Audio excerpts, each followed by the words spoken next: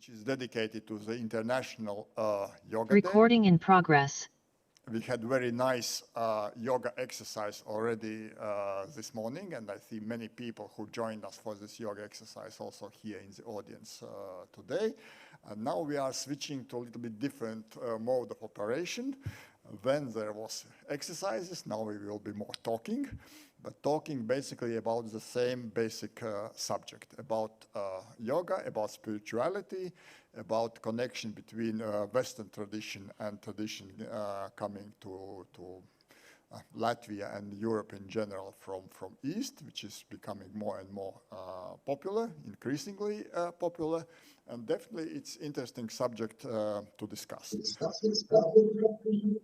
But before we are starting to listen to talks and presentations, let's start with some introductory and welcoming remarks, and I'm very happy to give floor to Professor Valdis Pīrāgs, who is Director of Institute of Indic Studies at the University of Latvia. Professor Pīrāgs, floor is yours.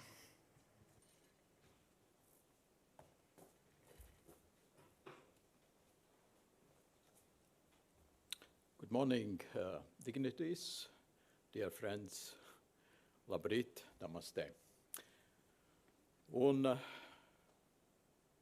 I will start in English, then I switch to Latvian and then back to English. Starting from the past, this is the 8th International Yoga Day, and I remember quite colorful the first International Yoga Day back in 2015. Unfortunately, I was not in Riga at that time, where probably some of you were present. There was a beautiful yoga festival in the Botanic Garden of the University of Latvia. Why I was not in Latvia? I was in Lisbon, in Portugal, where the father of the idea of International Yoga Day, Mr. Suryananda, who is the guru of gurus in Portugal, was organizing the very important event, and he was really able to please many people from different countries to come to Lisbon, to a very nice place near to the port of Lisbon. And of course, Portugal and India has very long ties, if you remember Vasco da Gama. So, we have the 8th International Yoga Day celebrating this month, and I'm very honored that we have your presence here, and so many people were taking part in the yoga exercise, and now I think we have to show that yoga is not about only the physical exercise, it's about the exercise of the mind. And I'm looking forward to have a very nice conference this morning. I'm looking forward for your participants, both in mind and also in word. If you have anything to say, please don't hesitate. And finally, we will have also some panel discussion among the speakers. Thank you so much for coming, and have a nice conference. Professor Pīrāgs, thank you very much. And we feel very honored by the interest and support by Embassy of India to Latvia. And today we have with us His Excellency Second Secretary of Embassy of India to Latvia and Sweden, Mr. Rakesh Kumar, and Mr. Kumar, floor is yours.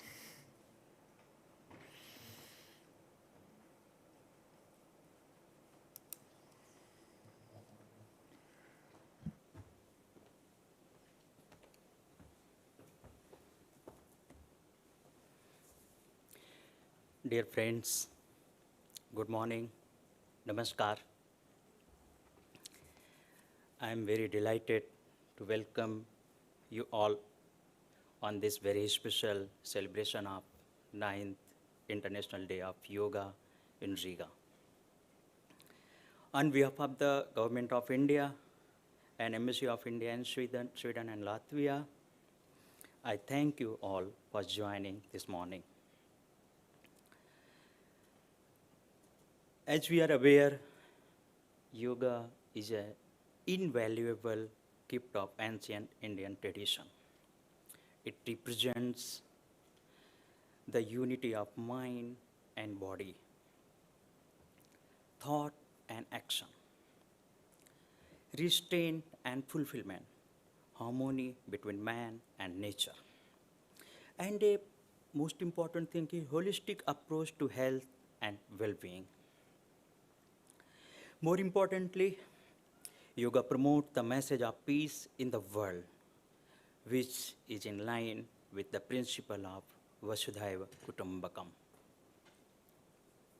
This is the ancient ideology of Indian culture that this whole earth is our family. This is the one most important requirement of modern world. To quote a popular Sanskrit slok or stanza on yoga, Buddhi yukto jahati ubhe sukrit duskrite tasmad yogaya yujasva yoga karmashu kausalam. A person with equanimity is free from anxiety regarding the outcome of both good and bad actions. Hence, devote yourself to the discipline of yoga, which is the art of proper action. This morning, and even during this event, I am delighted to see such record number of people that joined this morning that International Yoga Day celebration.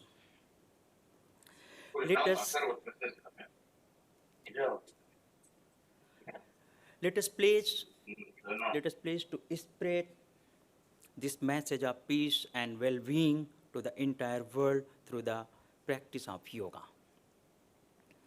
I thank the University of Latvia and all the organizer, co-organizer, and everyone who organized this wonderful event. And the most important, I thank you all that you joined the event and to celebrate this special day. We are blessed with a very beautiful weather, and let's enjoy. I wish you all the pleasant day. Thank you very much.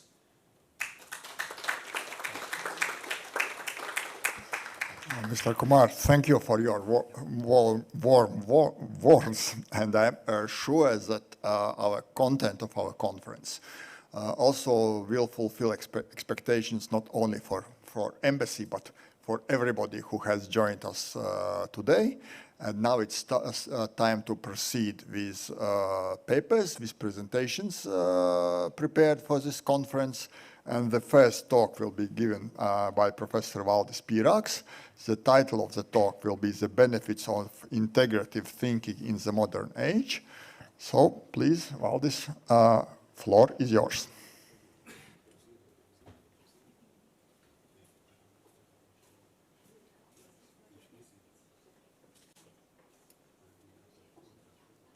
I have some slides, as probably you can download them.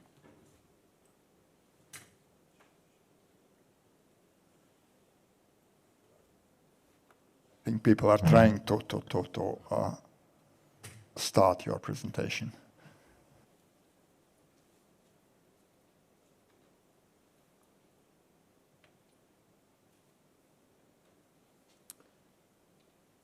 Well, My lecture will be bilingual. You will see slides with a Latvian text, but I will speak in English. I think it's time to consider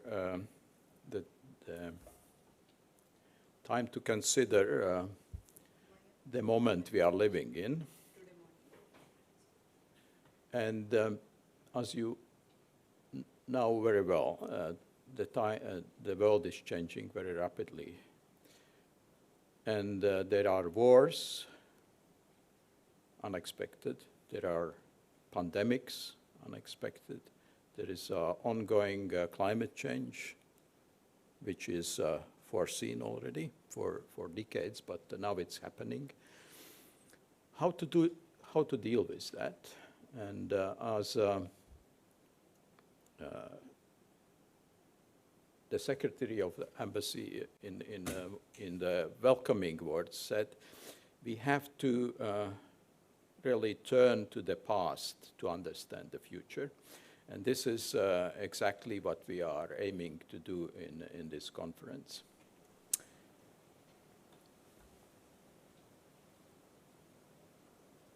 And here, this is the epistemology of the knowledge extraction.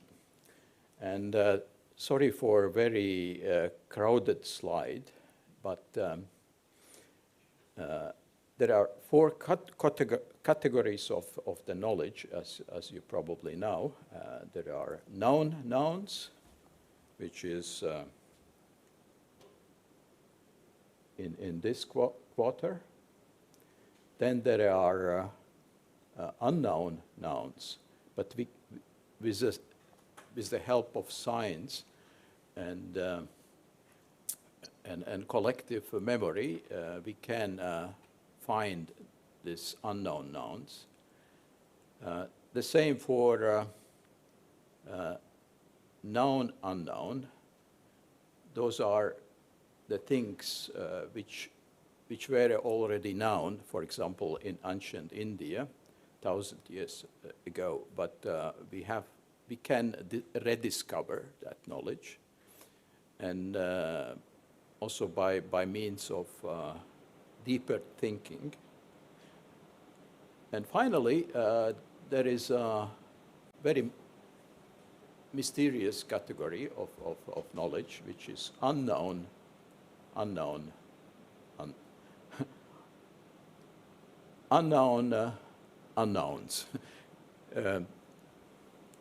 Quite strange. However, taking into account our possibilities today to generate different models with the help of artificial intelligence, for example, we can explore that part of the knowledge as well. However, we can foresee that it will be never the reality. So we have to live with understanding that there is unknown unknowns. And unfortunately, unknown unknowns are, in many cases, contributing to the reality very much.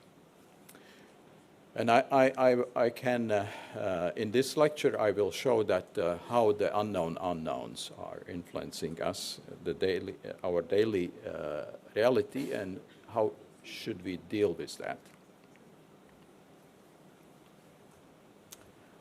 So,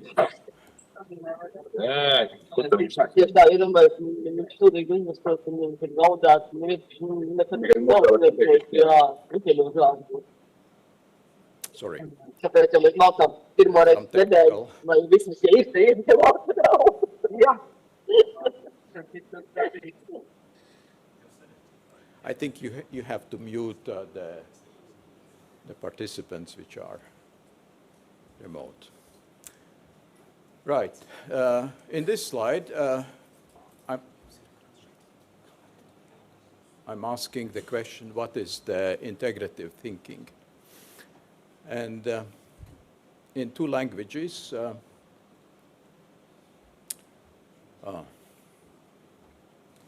Yeah, the problem, I don't see.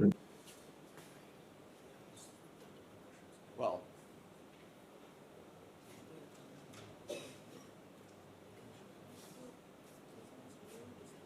so what is integrative thinking?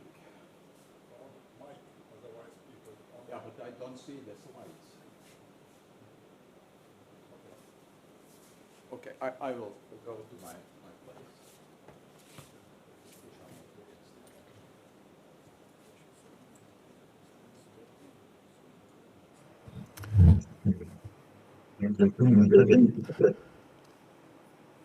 So integrative thinking is the moving from the classical way of thinking to the way of thinking when we see things which are previously difficult to understand.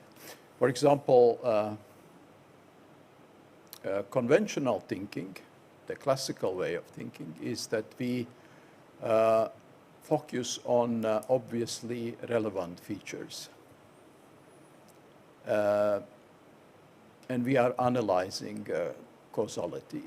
We are envisioning, and we are making our plans and achieving resolution of the problem.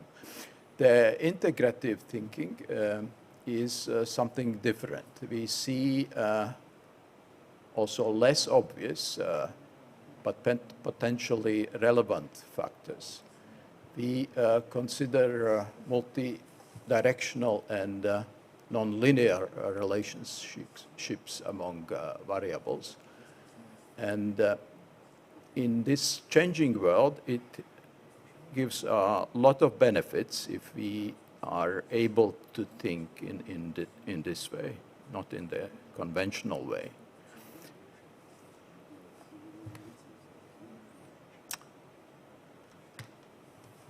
So in this bilingual slide,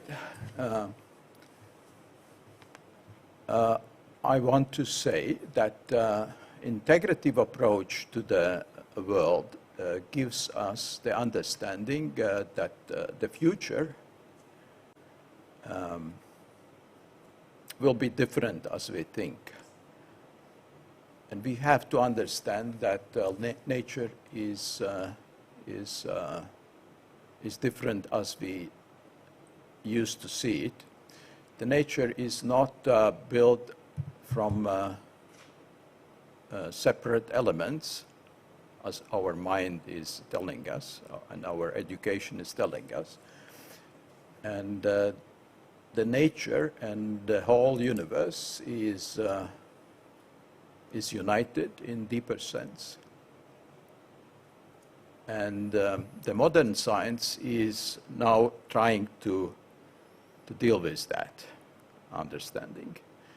And as I say, we should not be afraid from artificial intelligence, which is could be a very relevant tool to solve this problem of our mind, which is traditionally thinking in discrete, in separate categories.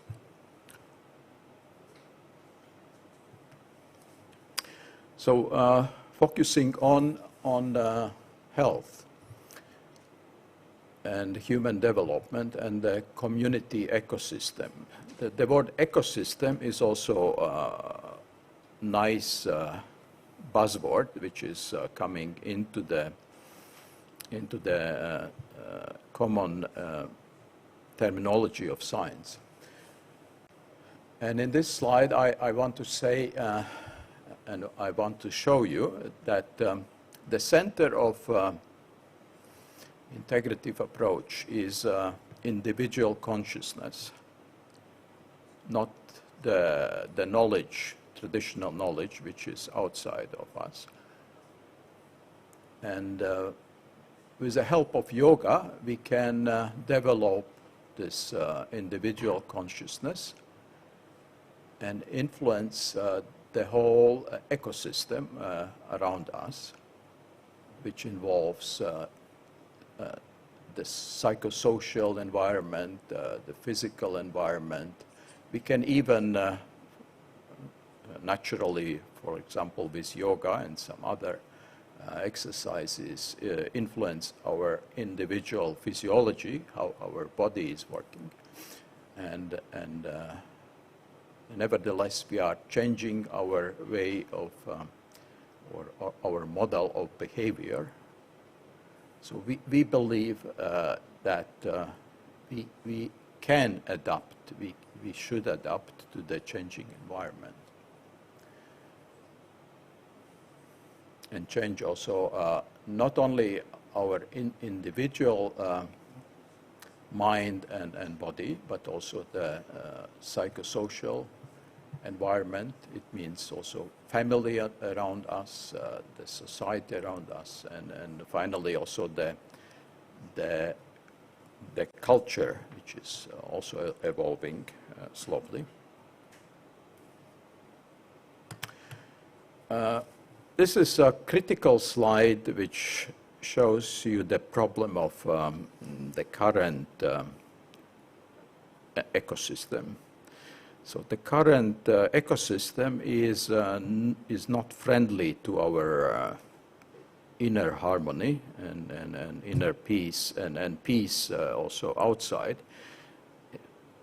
The whole problems in the world are because we are not understanding the world correctly. And modern lifestyle is leading to...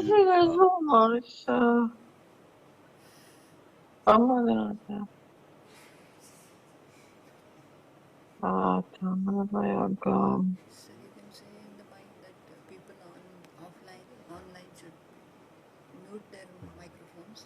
You can announce there. Right. So please please mute your microphones if you are online. That is really disturbing.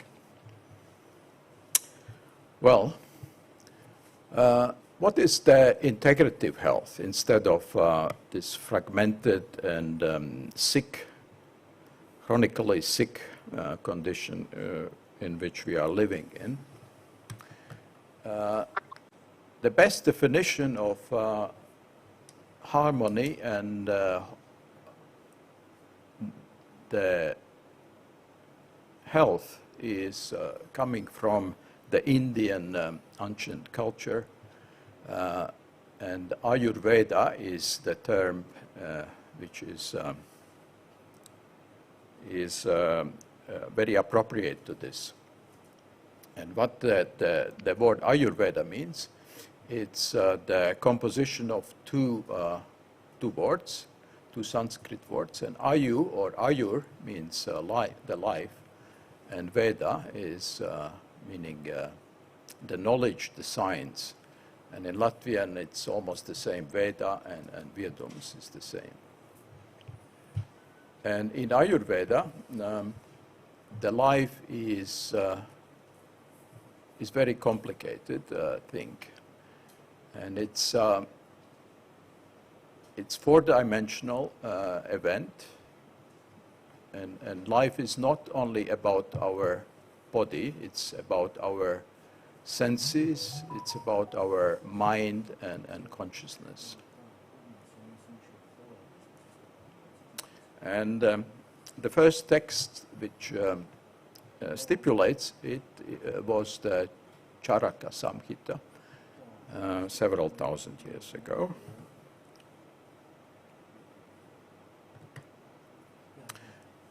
And now are we approaching the concept of how to really implement that forgotten knowledge into the foreseen future. And first of all, I will focus on medical treatments. And the medicines should change from disease-driven approach, which is aiming to have normalcy in all laboratory markers, but is largely ignoring the real health, the real condition of the body and mind, to the new approach to medical treatments, which should be individualized, which should use drugs in a multidimensional way, which is time sensitive, which is space sensitive, and which is synergistic.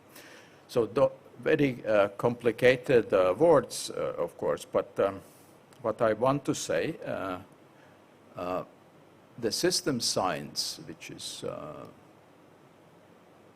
developing so quickly with the help of computers, is really changing the way how we are dealing with complex systems. And it inevitably will change also the medicine in the future.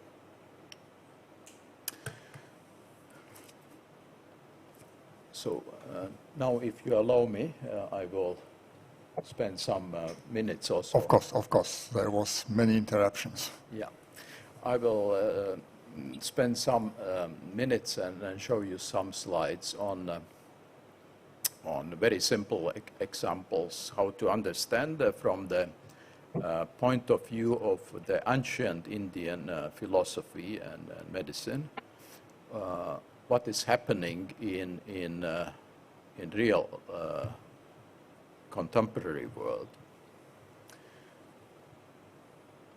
I will start from the physics or thermodynamics, and you know that there are at least three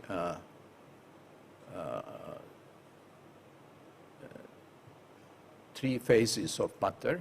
Actually, the plasma is probably the fourth one, but in the ancient science, it was they were focusing on three phases of matter, which means there are chaotic structures, like gas, for example. And then there are very rigid structures, like wood, like metal, like stone, like crystal. And then there is the third phase of matter, which is in between. So those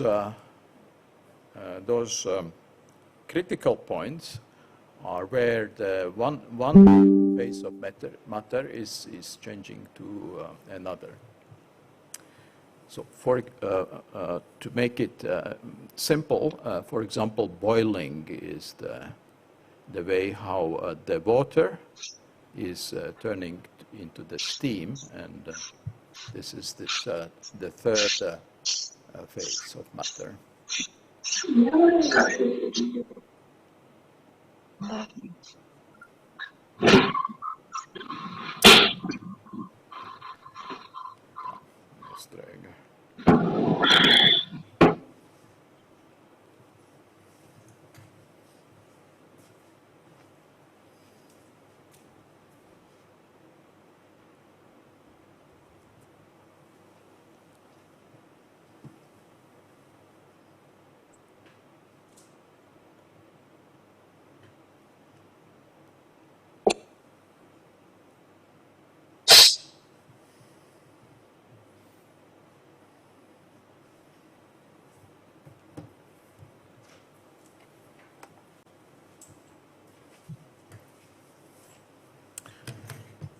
So now how it was seen in the past.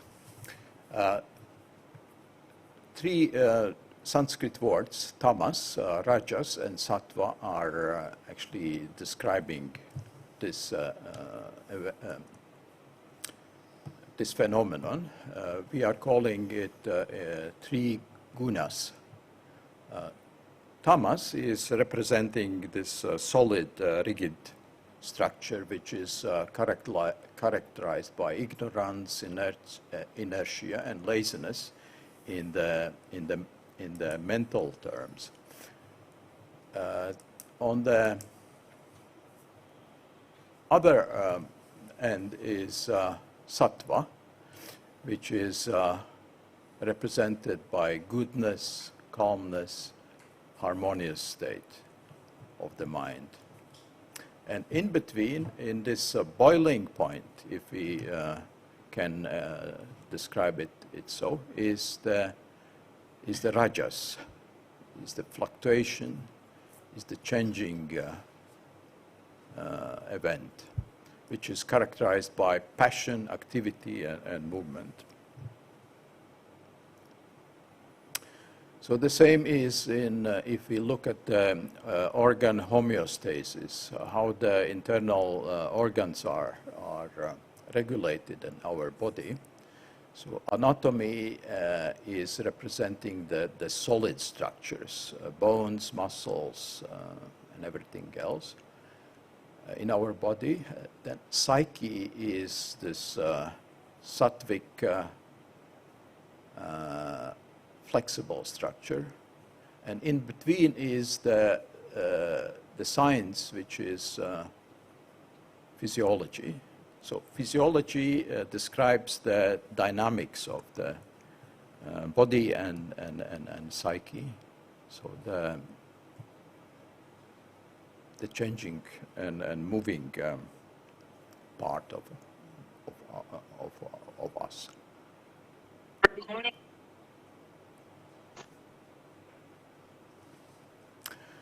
So in physiology, in Ayurveda, we described it with three other Sanskrit terms, kapha, pitta, and vata. So the rigid state is described as kapha. The flexible state is vata, and this transforming force in between is pitta.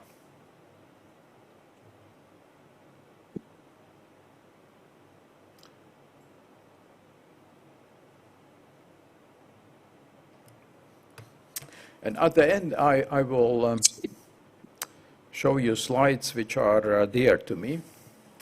And this slide is from the book of David Frawley, Ayurveda and the Mind, published back in 1997.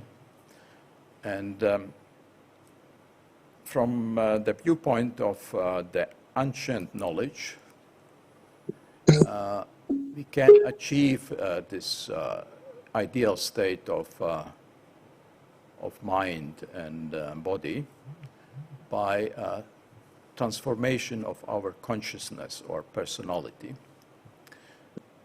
But it's, as you perfectly know, is a very challenging way how really to deal with reality.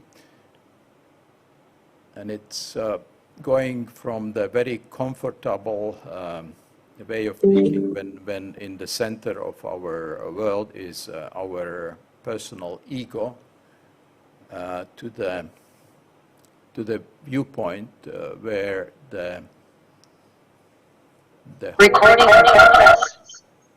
whole system around us is the center of our thinking.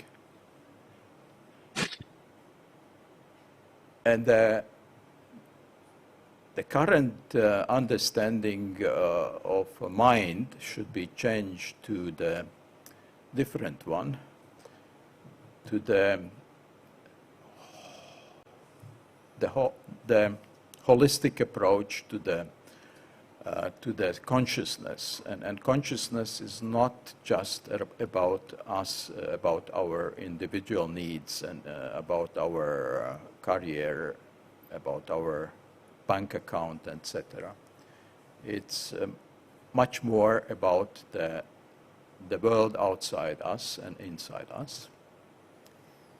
And at the moment when we will achieve this new consciousness, the care about our physical body, all troubles which are caused by our inner imbalances will automatically, I should say, change to the real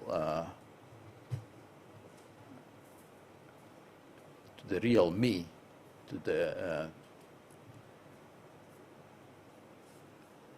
the very resilient and inconvincible way how we can deal with all troubles we are facing today.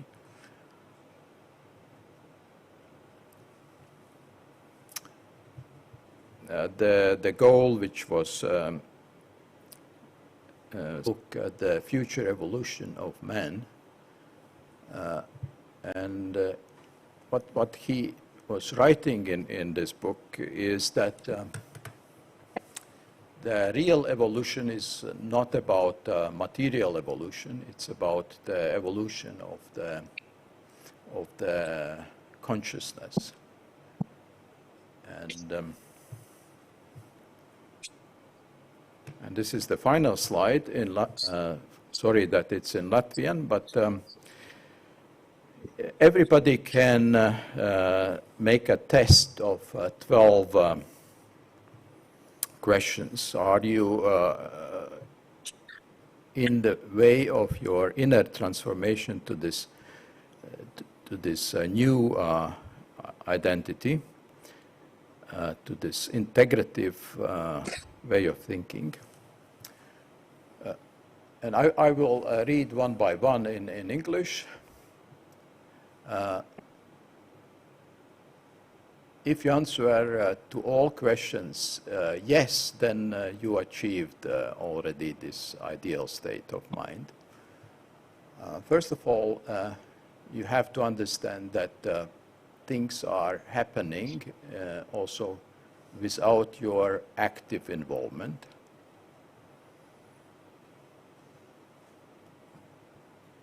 Everybody is seeing that you are smiling more than expected. You have a feeling that you are connected to everybody and with everyone around you, including the nature around you. You have spontaneous feelings of gratitude, not only to gratitude to somebody, but to the whole world that you are living in this wonderful place.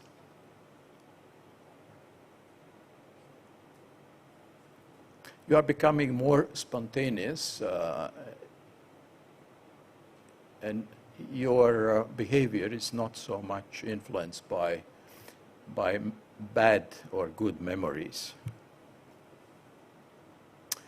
You are achieving the ability to enjoy every moment of your life. All feeling of trouble and feeling of that something bad will happen is disappearing. You are you have not anymore this feeling that you have to struggle to achieve something, to struggle and argue with people. You are losing the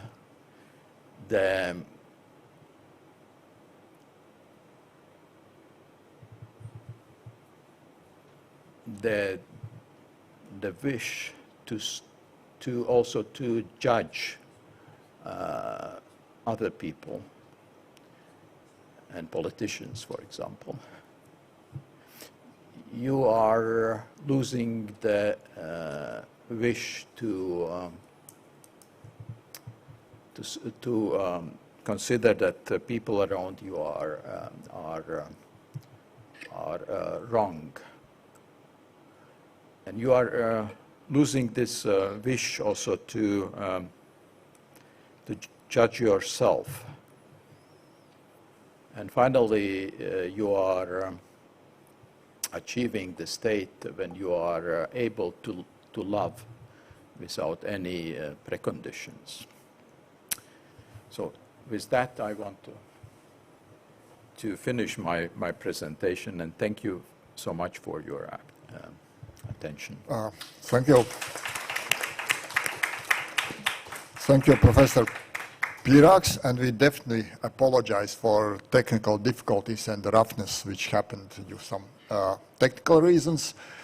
But nevertheless, I think that I'm forced to skip discussion part.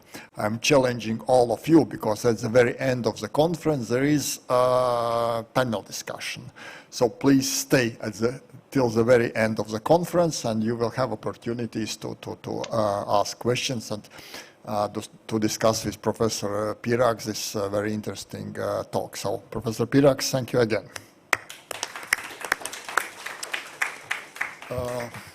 And now I'm taking advantage of the fact that I'm sitting here as a chairman of this panel and giving word to myself, to give presentation which I have entitled How to Live a Good Life, Some Thoughts Based on the Middle East Tradition. I understood that cameras are adjusted to speakers here. So I will be staying here and giving my talk from here. And may I have my slides, please?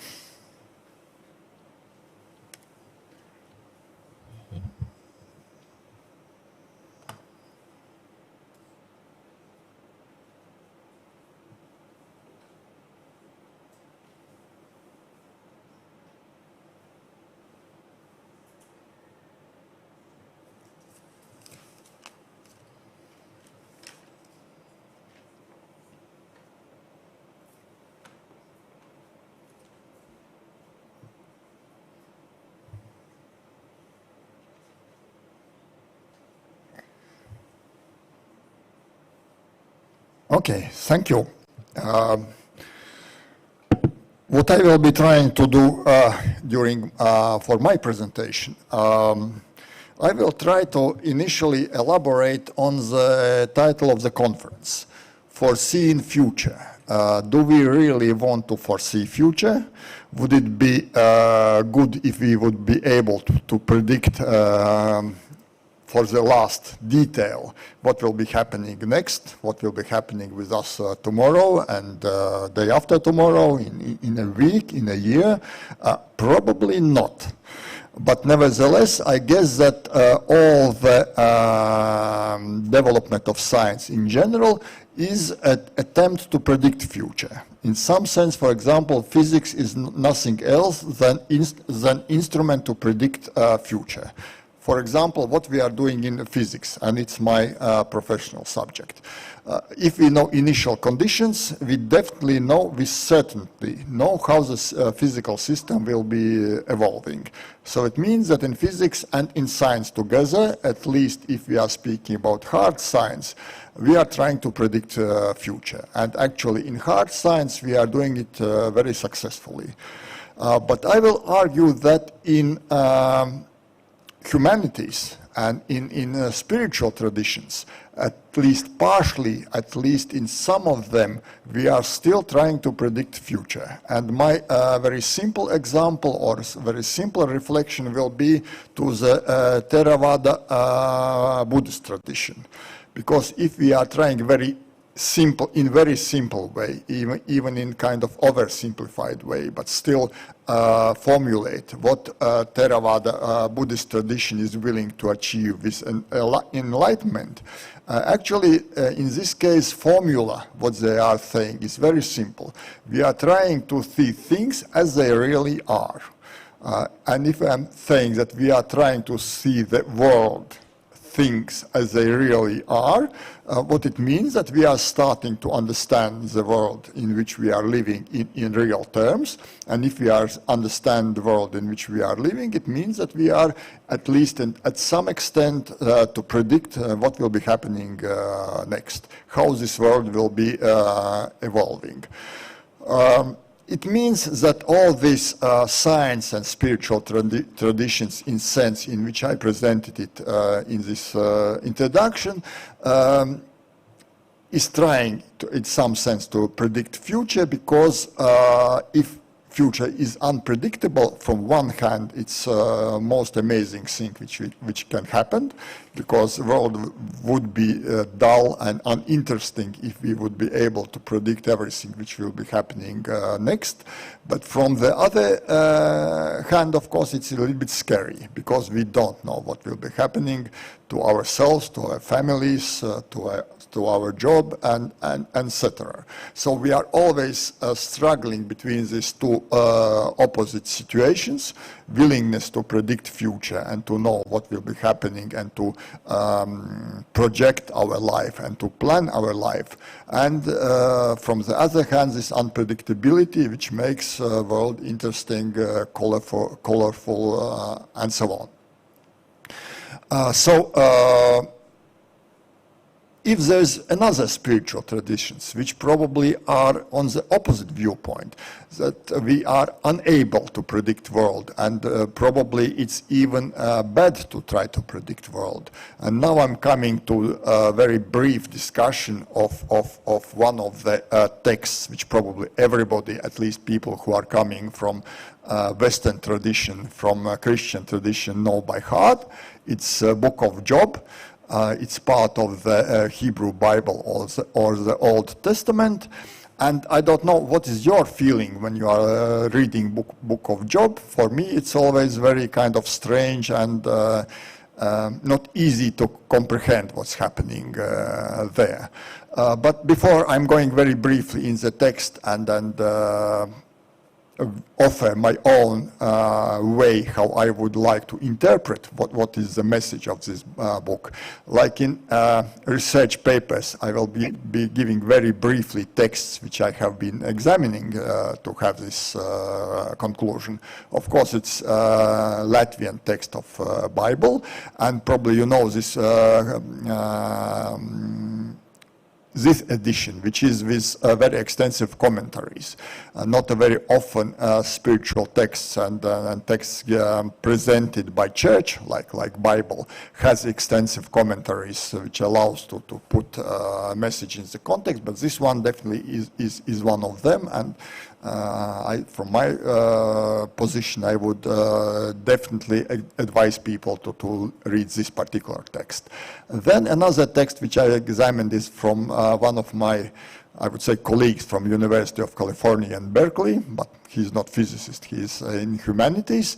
Why I particularly would suggest this text, because it's, you see, 3-volume, very kind of subjective translation, but given by scholar of Hebrew Bible, and I always like subjective translations, because if it's very kind of academic and text on which everybody can agree, then very often it loses some nuances and some kind of angles how you can look at this text. And this one is very professional, given by scholar who is spending all his lifetime to study these texts, and from the other hand, it's not kind of joint opinion of research institution, but it's opinion of one particular subjective person.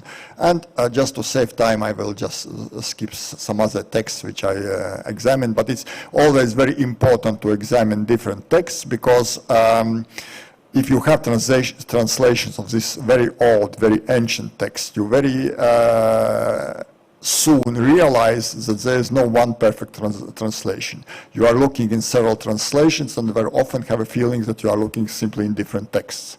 That cannot be translation of the same source. And so there's different reasons in that.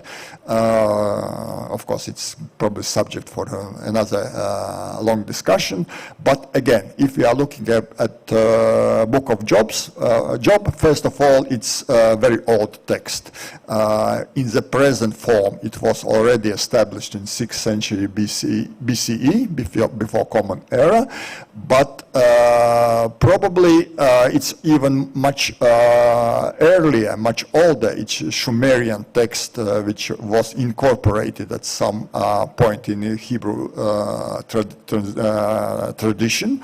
Of course, it's not uniform text like many of these texts, because main part of the text is written in poetry, and actually it's beautiful text just to read it, even if you are not trying to concentrate off of the message, just to listen and to have this melody of the text. But beginning and final part, which makes it a happy end text, actually was later insertion.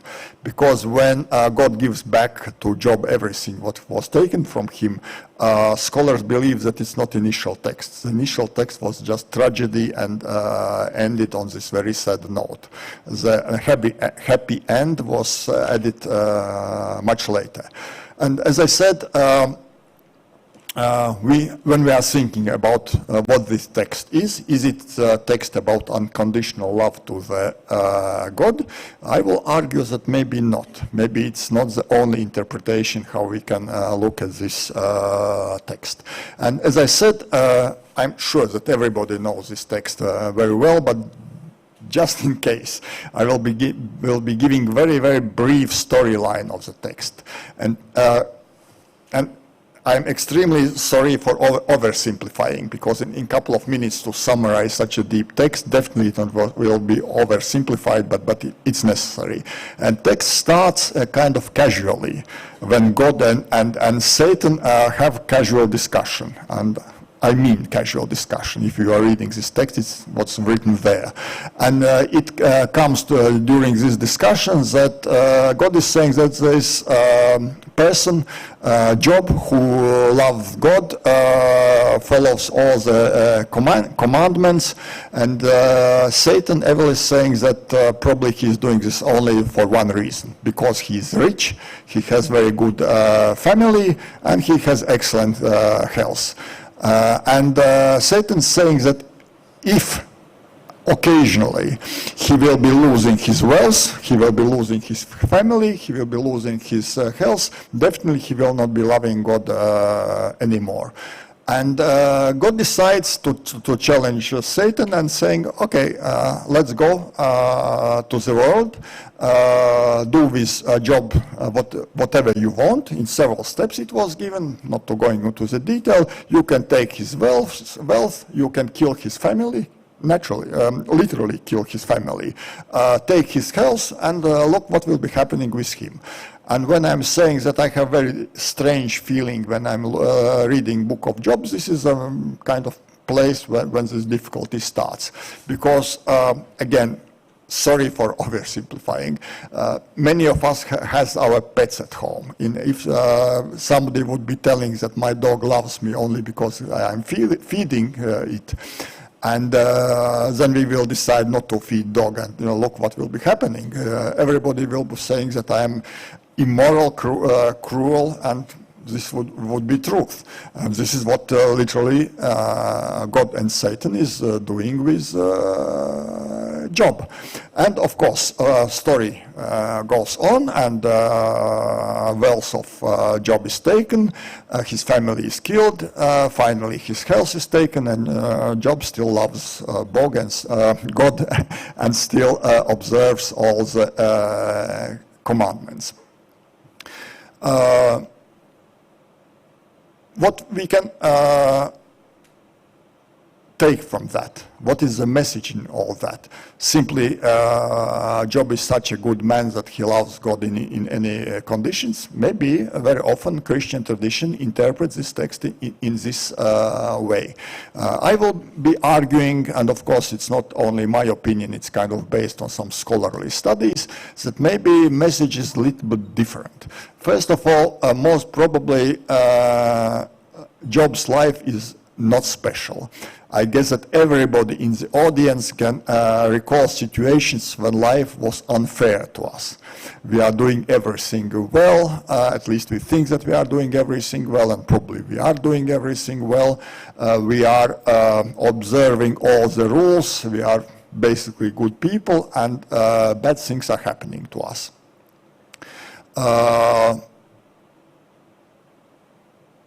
It means that if we are leading good life, we are doing in proper way, we still can have hardship and we still can suffer. And this is what basically happens to everybody. And the question is, if we are reflecting it back to the book of Job, what's happening? Why, if we are believers, why God is not honoring us because we are doing everything well? If it's just normal life, again, even in just normal life, in society, people should be nice to us if we are nice to them.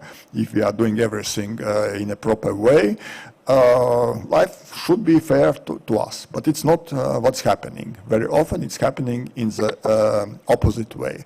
How to understand that? How to interpret that? It means that we cannot project our future, we cannot predict our future, we even cannot, in some sense, build our future, because these things with us are just happening.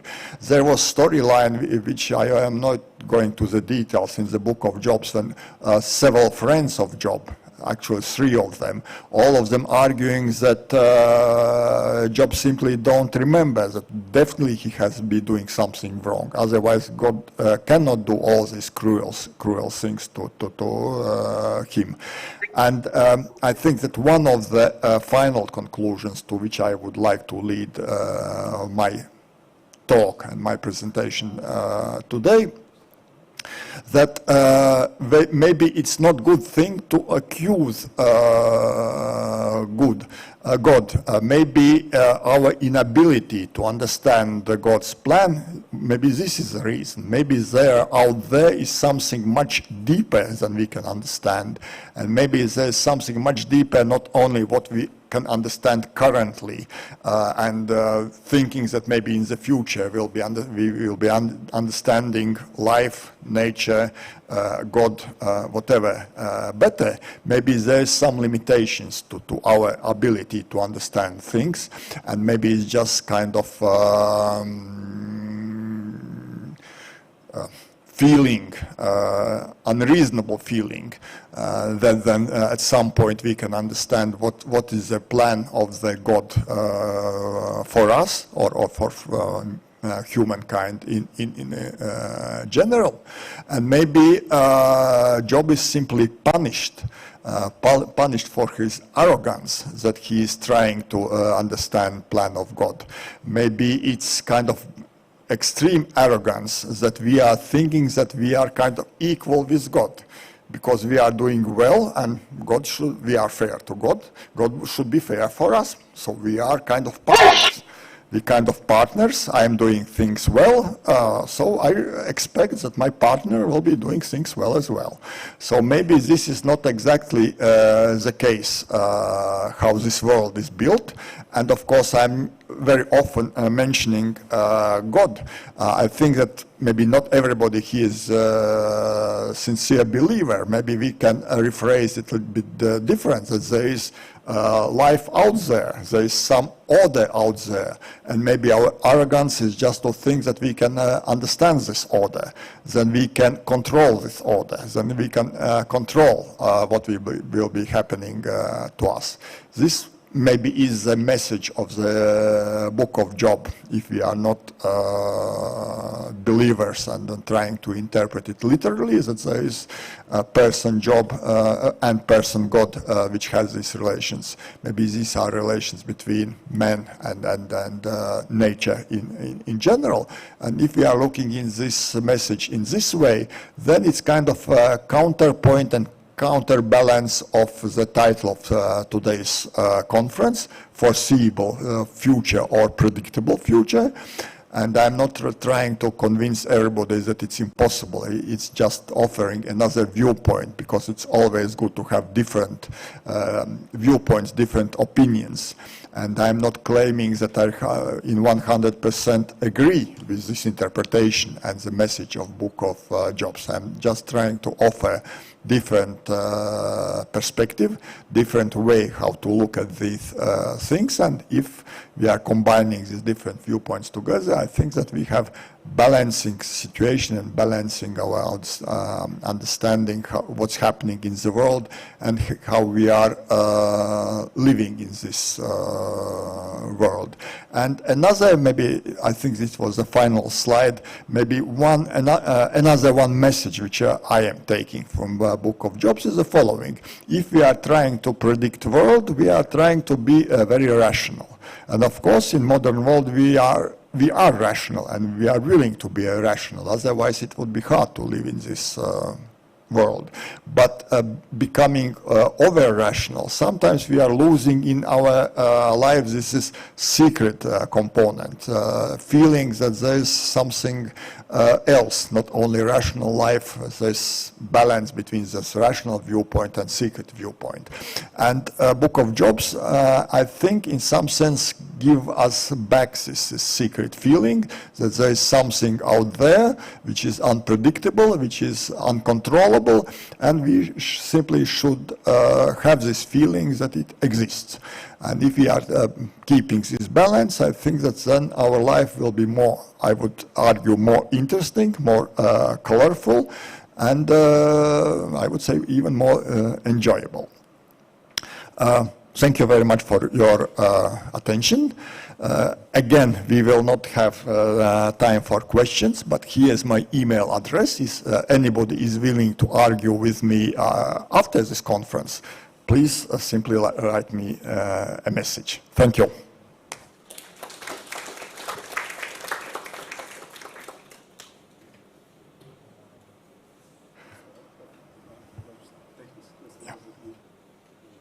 We are very sorry for some technical difficulties with Zoom. We have 2 minutes interrupt for technical correction, and then we connect again. Yes? We will Okay, okay. 2 minutes.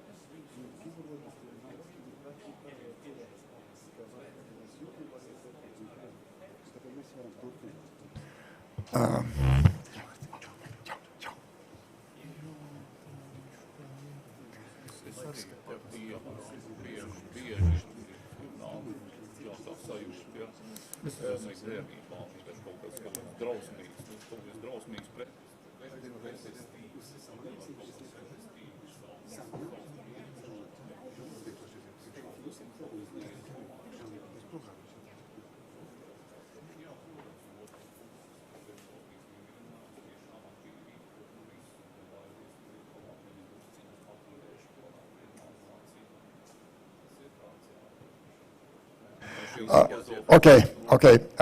Dear colleagues, I think that we at least partially solved our technical problems. It means that those who are listening to us online, please switch to a YouTube channel and Facebook channel. These are, I guess, working well. Zoom is actually, I understood, has some experiences, some problems. With this small technical break, we are continuing with our talks, with our presentations. And next talk will be given by Professor Kaspars Kļaviņš. The title of the talk is The Beginning of the Interpretation of Indian Philosophies in Europe and Perspectives of the Comparison of Indian and European Philosophical Traditions. Kaspars, floor and mic is yours.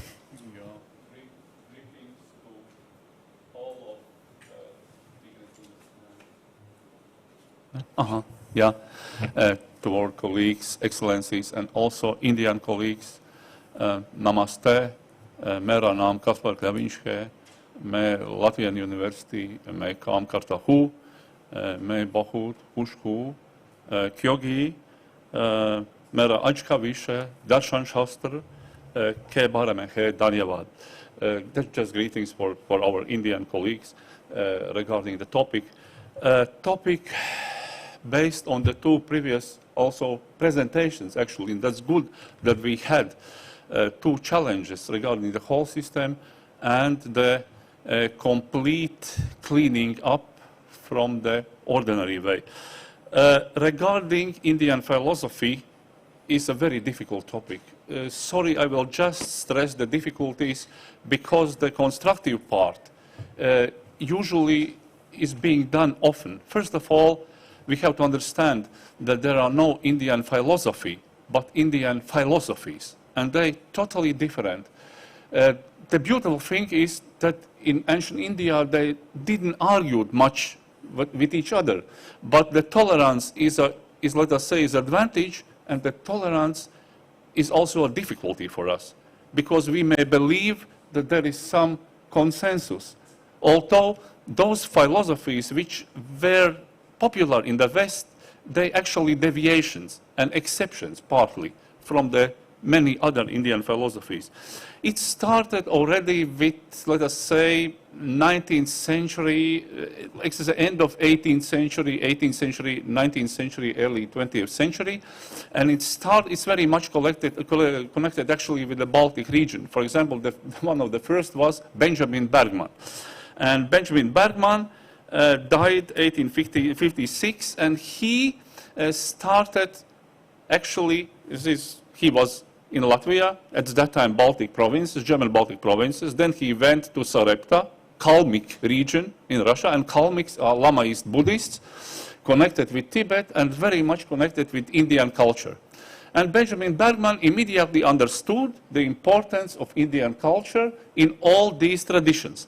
Second one, Isaac Jacob Schmidt, actually friend of Benjamin Bergman. We have the letters from him in our academic library. And Isaac Jacob Schmidt is the founder of modern Mongolian and Tibet and also partly Hindu studies. And Hegel, in his philosophy, in interpretations of Indian philosophy, actually is based on Isaac Jacob Schmidt, and he is connected with Benjamin Bergman. So actually they all together. What Bergman, for example, we are taking him as the first, understood and what he didn't understood. At that time, we have to understand all the European philosophers lacked a material, as also nowadays, when we are not deepening in philosophy, there is lack of material in both sides. Also, Asian philosophers are not following Asian philosophy. They are partly looking to themselves with Western eyes. And even born in Asia doesn't make somebody to be an Asian philosophy. And born in Europe doesn't mean that he is a Westerner one, because philosophy is definitely a different thing as exact science and medicine and so on. So we are going apart from, let us say, from some, as it was said, very much oversimplified tradition, because that just doesn't help. For example, Benjamin Bergman, when he is reading the texts, Lamaist texts, and thinking about Indian philosophy, he says, definitely, there is a holy trinity in ancient Indian tradition, Trimurti, which is a complete nonsense. And you will check in Wikipedia that there is still Trimurti, and you will see in Encyclopedia and Hinduism and still the same meaning. So that nonsense is being multiplied even after till nowadays, because let us say, from the Christian background, of course, the scientists were looking for something that is similar to them.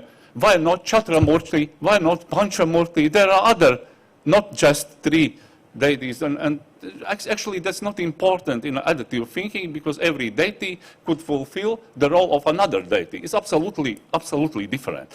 But yeah, everybody is actually finding what he's seeking for. And that's the way of thinking, and in philosophy, it makes a lot of difficulty. That's second. Third one, so he believed in that Trinity with Brahma, Vishnu, and Shiva. And yeah, there are absolutely also different deities, and is something completely else. Second, there were mixed forms, because Buddhism is already a little bit far from ancient Indian philosophies, because we have to understand that Indian philosophies, there are a lot of, just to mention some of them, we are thinking a lot about Madhyamics, Samkhya and Yoga, but Yoga is deviation of Samkhya, and Yoga is at the beginning very theoretical, is not just practical exercise. And let us say, Yoga, we are talking about yoga that's uniting something. Actually, yoga is separating.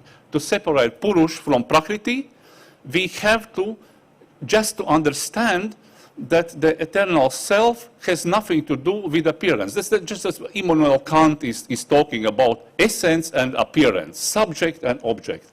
Actually, it's a beautiful article written in our book regarding challenges of zero and exact science, and Professor Ozinch, you will read that article after. I'm not giving any advertisement, that's a second topic. But just to go back, these categories, subject, object, essence, appearance, they may not be applicable to ancient Indian philosophy, because how can we talk about essence and appearance if there is no essence, for example, in Nagarjuna's Madhyamic philosophy? And from the other point of view, we can't talk.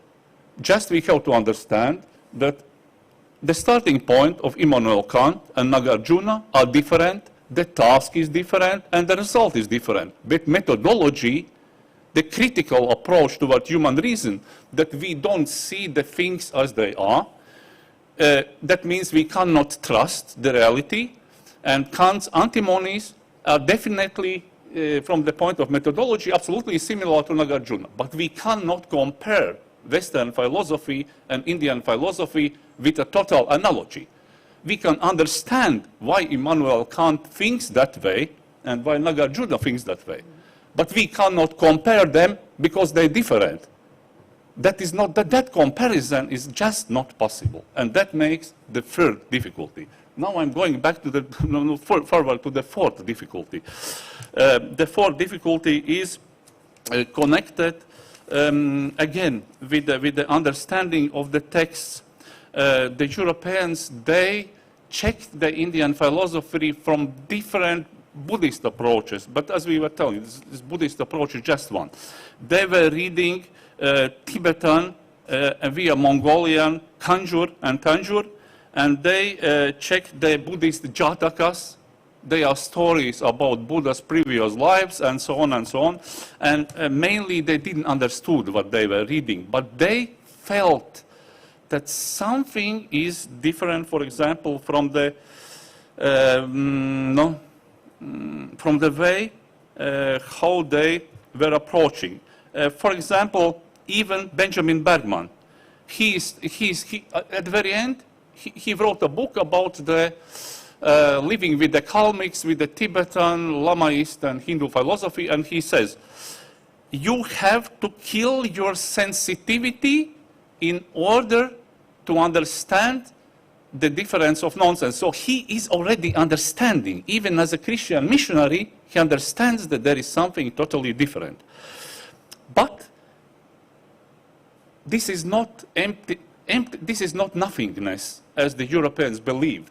This is not creatio ex nihilo, because emptiness is not nothingness. And this is the fifth mistake that the European philosophers were doing, because originally Nagarjuna, and I'm talking just about Madhyamik, this is just one deviation of ancient Indian philosophy. I'm not talking about other 7, 10 Indian philosophies, about Shankara, about Ramanuja, about totally different thinkers that has nothing to do with Nagarjuna. But Nagarjuna is enormously popular in Europe because Buddhism became popular via Tibet, and Nagarjuna was popular in Tibet. And so that way the Hindu or ancient Indian philosophy, some deviation, became enormously popular in the West, and a lot of interpretations about emptiness. But that is not emptiness. For Nagarjuna, all things are in the perpetual process of arising and passing away, and actually ever becoming. So not actually being. So it's a little bit the position of Immanuel Kant. But emptiness means just interconnectedness of all phenomena. That means there is no particular identity, because everything is connected. But that is not nothingness. Oh, they believe in nothing, as the Westerners approach. Actually, from that point of view, we can again compare Nagarjuna with Kant. But if we understand the total differences between them, and Isaac Jacob Schmidt, really I checked him, everything in German, gnostisch-theosophische Lehren, Dritte Welt der Buddhisten, Mahayana and Prajnaparamita. Prajnaparamita is very important in that way. And he already understood that so early. And Isaac Jacob Schmidt understands that better than Schopenhauer and better than Hegel.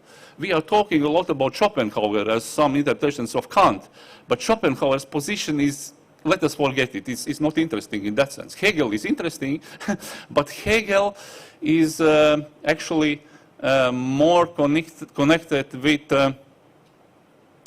with Sankhya, also with other philosophies. He lacked the material all the time, and he was studying. And when he got the material, then he interpreted it differently again. So I'm not going to deepen, because I just stressed the problems, yeah? Like 5, 6 problems, in order to start, because we have to start methodologically a little bit different in order to compare the philosophies. Back to our topic. The one example about Western interpretations is, for example, we know Japanese philosopher Nishida Kitaro. Nishida Kitaro is being understood as a total, like, symbol of Asian philosophy. Great Asian thinker.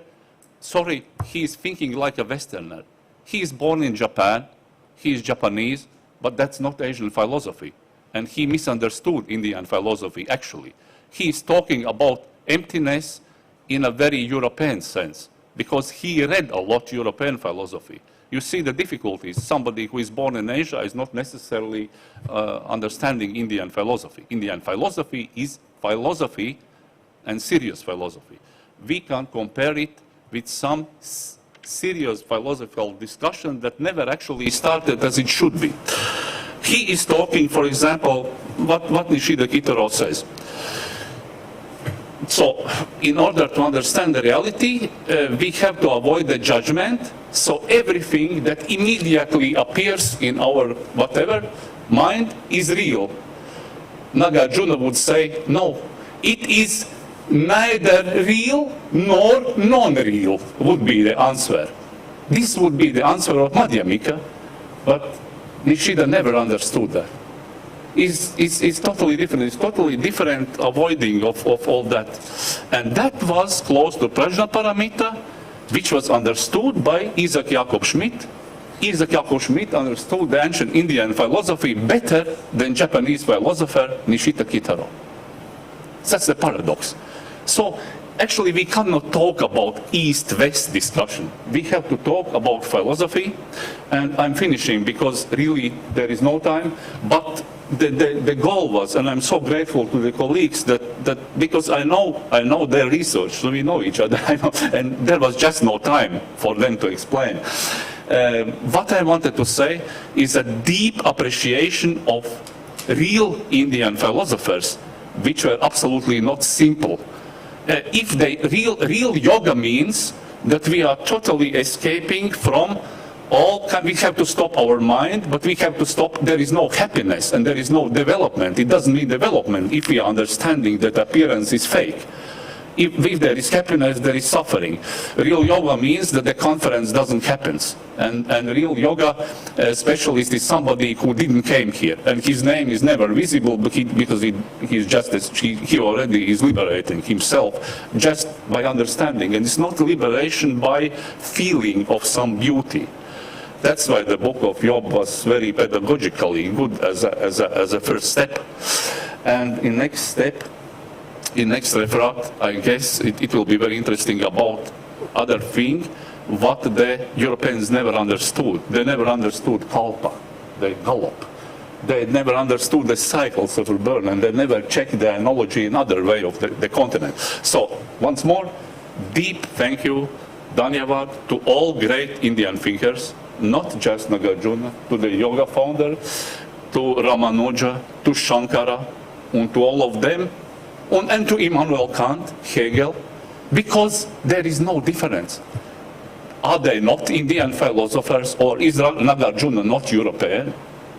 Is actually question losing its mind in the yoga connectedness. Thank you so much, Dhanyavad. Professor Klemench, thank you so much for such a deep, serious academic paper. I think that everybody in the audience would be happy to see it in the written form, and hopefully it will be published somewhere. Or maybe it's already published. One of regarding Benjamin Bergman, it is sent for publishing. The other one, if my teachers is telling that I have to do it, I will do, because we together. So I will try to do my best and to write it and to show to us for a review. Yeah, then why not? Yeah. So Benjamin Bergman is finished and sent, but the next one about Isaac Jacob Schmidt, I have lot of materials regarding also the letters. Yeah, somehow I'm trying to put together, and as a let us say serious child, you see. So I can show that I'm already collecting. Yeah, thank you, because this is subject which deserves to give us a chance to read it slowly and to think it through. So thank you very much. And now we are moving forward with our program, and next talk will be given by Professor Valdis Segliņš, who is also Vice Rector for Science, Technologies and Medicine at the University of Latvia. And title of his talk will be World Civilization Aztec Myth of the Five Suns. Professor Segliņš, floor is yours. Thank you. Ladies and gentlemen, thank you for possibilities to be here and to tell the story regarding the total other civilization over the world. And it's related to, I can't say, it's related to other opinion on possibilities to foresee the future. And let's step back from high philosophy to more pragmatic and simple things, how the other cultures understand the future. Pardon?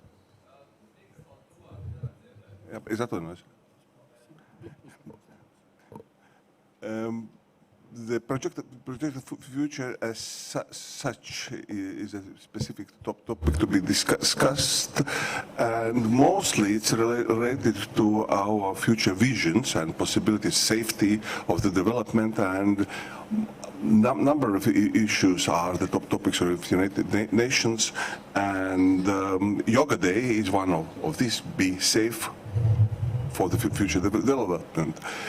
For the ancient point of view, in antiquity, there are number of activities to found a methodology and found a manner how the future can be foreseen.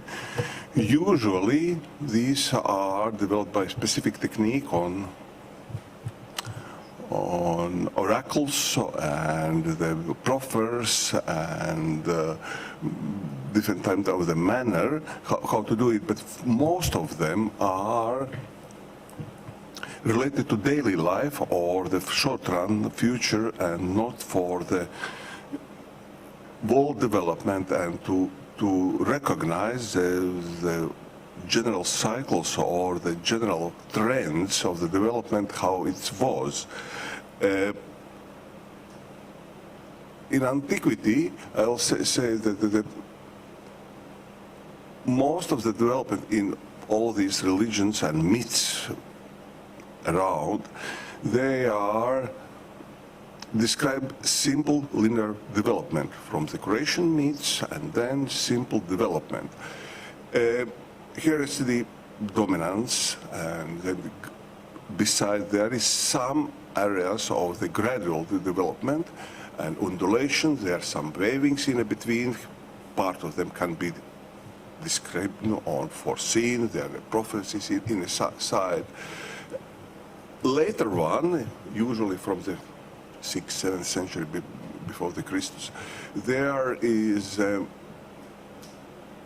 changes in myths with the development or amendments with the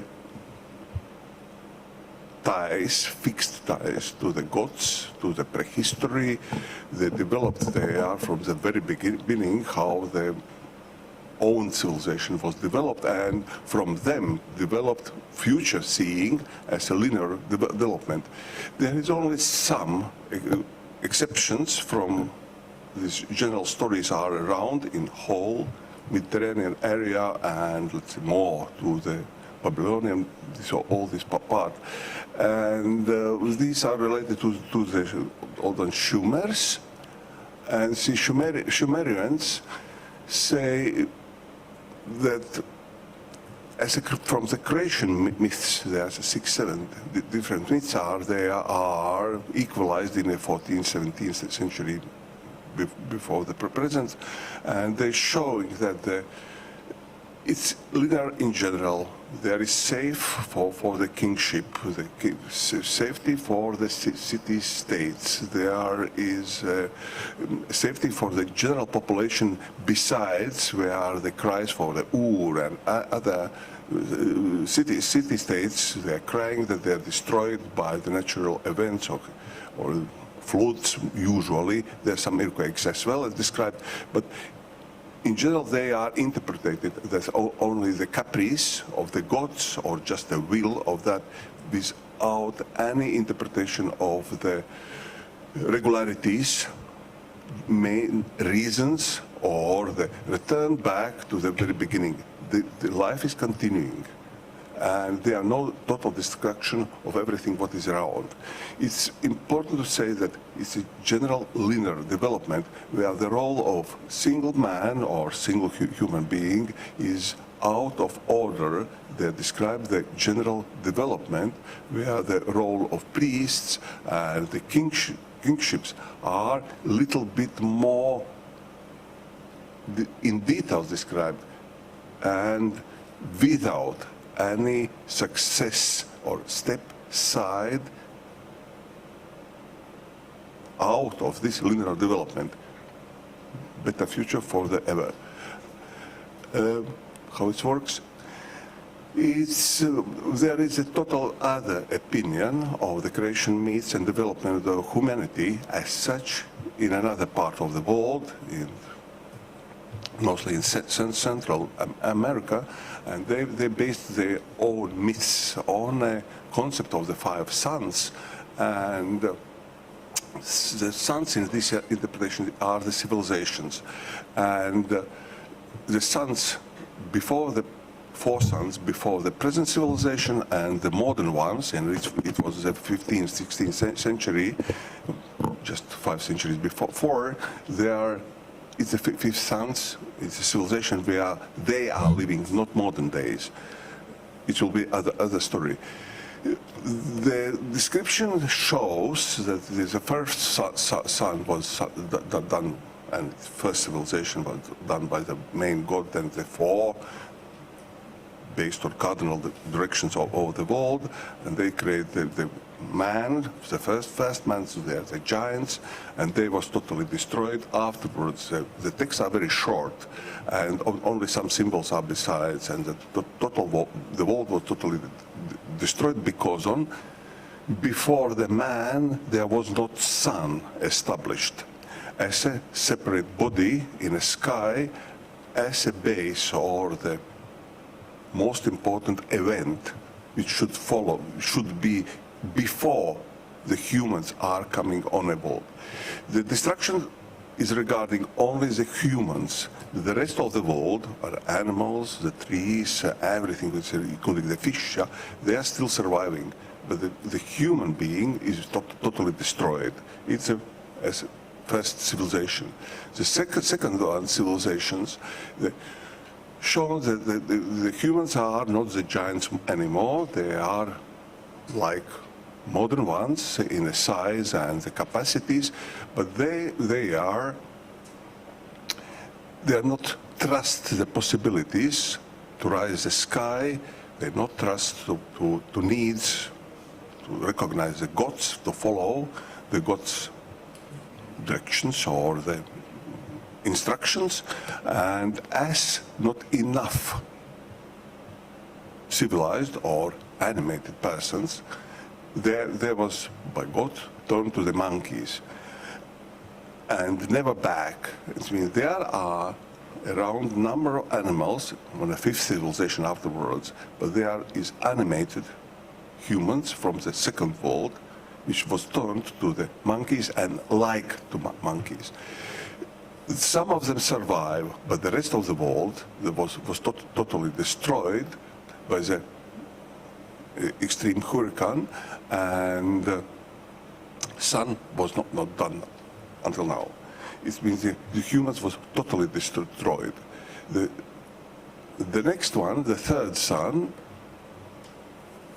is a new civilization. The gods rise up the humans in a limited scale and numbers. They lived on their own by understanding much better, operated with the tools.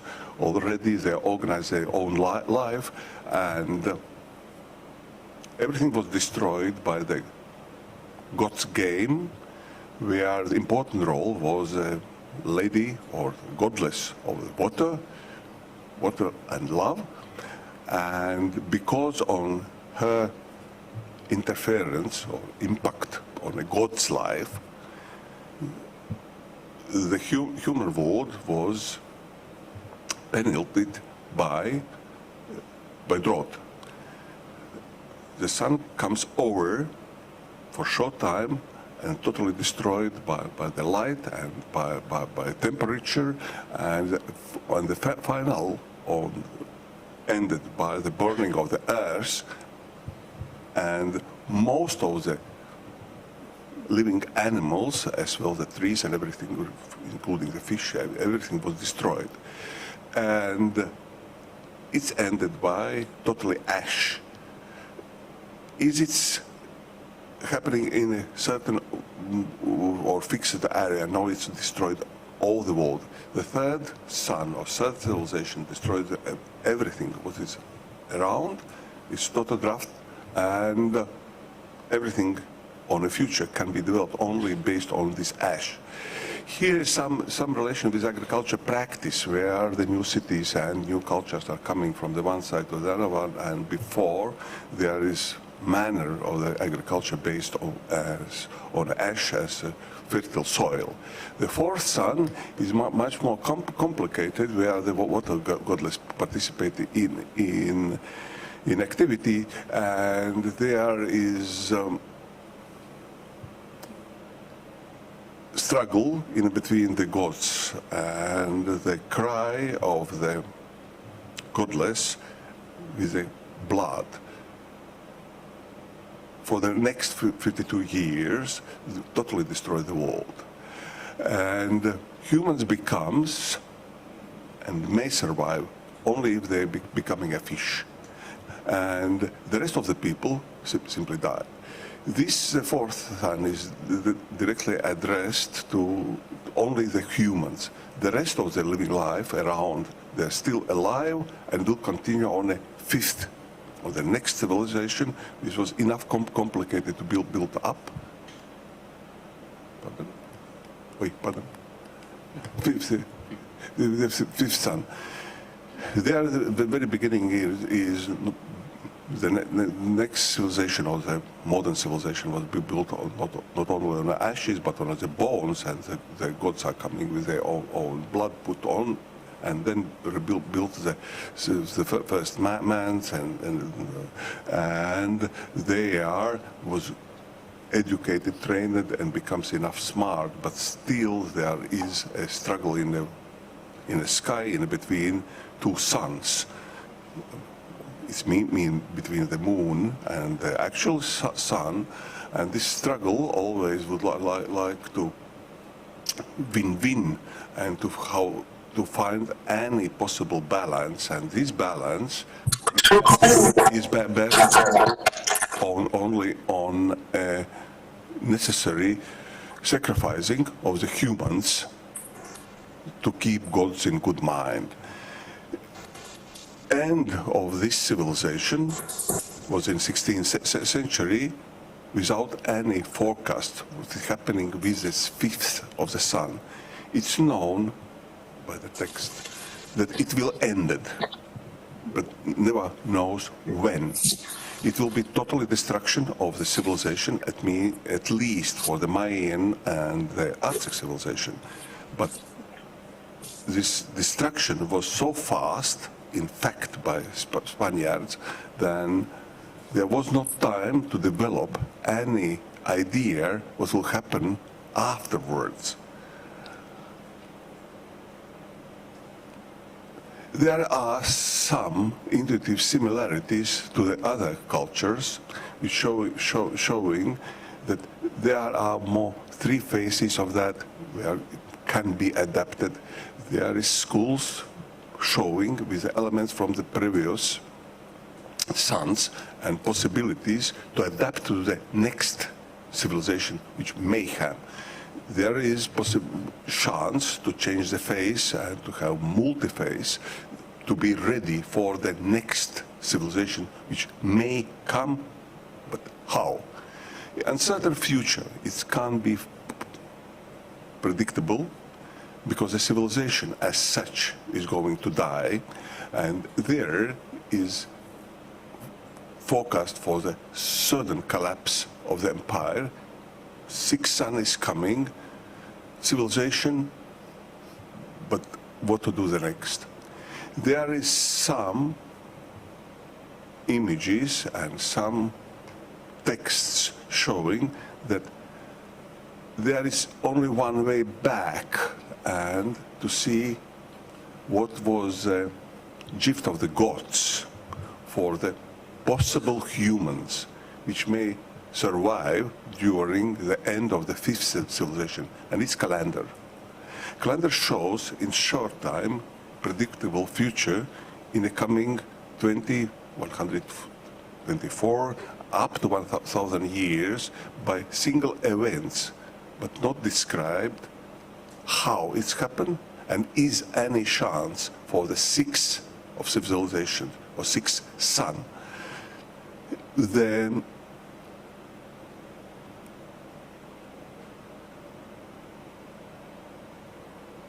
texts do not show the manner how to do it, because there was not any philosophy besides that.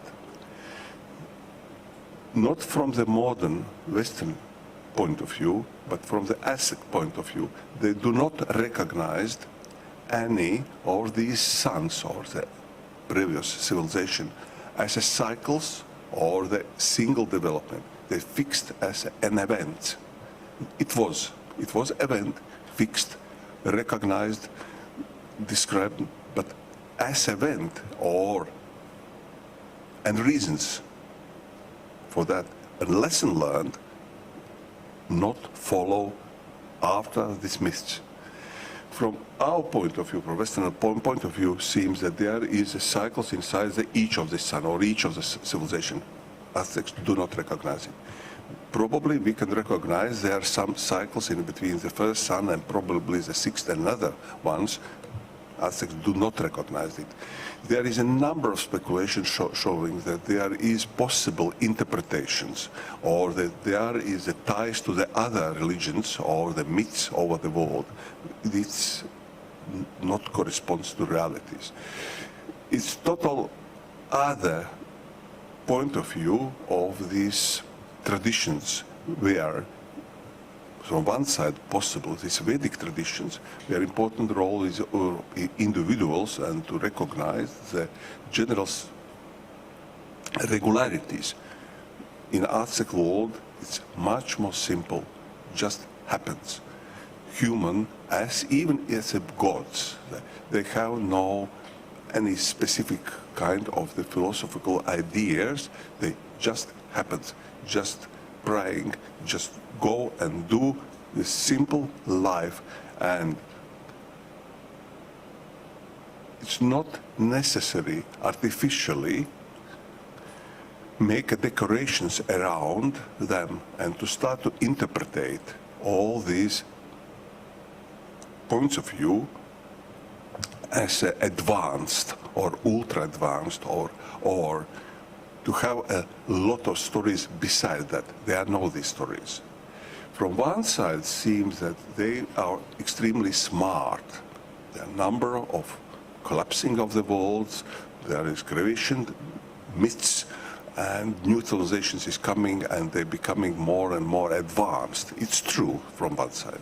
But from the second side, there are no recognized any irregularities and importance of the human being or the philosophy beside of that.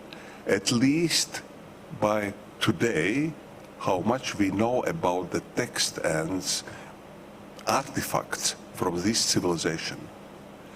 It means that much more for the ancient ideology or the philosophy, look where they are indeed, and seems, as far we know today, more to India side and to the Vedic traditions.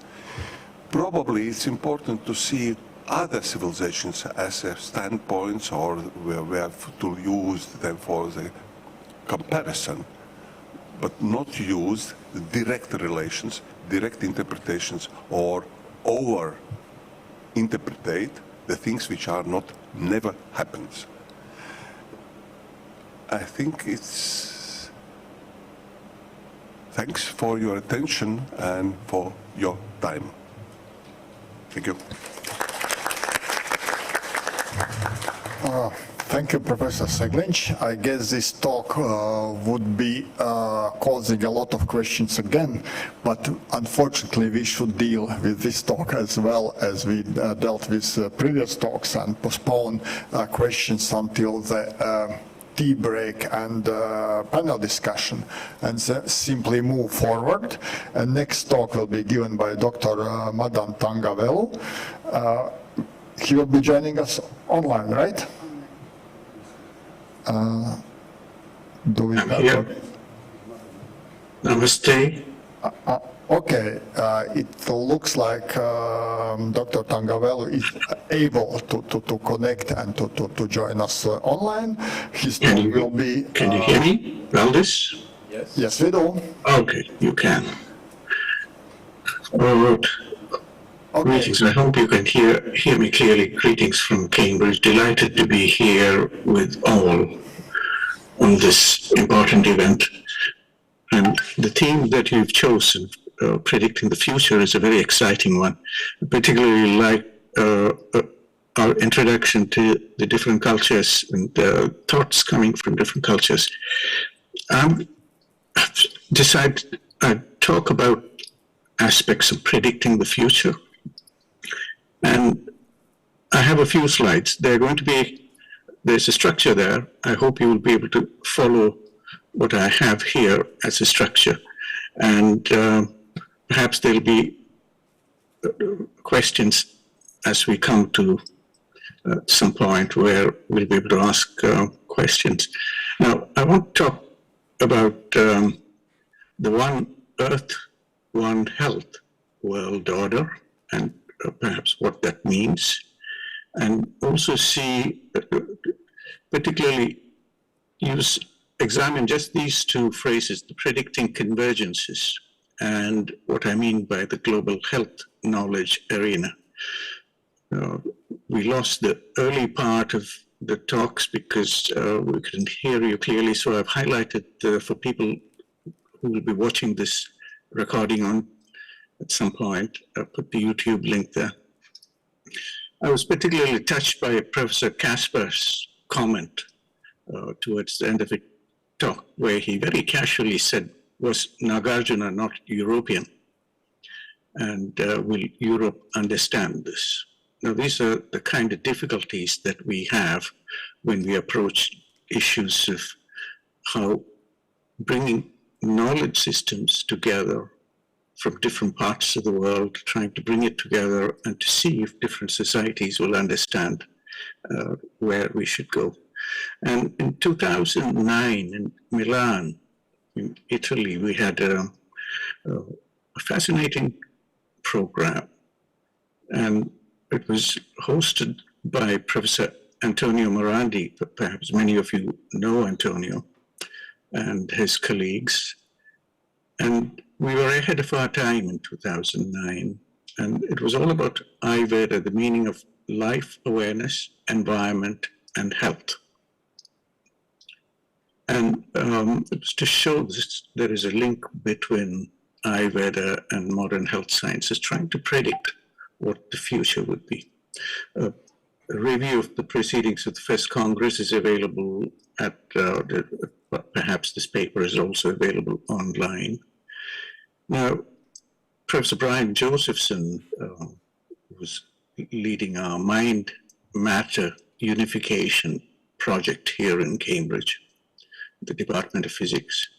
He was at the event, and as always, like the many comments we are hearing today, the reality that we are trying to understand is too complex. And as said by our professor earlier, that the true yogi is one who's not here today, the one who's is not in conflict with that reality. Now, these are very difficult thoughts to understand, very difficult in the sense that the thoughts and the sequence of thinking that is needed comes out of a complex interaction between mind, in whatever way you understand, and the surroundings and the environment. And Brian put it very nicely in his inaugural lecture, saying that Eastern philosophy and Western science should come together if we have to understand reality.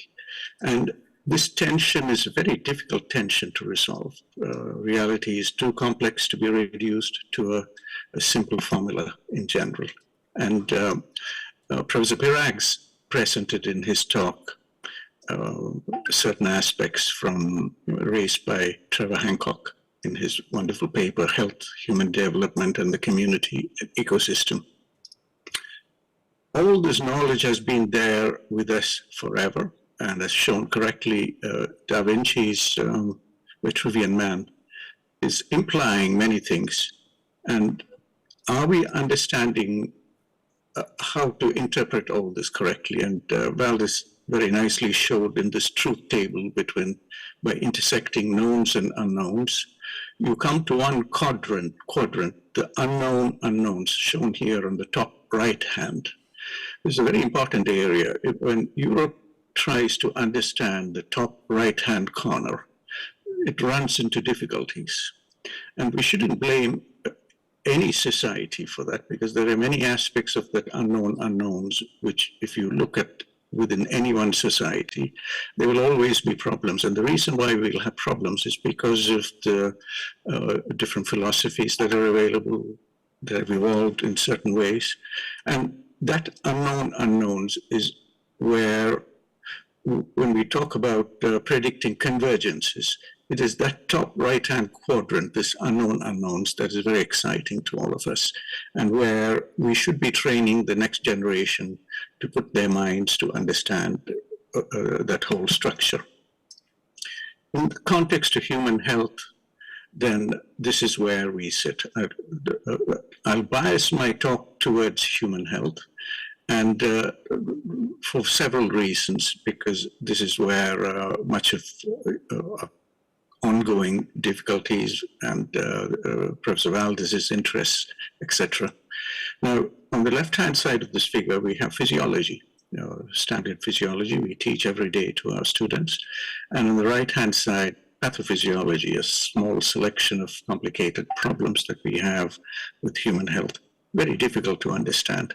Now, if you go into unraveling this, we will find much of what we are trying to understand is already being pointed out by people, not only in the recent past, like here by Professor Rudolf Virchow, but from ancient times. And when I say ancient times, I'm going back to the dates of Charaka Samhita and Nagarjuna, etc., and prior to that.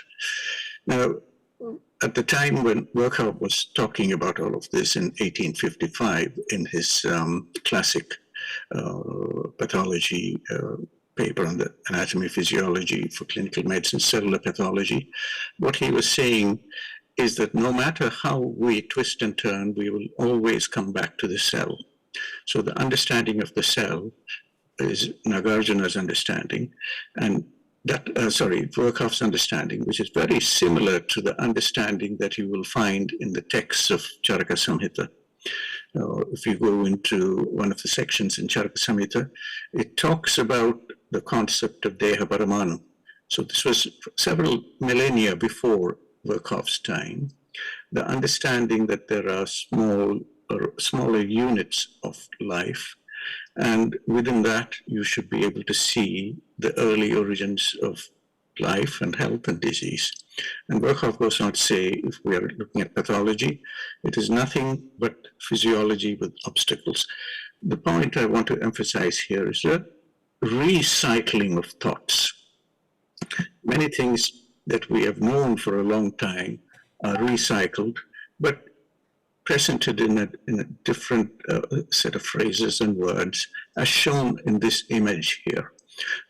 Shown on the left-hand side is the image of one of our former professors, of the Regius Professor of Physics here in Cambridge, and Professor Professor Keith Peters here.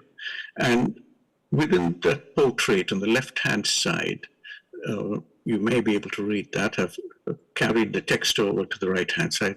It says, medicine was now to prove her lineage as the mother of natural science, and the truth of the saying of Hippocrates, to know the nature of man, one must know the nature of all things. Once again, we see a repetition of thoughts that were presented in different philosophies, as we heard from our previous speaker about the Aztecs and their approach to creating a model for health and disease and our interconnections with the environment.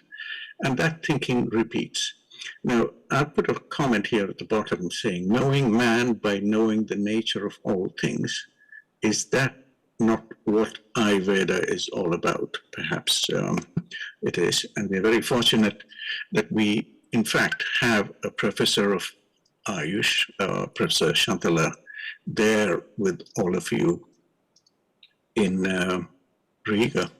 Now, shown here, the person who made that comment, Regis, the 18th Regis Professor of Physics, Sir Thomas Albert, who was also a great inventor.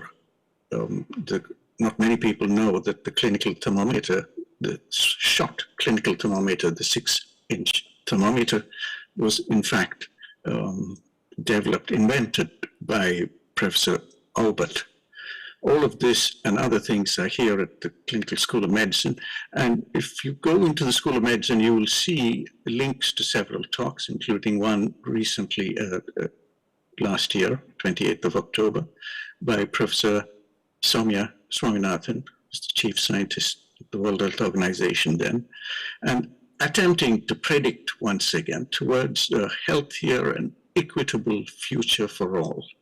The challenges continue, and there are many goings on around the world, one of which is the recently established World Health Organization Center at Jamnagar in Gujarat, structured along the scaffold provided by the World Health Organization's different regions, shown here on the right-hand side in the box there.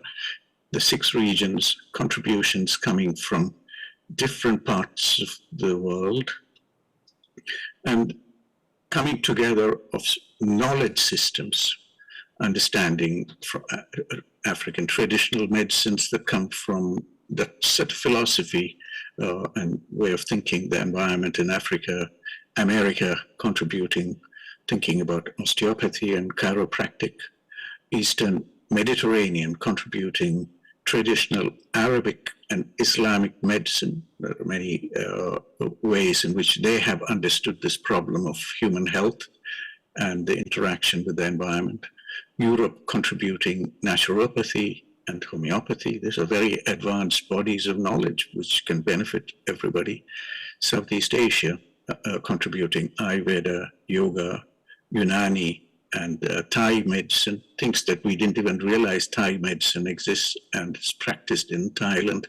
Yoga, of course, has reached the world, and what we are gathered here to celebrate the International Day of Yoga. And the Western Pacific offering very strong systems of medicine, traditional Chinese medicine, acupuncture.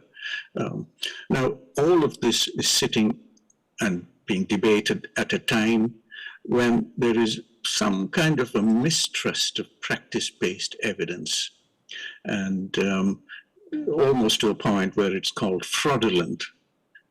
These are issues, I hope, as we try and go into discussions like today and on into the future, we will see that there is a truth, a lot of truth within what people are practicing in different parts of the world.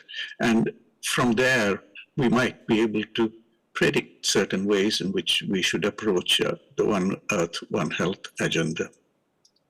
Many people may not know that in 1952, the government of India established a Central Institute of Research in Ayurveda in Jamnagar.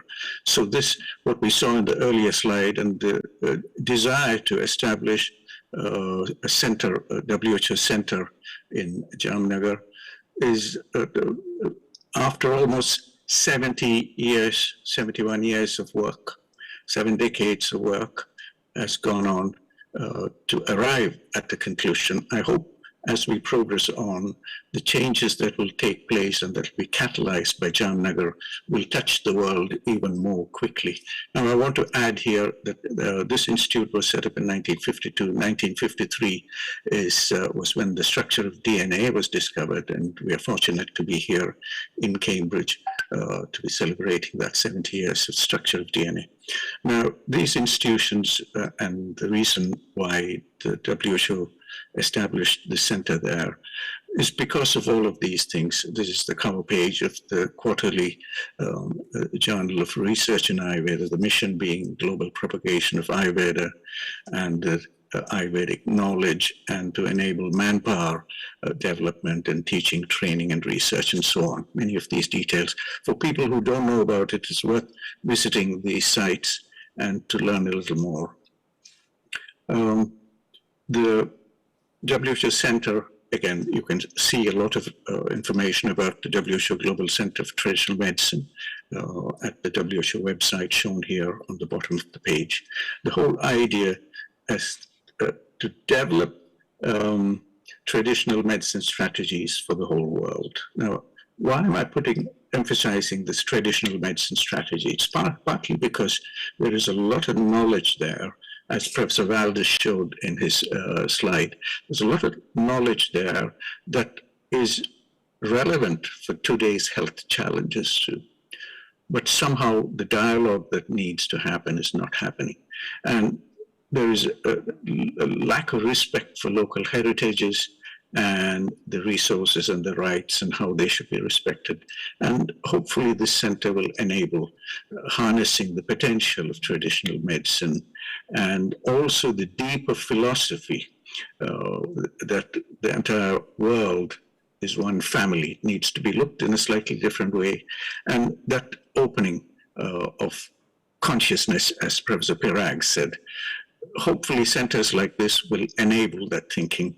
The first WHO Traditional Medicine Global Summit will take place in August in Gandhinagar. I don't know whether, I'm sure the Ministry of Health from Latvia will be present there.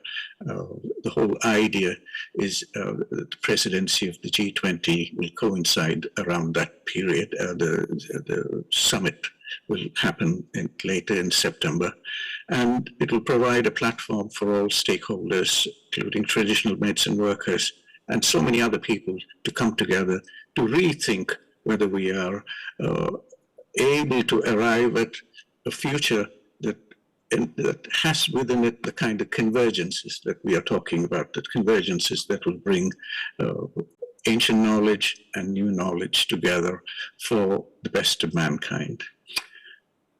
Now, there's a series that we conduct running out of Toronto together with the Canada-India Foundation. And this was one of the formulations that we discussed in that ongoing series on traditional Ayurvedic medicines. And it's about 3 plants known in the Ayurvedic system for many thousands of years, called Rasayana Churna. Shown up here are the 3 plants that are used in equal proportion, and they give incredible benefits. Now, are these benefits that are only for the Indian systems? Are these plants? No, they should benefit all. If so, is there some biology behind it? Are there some insights that we can get from modern biology that will help us understand why these work and why they might work in other parts of the world for different populations?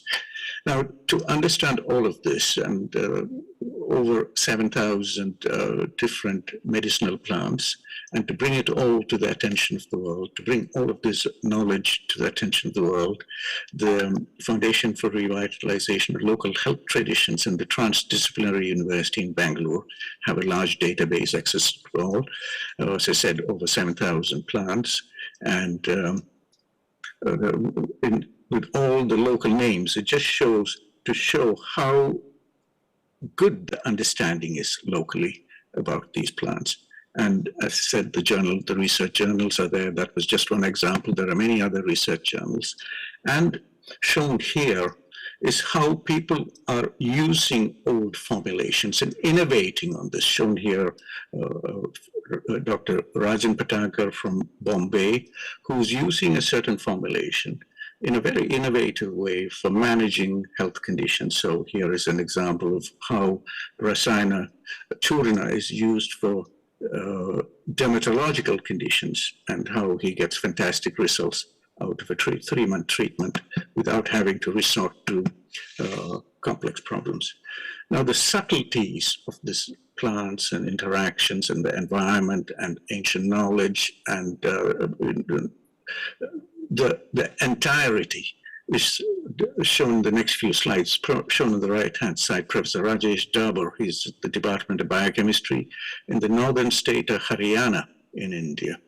And the story is a very simple story. It's been written in the texts that when you take Tinospora cordifolia, one of the plants shown earlier, and if it is grown on different trees, shown in the middle column here, the 6 what he calls co-occurring plants, it has been known for thousands of years that Tinospora cordifolia, known locally as guduchi, when this is grown on a certain tree, which is the neem tree, shown here, it provides a very special pharmacological or a therapeutic effect. And people in the north of India call it neem giloy.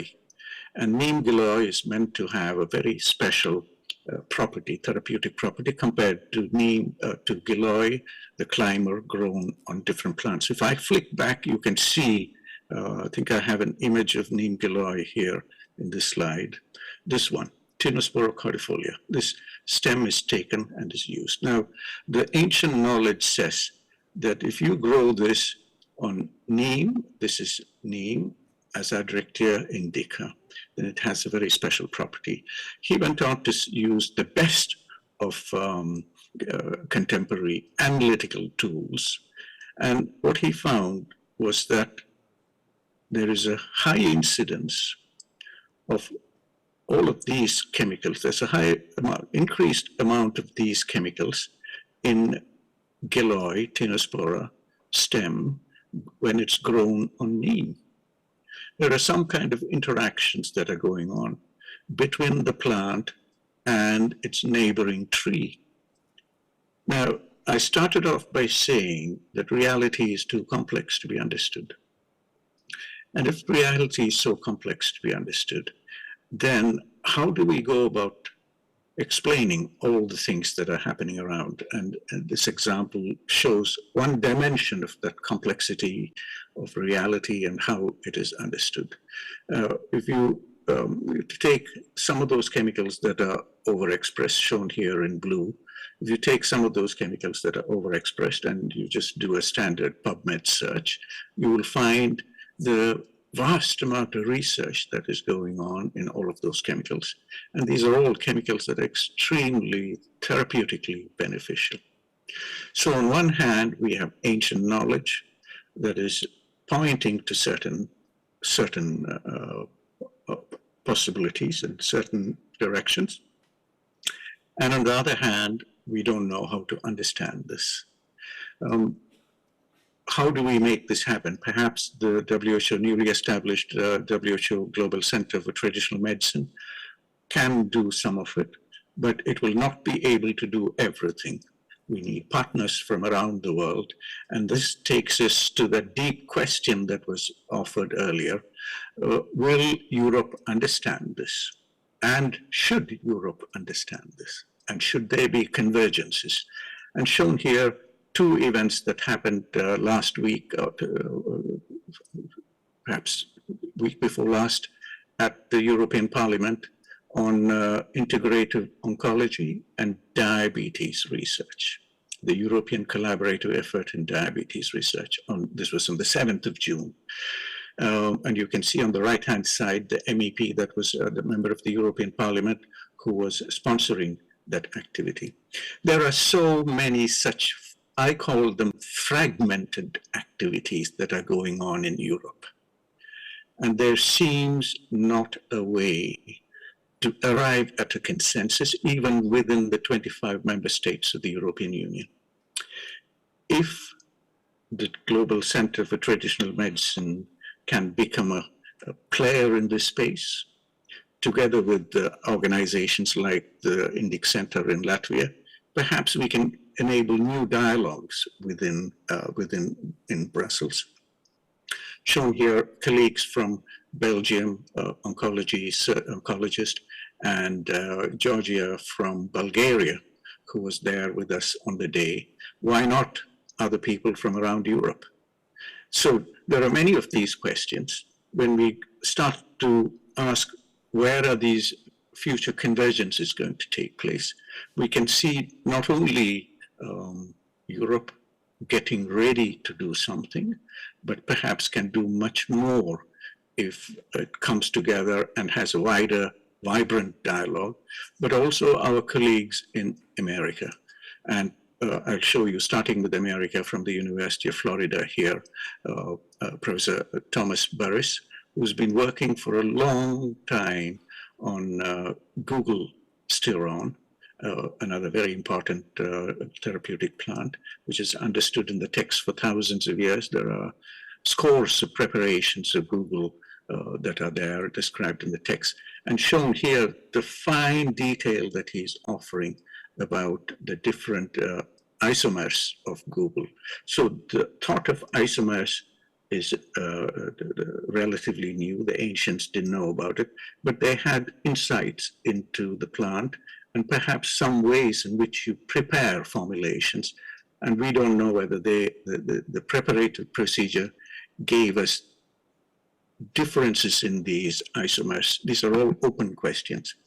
And the beneficial effects are shown here from our colleagues at the University of Tübingen, Professor Emeritus Amon, showing how these chemicals can be anti-inflammatory and where in that cascade they operate. So should we not be aware of these the workers, researchers who do fantastic decades of work here in Europe, plus what is going on in the ancient systems, and perhaps bring in new partners from around the world? This is from Haryana, again, a small college in Haryana that's doing research. Perhaps there is a new way in which we can make future discussions slightly wider, slightly more inclusive. And as we are doing today with the help of this technology, we can bring in new players. Shown here details of the second National Ayurveda Cardiology Symposium that was held just a few weeks back from 15th of May to the 18th of May at the Mother Bug Institute of Preventive Cardiology. And they have been working on many of these aspects of preventive cardiology and even fantastic outcomes of reversal of arteriosclerotic plaques. But we are not aware of it here in Europe. There is a gap, and that gap is something which is unfortunate, but hopefully activities like this will help us fill those gaps and make progress for the future. Professor Sidney Brenner, the person who solved the genetic code, was no more, passed on a few years ago. He would always remind us that this quest for knowledge will always continue, and which is the message of Charaka Samhita also, that the quest for knowledge will always continue. And he would remind us that I am now trying to find a new language for teaching biologists. I need another language. I showed you the genetic code. I've solved the puzzle of the genetic code, but I also want to teach biologists another language. And I feel that Ayurveda that we are talking about and yoga, which is integrated, which brings the complex and the deep human physiology into play, is something that might have excited Sidney if he was still alive and if he was with us. There are people who have spent a lot of time thinking about it, and shown here is Dennis Nobel, the chair of cardiovascular physiology at the University of Oxford till 2004. And he would talk about the complex systems, and what he would say is there are many more rules to be discovered. Genuine theory of biology does not yet exist in his proposed 10 principles of systems biology.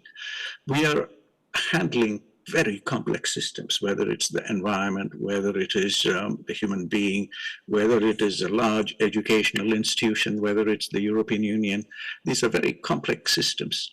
And within there, as Professor Valdez says, if we have to arrive at a future that is equitable, then we must start thinking in a different way. And what that different way is to be realized individually and by each society, but with lessons to be drawn from different cultures, like we saw about the South American cultures earlier.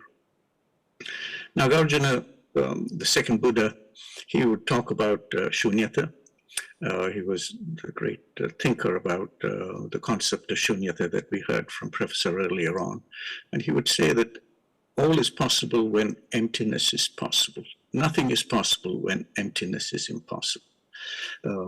So somehow we have to really try and understand some of those deep concepts. It is natural, it is there within all of us, but somehow we forget it. The pressures in life makes us forget all of these things. And according to Nagarjuna, there are certain ways and the minimum ways in which you can understand human health, shown on the right-hand side. Nagarjuna's 15 indicators of health, what he called the Panchadasha Prakara. And if we look at if we translate what is there in Sanskrit and put it on the middle column, as I've done here, you will see it all revolves around standard physiological descriptors that we teach in contemporary physiology. But somehow we forget to connect the minds of young students to what the ancients gave us. It talks about proper digestion, it talks about elimination of waste from our body, it talks about functioning of our sense organs and peaceful mind. These are all themes that are central to the big programs being considered in Europe. At the heart of Europe are all these things about mental health and food strategies for Europe. But somehow we fail to convey the other part of the message, which is that there are other philosophies from around the world who actually have this knowledge and this information. And to make it exciting in our contemporary teaching, there are excellent examples like this shown here about how the human immune system and the physiology changes as the seasons change. I won't go into this slide. It's available online for anybody interested in reading. This is work by Professor John Todd, who was then at Cambridge in 2015, now at Oxford. John's very fine analysis of gene expression shown on the right-hand side and the expression of different genes across the 12 months of the year shows there are certain genes that don't change their expression across the seasons or the months of the year, and there are certain genes that increase and decrease in expression according to the seasons. Now, this concept of Ritucharya is extremely well understood within the Ayurvedic system and the Ayush systems in its widest sense. Now, when John looks at it, what he discovers is something that is quite profound, which he says the immune system has a pro-inflammatory transcriptomic profile during the European winter. So on one hand, we have ancient knowledge from thousands of years ago that talks about Ritucharya, and we've forgotten it, or we don't know how to explain it to people. And on the other hand, from 2015, based on all the discoveries of genes, based on the discovery of the structure of the DNA and so on, we find there are huge insights into how there are changes in gene expression across the seasons and how they connect with risk biomarkers for cardiovascular, psychiatric, autoimmune diseases, and how we see an increase in incidence of all these problems in winter.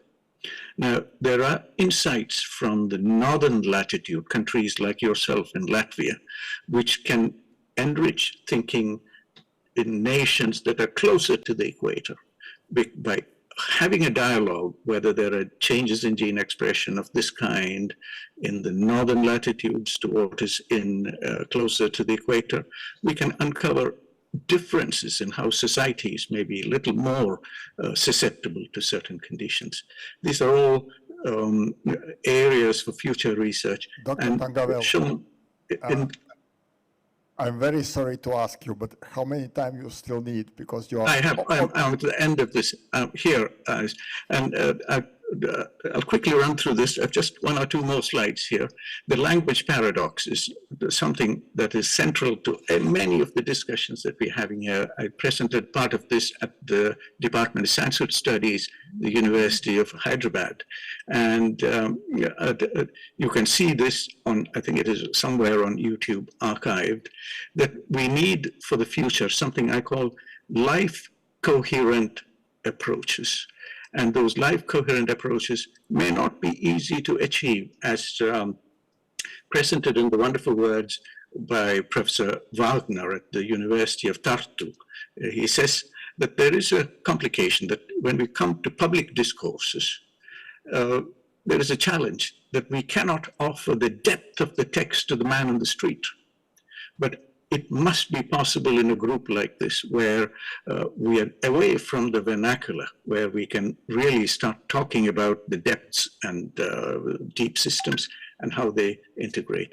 And this takes us to the question that I started off, the comment I started off with. Thanks to Professor Kaspers for presenting it so correctly and raising that one question, which distills my presentation, which is when we talk about the European Health Union and talk about protecting our health together, what do we mean by together? Where are those concepts going to come from? And that distilled very cleverly in that comment was Nagarjuna not European, and will Europe understand? So I leave it there. Thank you for having me. And thank you so much for having me as a part of this the event today. Namaste. I want to particularly thank Professor Kaspers for presenting it so smoothly and so correctly, that last comment. I leave it there. Namaste. Thank you, Professor Tangavelo, for this medical and global perspective of the topic of this conference. But we are moving forward, and unfortunately, Dr. Chimnai Pandya will not be able to join us today. He's traveling, and actually at this moment he's on the way. And it means that we are moving to the last but not least talk of this morning session. It shall be given by Professor Tatiana Tachevska about evolution of human consciousness as predictable human progress according to ancient Vedic texts. Please, floor is yours. Thank you so much, and I want to thank organizers for inviting me and for this possibility to talk here, and a lot of thanks to the Indian Embassy in Sweden. But I also need my presentation, so if that's, yeah, okay. But it's not a shade.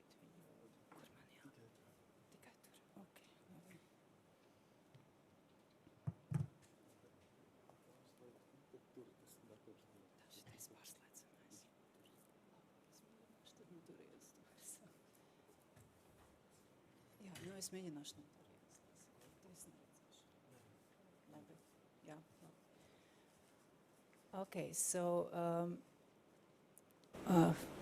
actually I'm a molecular biologist, and university is my home. And with the time running, I put more interest, more insight I did in Ayurveda. And that's why today I wanted to find in Ayurvedic texts what can be our foreseen future. How can we use this knowledge, these Vedic texts, to foreseen to foreseen development of human consciousness. And yeah, that's why I put this development. We could think also about thank you. Human mind development, but not the thinking mind, the mind which is more related to consciousness, or apziņa in Latvian. Okay, and so here I came to philosophical thoughts, as maybe each of you would come to that. Like, what is the future of human being? Why do we live, actually?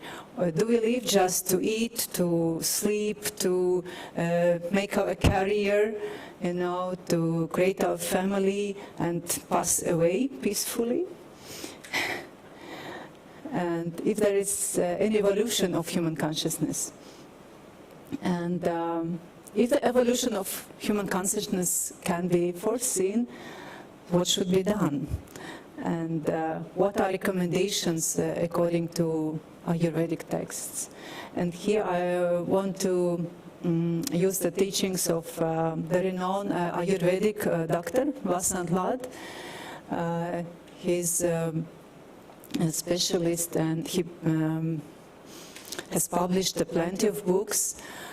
He's renowned in Europe, in America. And here I refer to the book, The Science of Self-Healing. It's a practical guide. And here, in very simple words, he describes this understanding of human being and how our body, how our soul and consciousness is created. So here the basics of Ayurvedic understanding is that a human is a representation of 5 elements, which are named Panch Mahabhutas, and these elements will be ether, or Akasha, air, Vayu, fire, Agni, water, Jala, and the earth, Prithvi, and the combination of 2 of those elements will make a dosha, and then the body will be a combination of different doshas. So we know about 3 dosha, probably each of you know about this already. So 3 dosha will be Vata, Pitta and Kapha, and every person can have predominance of each of dosha, and each body part has also predominance of these doshas, and these doshas is not something stable, but it will move, it will change, and sometimes it changes the location. Then from healthy person we probably get into some unhealthy conditions, and then we have some symptoms. So the living organism in the earth is made of 5 elements, but something else is needed. So here we come to understanding what ancient Rishi have perceived. So they have perceived these 5 elements arose from celestial consciousness, but these are just physical elements, and we cannot talk about human being before Atman is added. So Atman will be this cosmic celestial part. And the goal of Ayurveda is to create harmonious relationship between the body and the consciousness of each individual. So here we come again to this understanding of what the person is. And first the body, what we already know as Vata, Pitta or Kapha. So there will be some predominance of some doshas, or maybe balance. And then this mind part, or the consciousness part, which can be represented by 3 gunas. And here I know that Professor Valdis Piraks already mentioned Sattva, Rajas and Tamas, and he explained a little bit about that, but Professor Shantala Priyadarshini will tell us more about this. I just will mention a little bit that from Ayurvedic understanding we know that this Sattvic, Rajasic or Tamasic mind is also like added when the child is conceived, and this will make the prakriti of person. So when the person is born, this will make this his phenotypic or the seen signs, and also genetic. So genetics here will be these 3 doshas, and when the time runs, we have changed. So we grow up, we create our career, we study, probably we have a lot of stress in our everyday life, and depending on habits what we have, do we follow healthy lifestyle, are we doing some gyms or not, then this will change our body and also mind. This will be Vikriti. And probably there is some unhealthy habits which will also change, and then some symptoms, the signs of disease will appear. And the other aspect I want to touch, these are 4 aims of human life. So what Ayurveda tells us, so which direction we should go in our life to keep our body healthy and our mind calm and tranquil. And this is the understanding of Purushatra, 4 aims. And Ayurveda tells us about reaching artha, or economic values. This is mostly about making career, good education, earning money, so we feel stable in our everyday life. We can't exclude this. And next will be kamar as pleasure, also body satisfaction. So our body should be in harmonized conditions, so we should feel pleasure when we live. This is also about healthy senses, 5 senses, good vision, good feeling of taste and smell. So this is something what many people lacked during COVID pandemic. And by the way, still we have some patients who come and they say, so it's half a year after COVID, so still I have this lack of sense, of taste and smell. And it is reduced sometime. Or it's changed. They can't eat food which they had before. So means my understanding that this COVID virus didn't just make a biological change, but there is also some change which affect our senses. Possibility to perceive the world, to enjoy food, to enjoy smell of flowers. Okay, and then we come to next aim. The third aim of human life is dharma. And in Ayurvedic texts, we understand this more like correct life, following ethical rules, moral rules. But in Buddhism, this dharma is also the way of teaching, so following path of teaching. And here it's already like giving some direction to your life. Then you have moksha. Moksha means spiritual liberation, and this is something what each person should achieve in his life. So these 4 arthas are the blueprint for human fulfillment. And it's interesting that we should find our way in life. We should ask ourselves, what is, am I managing my life in the way that I support my spiritual growth? And what do I really want to do with my life? What is my direction? And when we ask these questions honestly to ourselves, then we will find out something. That's why I put this amber, and amber is like the essence of pine, which is made over thousands of years, then the pine tree falls in the sea. So this essence is made, and then so we can find out. So this is Purushartha.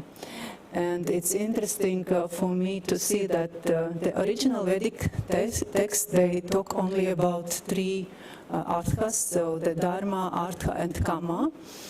And the later Upanishads already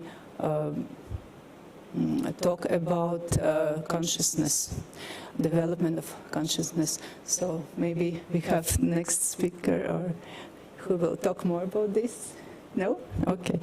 Yeah, it was interesting for me to see, because I always thought that the ancient texts, they already talk about development of mind, of consciousness. And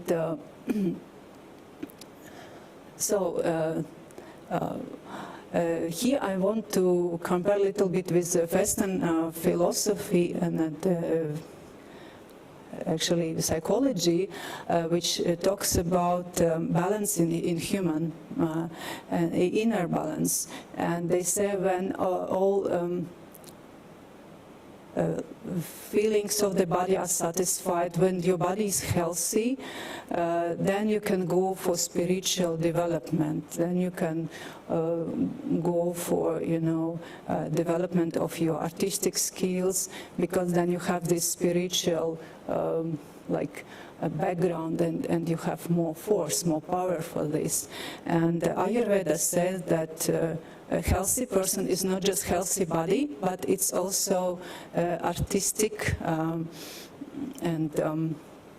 Latvians radoša izpausme. Yeah, so creative mind, yes, thank you. So it's creative part. And here we go for this moksha. And moksha could be also understood as liberation from suffering or liberation from limitations created by our mind. It's interesting that Bhagavad Gita says that better you find your own dharma, your own knowledge, thought imperfect, then you follow and copy someone else. Yes, so it really means that you need to find your own way, and even though you make mistakes along this way, but it's still better that you follow your own, you follow your intuitional path. Okay, so this is very short, maybe summary how we can reach mind tranquility and move towards moksha in our everyday life. Then I read about Vedic people, Vedic rishi, and people who made maybe their good career in India. Sometimes with the age they move toward the spiritual teachings, they give up career, they give up family, and they say, now I will be only doing yoga, I will move towards my moksha, liberation. But what I feel today, it's important that we combine our everyday style, everyday rhythm and regime, and we add this experience, and it should become our habit. So how can we reach this mind tranquility? So of course it's meditation. We have different styles of meditations, and yeah, then you can find a spiritual teacher who can teach you this way. And I'm also doing some meditation which is Zen style, and what I found out that it's very important that you do it regularly, at least 15 minutes per day, but it should be consequent. Then you see the result with the years because something changed in your perception of the world. Then other way is mantra recitation or chanting, which is also known in Vedic tradition, and doing balancing asanas, so asanas which are created to balance your mind, not just the body, and then cooling pranayama. So today we had this example by Liga, we did anuloma viloma pranayama, and also other types of pranayama. So it's we have very good instructions in yoga, in Ayurveda, how to do this. Yeah, also using sattvic food. And this sattvic food will move us towards sattva mind. And here I want to come to recommendations by Professor Shantala Priyadarshini. And I was lucky to receive this book. And this book contains 12 tips for maybe each situation or each health condition. And here I have chosen 12 tips for mind tranquility. And I will mention some of them. And I think they are very good. They can be useful, and they can be applied in our everyday lives. Now I have to move this. So first is believe that you are a puppet in a God's hand. You are doing God's bidding when you are calm. For me, as for European, it's a little bit, let's say, strange, but then I was trying to interpret this, and I have found that this is development of humility in my person, and this is like reducing our egoistic, maybe mine, too big ego, and this is also about future. We can't maybe predict our future, so as Professor Marta Salzinš told, but there should be some secret of life, yeah? And I think this is related to this secret of life. Yeah. See, but we should rely on some, so God's bidding. Doing too many things at a time may disturb the tranquility of your mind. Set your priorities right, and this is very important, because into our everyday life we are so busy. We are trying to be a multi-purpose person, multifunctional, and here it says opposite. So try to set priorities. Try to stay calm. And then negative emotions such as greed, jealousy, anger, and lust are the worst enemies to a man. To search for tranquility. Yeah, this is more emotional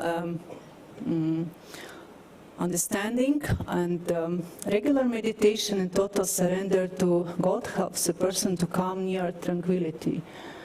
Yeah, so again we have this recommendation to do meditation. And I know from Ayurveda they recommend it to do in the early morning when the mind is more calm. It's the dominance of Vata in the ear, and it's less, maybe less noise. It's also less noise in our mind, so very good time, the morning time. If you are too agitated, regular oil massage helps to calm down your mind. And this is traditional oil massage in Ayurveda, which is Abhyanga, which is usually done early morning or late evening. So, we could do this. We could also do this as regular habit. Also feet massage, for example, before sleep.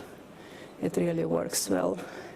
Okay, so some more tips. Tranquility should be practiced and achieved. Now, this is difficult but not impossible. Yes, so here I understand, Professor, this is more about repetition. Yeah, so when you do it regularly, it will help. And also regular habits according to Ayurveda and yoga, sattvic diet helps to calm down the mind always. And don't bring your office home. So many people have noticed during COVID pandemic that we had to combine our office job and home duties. So it created a mess, actually.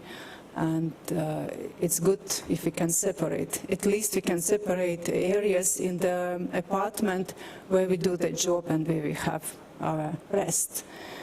So then it makes a little bit more calming. And expectation always disturbs tranquility. I will tell how I understand, but maybe Professor will correct me later. This is about that we expect somebody to do something for us, or we come to meet someone and we expect some result, but sometimes result is not what we want. Or maybe sometimes we expect too much, but from others we should have some plans. Anyway, we should have some schedule. Sattvic diet, so what is that? Sattvic diet would be something which is easy to digest, which is according to Ayurveda, nourishes the body but don't makes you sleepy. You don't fall, just after eating food, and which nourish also your mind. So after this type of food, you feel actually more happy and more positive. And so it's the best way is if it's freshly made food, we don't keep it for more than 3 hours. And according to Ayurveda, it's also milk, fresh cow milk, which is not, homogenized. It's a ghee, which is the type of butter, and most of fruits. Actually, and it is interesting that our locally grown fruits are always better than the fruits which are brought from abroad. And the best is then they come ready, that they don't come green and then they get ready, because then some toxins are Yeah. Okay, and so cereals also are good, especially basmati rice is mentioned. Then spelta wheat. Spelta is kind of I can't say ancient, but old type of wheat grain, which is now grown more and more. So in Latvia also, in Latgale, I know it is grown and sold. Oats, mung dal, green peas, and almonds. Yeah, so this type of food. And honey should be also here. Okay, and these are my personal thoughts, maybe to conclude before our lunch break. So what my experience tell me that we should not think too much about our physical condition or physical well-being in our future, but we should develop a harmonious and tranquil mind. And then this will create the connection to our body. And then positive mind will appear.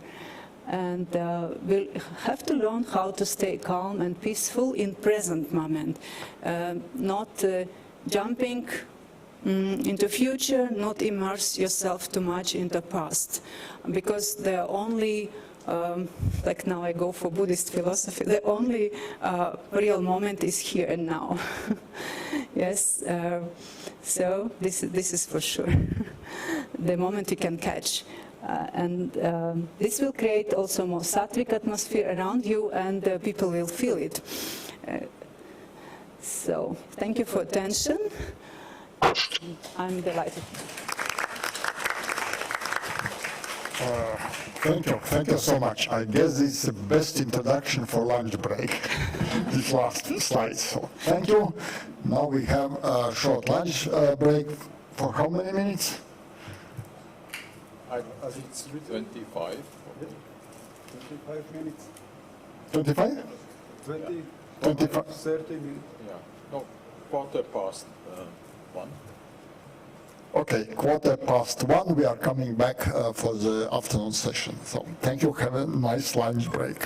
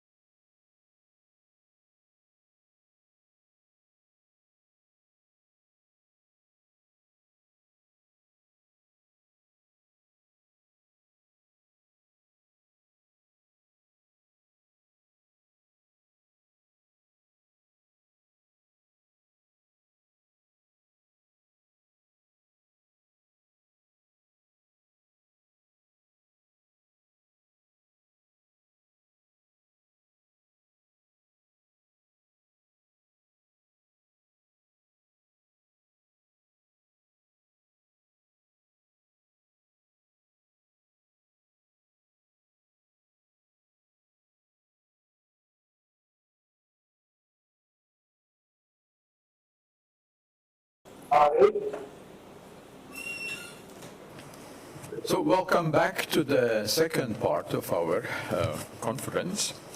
And in this part, we will focus more on practical side, on practical instructions, and hopefully it will be less complicated and more easy to digest, except the first talk delivered by Professor Jurgis Šilters, and then Professor Šilters is quite renowned scientist, specialist in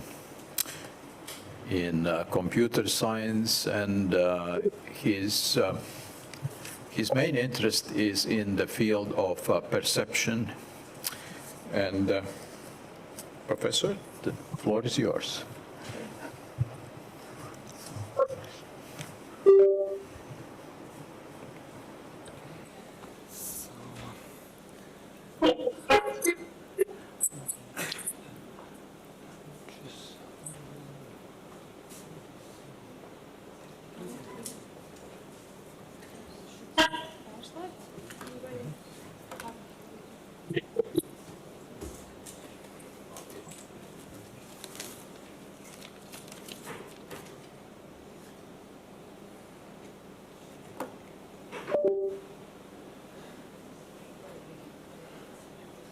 Okay, so hi everyone. It's a great pleasure and great honor to be here. And I have to say my primary research field is perception, visual spatial perception, and sensory processing. And I'm not directly related to the research on yoga, but I'm interested in perception, and the topic of today's conference, Foreseen, Future, is in a very concrete way linked to the perception of time. Because we cannot perceive future if we do not perceive time and temporality. Time and temporality is the core issue of my talk. And so what does it mean to perceive time? And what is it required to perceive time? So first of all, we have to distinguish between something that is going on in the clocks around us, which is called as objective time, and on the other hand, there is something that we do perceive, that we can perceive as faster or slower, and this is the time in our minds. So I will be talking about the time in our minds. So I will not be talking about the way the objective time is structured. This is an entirely different story. So well, my reflections will be from the point of view of somebody who works on perception, who conducts experiments. Last 20 years of my life consists mostly of running experiments. Now, so if we think, I mean, if we consider time perception from the perspective of experimental research and perception, so we have to think about the way we perceive objects, because temporal perception is sort of derived from object perception. I will tell in a second what's going on here. And then, well, if we do perceive time, what's going on with the space? Because we are always not just counting minutes or perceiving certain order of events, but also in concrete situations consisting of concrete objects. So this will be the second anchor of my talk, and then finally I will try to argue that if you think about time, the primary component of time is event. Our life is nothing more, nothing else than the order or structure of a chain of events. And I will finish with an Augustinian thought that the time that is part of our perception is nothing more than extension of our soul or mind, depends on how we translate tempus as distentio animi. So, well, time is based in our soul or mind, and just a couple of ideas coming from experimental research on those topics. So, well, let me start by saying that object perception is something that we in perceptual research are basically starting with, because, well, if you think of ontogenetically or phylogenetically, object perception seems to be prior. So the idea is that we do perceive objects. I mean, if you think about very small babies, so what is the first that they do perceive? That's objects, so different types of objects. So we have to distinguish between objects that are part of the physical world as in terms of spatial objects, things in space. They can be very concrete, like this wonderful building or cups or computers. Then could be also spatial things that are less clear, like shadows, for instance. But then there are also events, and events are also objects. The point is that events are temporal objects, right? So recording in progress. If we consider what's going on with small kids, they do segment the time in events, and they do to some degree individuate objects in those events. Now, events can be very different. They can be consisting of concrete objects, humans, chairs, tables, computers, remote controls.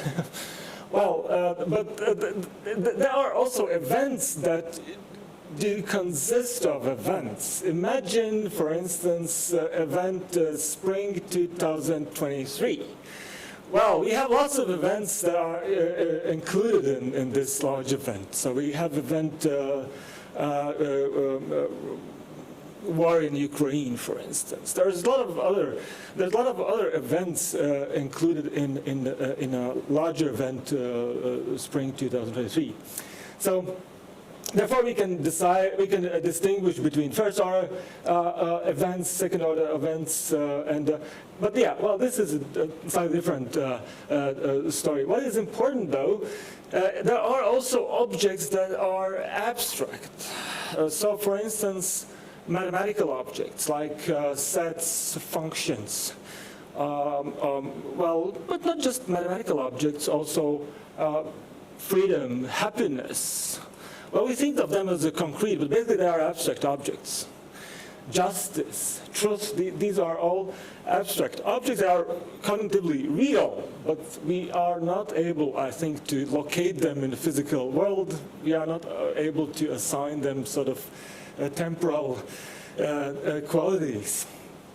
Okay, so the minimal condition concerning what it means to perceive time is ability to perceive events, to individuate objects, events in time and objects in space.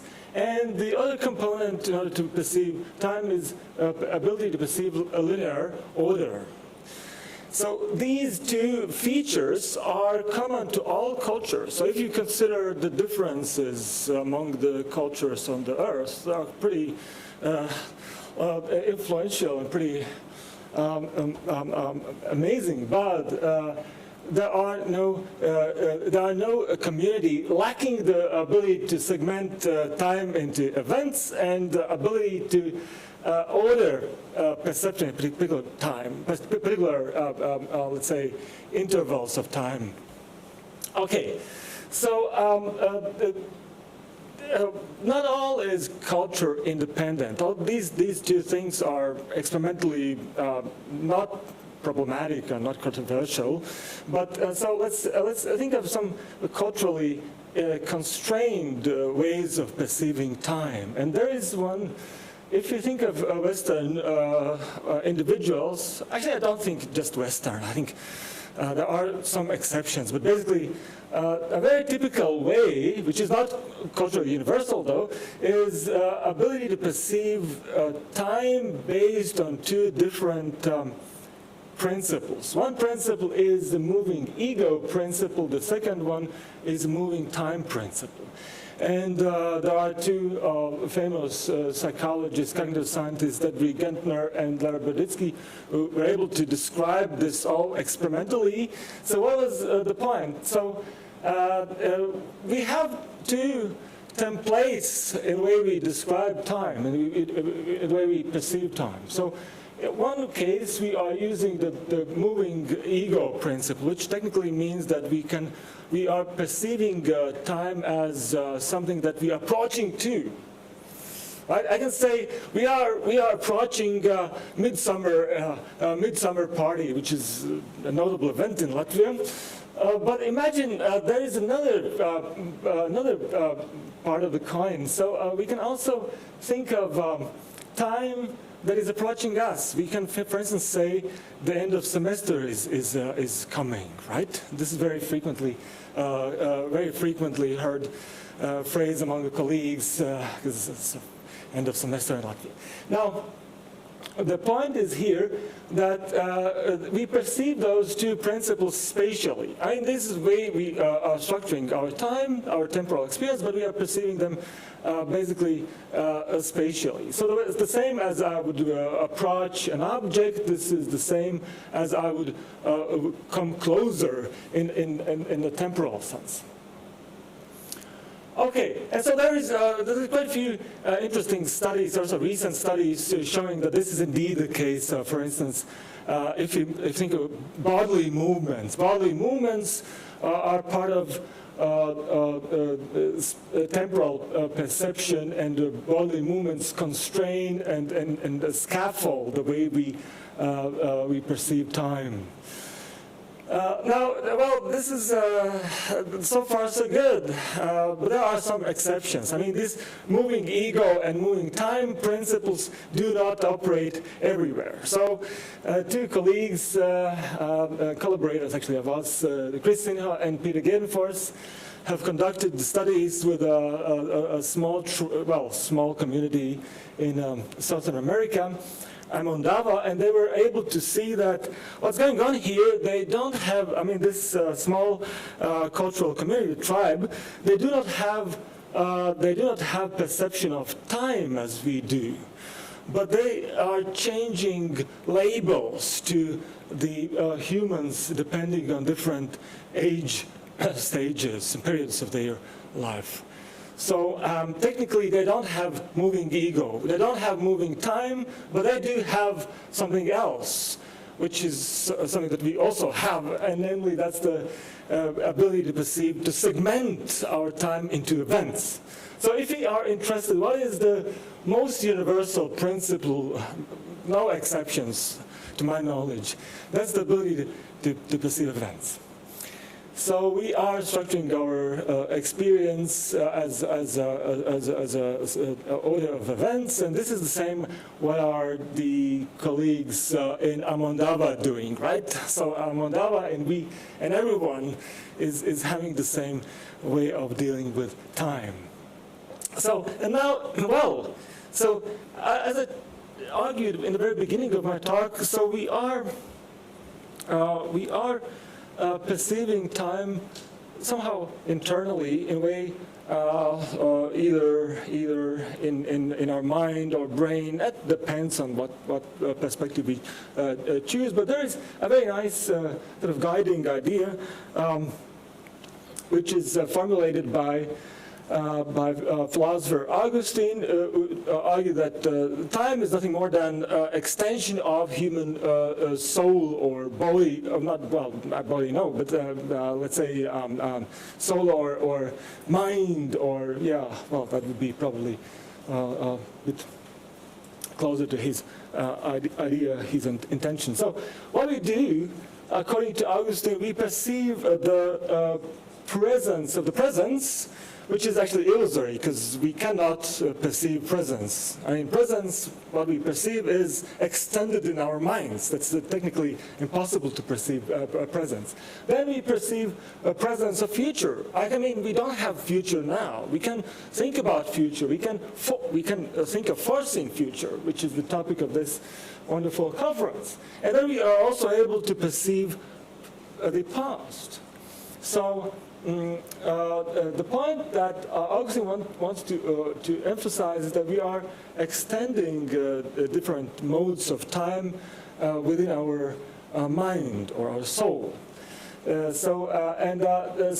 Well, in 2023, we can ask, well, is there some experimental evidence showing that our temporal perception is fitting into this idea? So, well, we do have, and there is quite a few nice studies from visual perception. There's quite a few nice studies on audio perception, but I've chosen another one where the point is that we are applying some sort of intuitive principles to the time. And these intuitive principles, they are totally coherent with Augustinian conception of time. But so the idea is that we do have something like objective now. Then we do have psychologically or intuitively something like a difference between past, present, future. And then finally, we perceive time as flying somewhere. I mean. Well, there is no, you don't have anything like this in the objective world. This is something that is inherent in our mind, in our perception. And if you think about this wonderful study by Lee and colleagues, they were able to show that objective now assumption is incredibly important in the way we think about time and in the way we think about the constituents of what we are doing in time. Then also the difference between past, present, and future. This is also something that that is well important for our cognitive and perceptual process. It's not part of real life. And finally, that time flows somewhere. Well, yeah, again. So now the interesting part of this story is that the whole study is that they were able to show that the feeling that we cannot control past, but we can control future, is very important. 94% from the experimental subjects were happy about this idea. Well, we can know about past more than about future for various reasons. Well, again, time has the direction, and we are moving in a particular direction in time. So these results are incredibly nice, important, both because they fit into Augustinian framework, but also because they also underline the idea that Debry Gentner and Larry Berditsky explored in their study, showing that we have those moving ego and moving time principles. Well, basically what you see in these results is the same. I mean, the idea is basically the same. What is interesting, though, is that we have different profiles in the way we perceive time. I mean, if someone would explore individual differences in subjects 2023, well, some of us will be happy with a mutable past, but then those of us who are happy about mutable past will probably not be interested in directionality, or they would have the sort of reverse directionality. And some of us happy about the open future would probably also be happy about directionality of time. But these friends would probably not really be interested in the presentism, in the here and now perception of time. And finally, those who are sort of okay with the open future idea, they are happy about presentism, but they are also happy about directionality of time. So the idea is that these three principles that I mentioned, this subjective now, the difference between past, present, and future, and the directionality of time, they function very differently if you take into account individual differences. It'd be interesting, by the way, to do the same study with participants of different cultures and to see whether this pattern works. I assume that it works, actually. And we do not differ only because of different profiles how we perceive time, but also we are sensitive to the speed of time. So if you are in an interesting event, a pleasant, interesting event like Yoga Days 2023, our time is faster than if you are sitting in a boring lecture, whatever. The speed of time is dependent on the emotions that we attach to the event, right? So we can extend or we can increase or decrease the perception of temporal extension.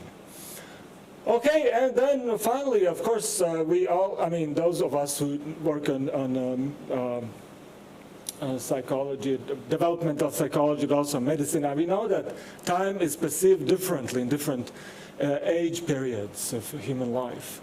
So the asymmetry of time is incredibly long story and a multifaceted story, but one very interesting part of it is the age-dependent changes in the way we perceive time. So, older generation people are perceiving time as faster than the younger ones, right?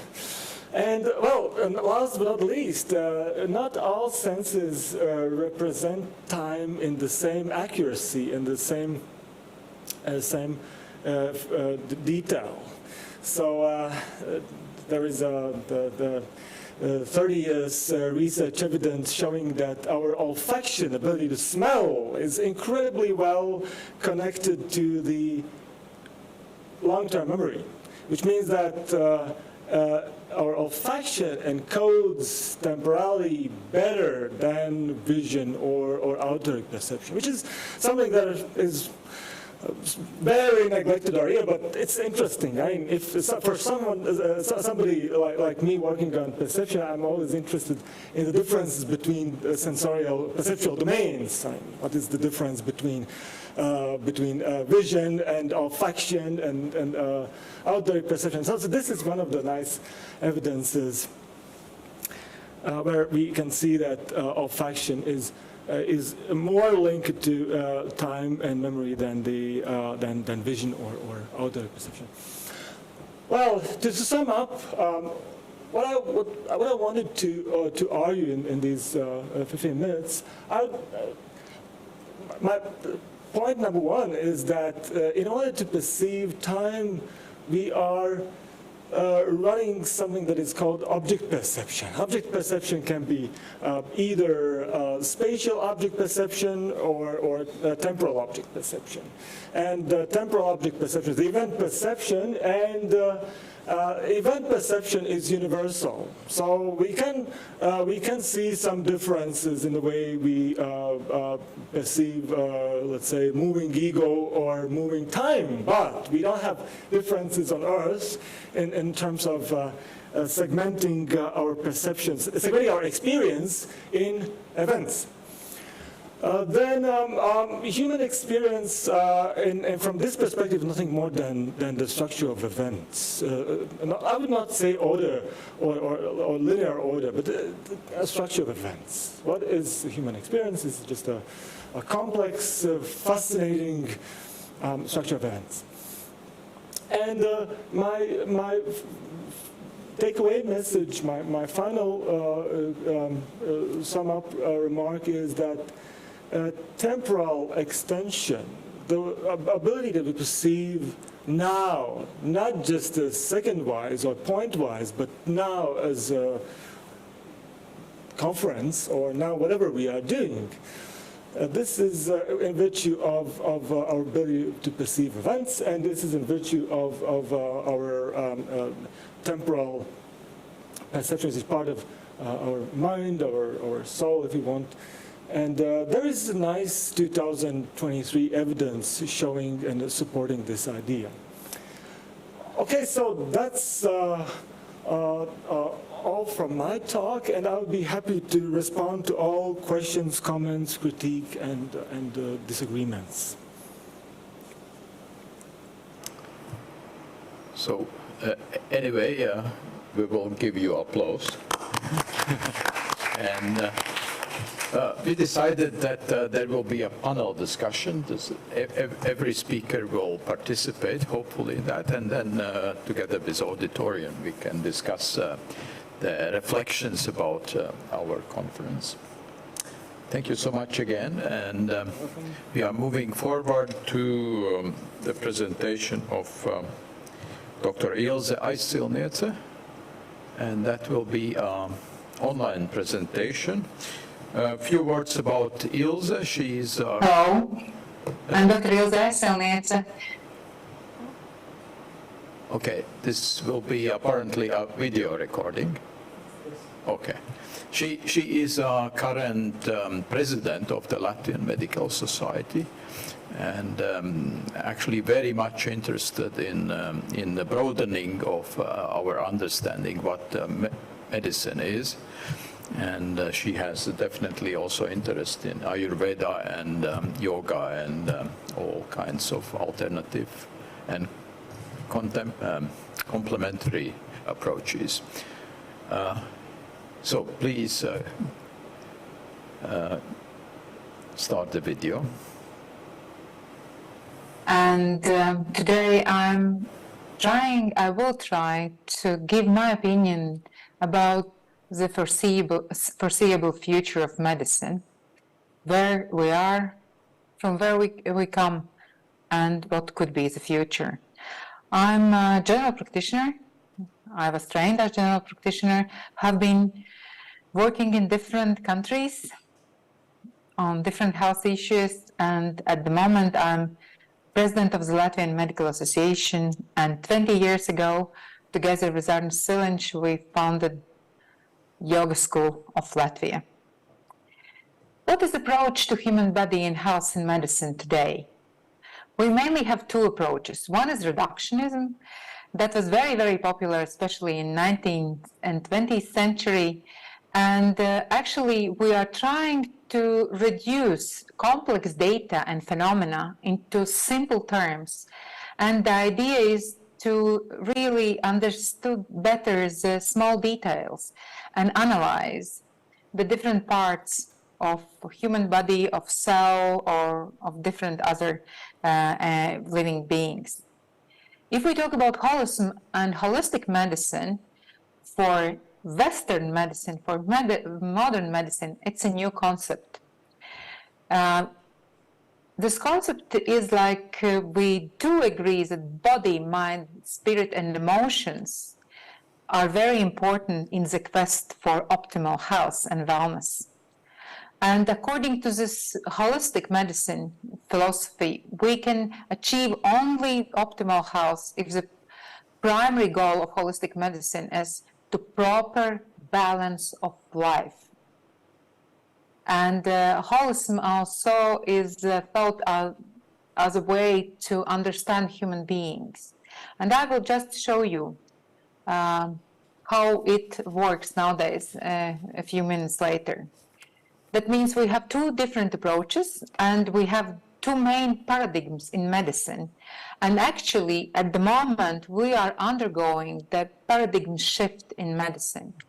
For many thousand years, for 2,500 years, we had biomedical model, which is very, let's say, important also nowadays. And in this case, we see illness like one or more physical malfunctions at different levels of organization. For example, an infection is explained by invasion of different parasites or pathogens. Metabolic disorder might be explained by genetic mutation. Psychiatric disorder is a kind of imbalance of neurotransmitters. And this approach is the basic approach even now. But during the 20th century, with the newest research and developments and new ideas, the biopsychosocial model of health was conceptualized by American psychiatrist George Angel. The first publication where this idea was presented was done in 1977. And in this model, that is the new model for Western medicine, we do recognize that illness and ill health are influenced by person's biological health, but also by psychological and social attributes. And health is best understood as an integrated combination of all these components.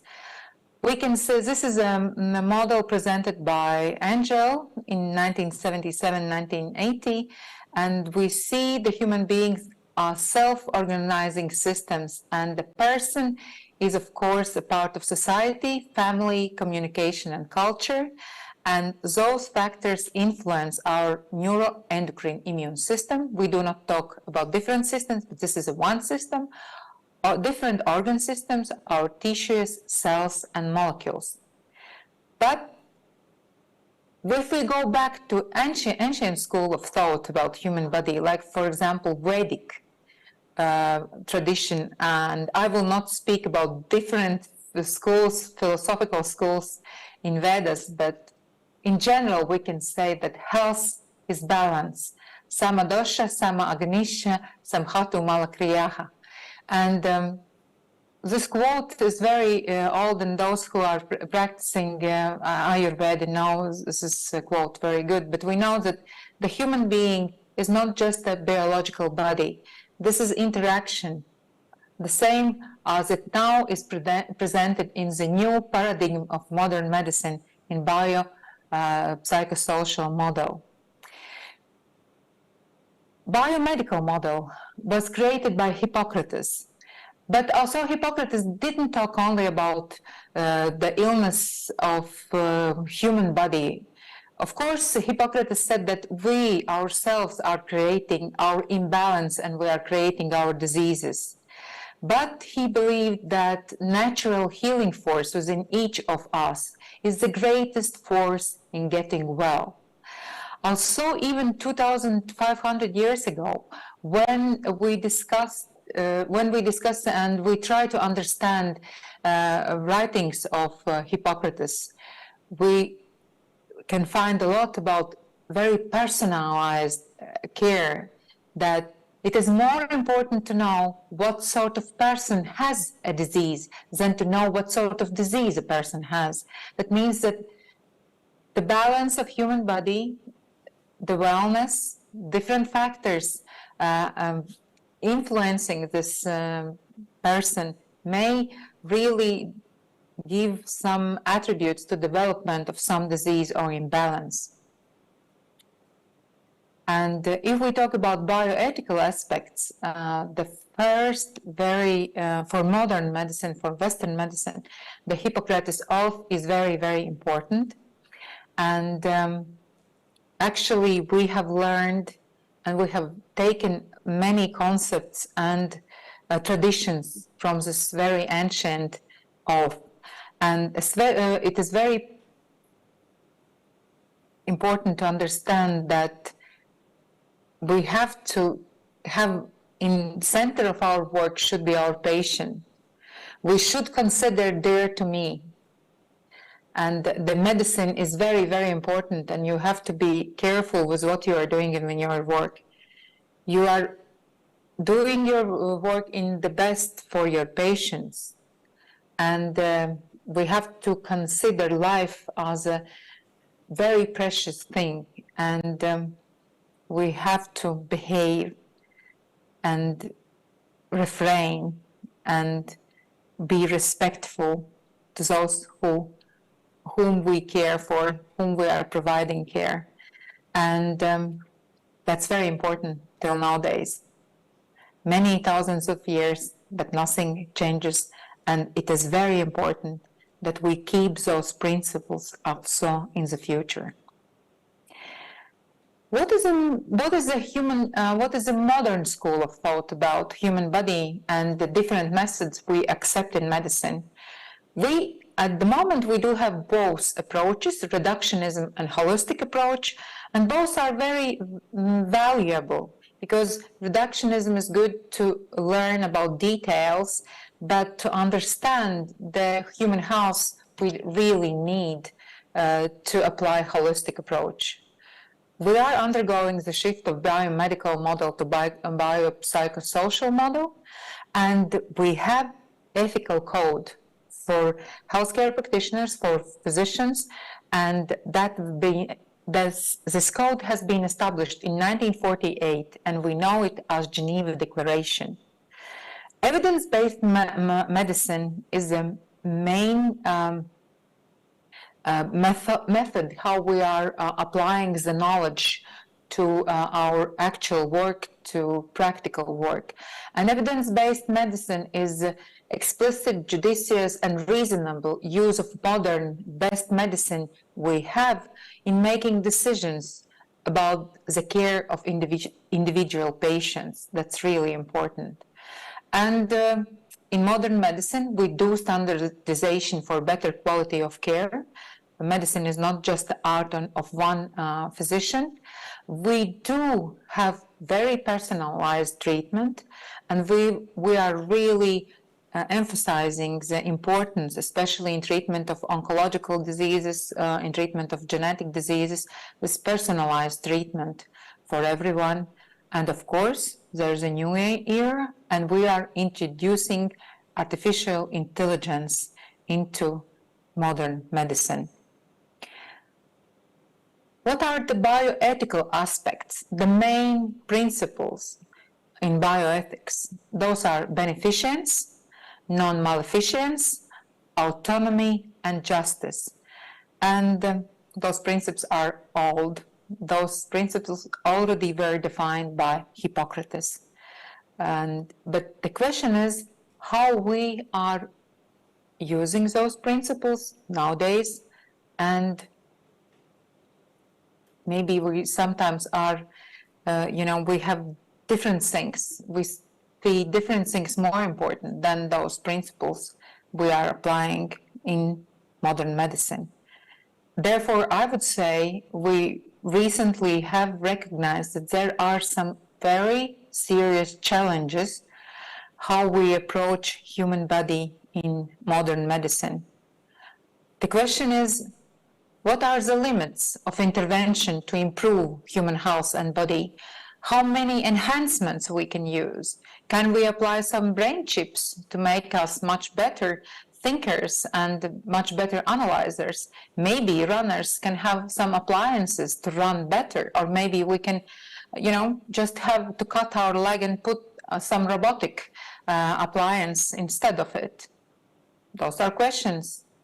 The use of robotics and artificial intelligence diagnosing and treating patients. Maybe we do not need human beings to do that. Robots and artificial intelligence maybe can do it better. Some people think it's true. I don't agree with them, but this is a question.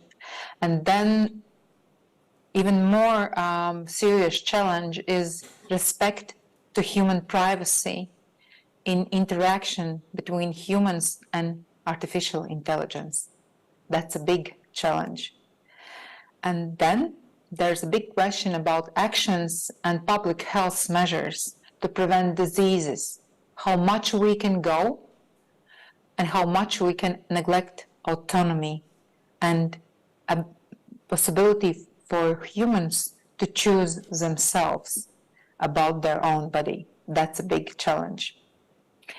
If we talk about challenges of bioethical aspects, there already are some problems and challenges observed. For example, personal data and genomic data of patients and use of this data in research, enhancement human bodies by technologies, as I already mentioned, biological health depending on the wealth of patients, because those who are wealthier can achieve better health, and those who are not so wealthy cannot achieve better health. That's a big question, how we can solve this problem. And then, can we sacrifice a human autonomy on the altar of public health? We should debate that. There is no final answer to this question. For future medicine, I do hope, and I see the possibility in the future that every human deserves the right for autonomy and the possibility to make decisions about his or her own body. I don't think we should forget about this human right. Then we all should understand that our body is a microcosm for trillions of living entities. And we shouldn't be afraid of those living entities. We shouldn't be afraid of pathogens. In our health, if our health is good and we are in harmony with nature and divine, I don't think there are really very dangerous pathogens on this planet. We can work, we can live together, our relationships can be symbiotic. And I really would encourage to apply all knowledge we have about medicine, both ancient and modern. We should analyze and integrate this information. We should avoid unnecessary rivalry and contradiction between different schools of thought in medicine. We can learn one from each other. There is a place for reductionism and holistic approach for the research of human body and medicine, and there is no contradiction. We just apply those methods at different levels. And only using both methods, reductionism and holistic approach, we will achieve better comprehension in medicine and better comprehension of human beings. And I do believe that our body is a spaceship for our soul. Have a nice day, have a nice discussion, and keep balance and harmony. Thank you so much for this really perfectly prepared presentation.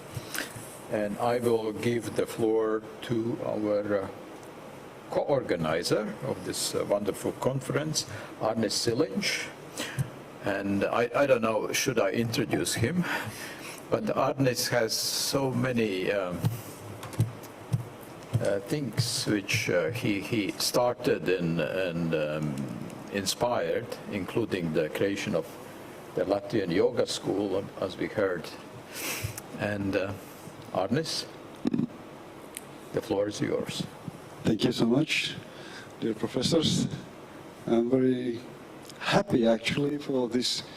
In the beginning we had hectic time. We were quite worried about weather. But the morning session of practice went well, and I think it made a good introduction atmosphere for all this conference. And I was intentionally trying to find, I was imagining what will go on in conference. Yes, and thank you. Well, I was trying intentionally to find some really different angle.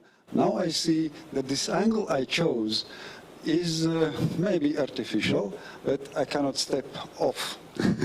So please tolerate what I will try to, what my message will be about. And we speak about better understanding of our world, better understanding of ourselves. And sometimes there comes a shadow.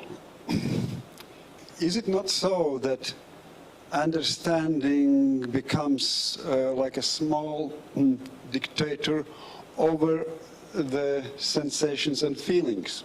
So maybe it's artificial question, but so that's why I choose this topic, which was named not by me, unfortunately. It was named about 3,000 years ago. There was called problem entanglement of the self in the time tricks. So what are the time tricks? And I will try to point out this in a way that understanding versus feeling includes that we should shorten the distance between objective and subjective. Because probably, often, we rely more on objective facts, objective calculations, and subjective sometimes is put on a second or third role. So maybe there is a booby trap, maybe. So you decide. So how it goes further?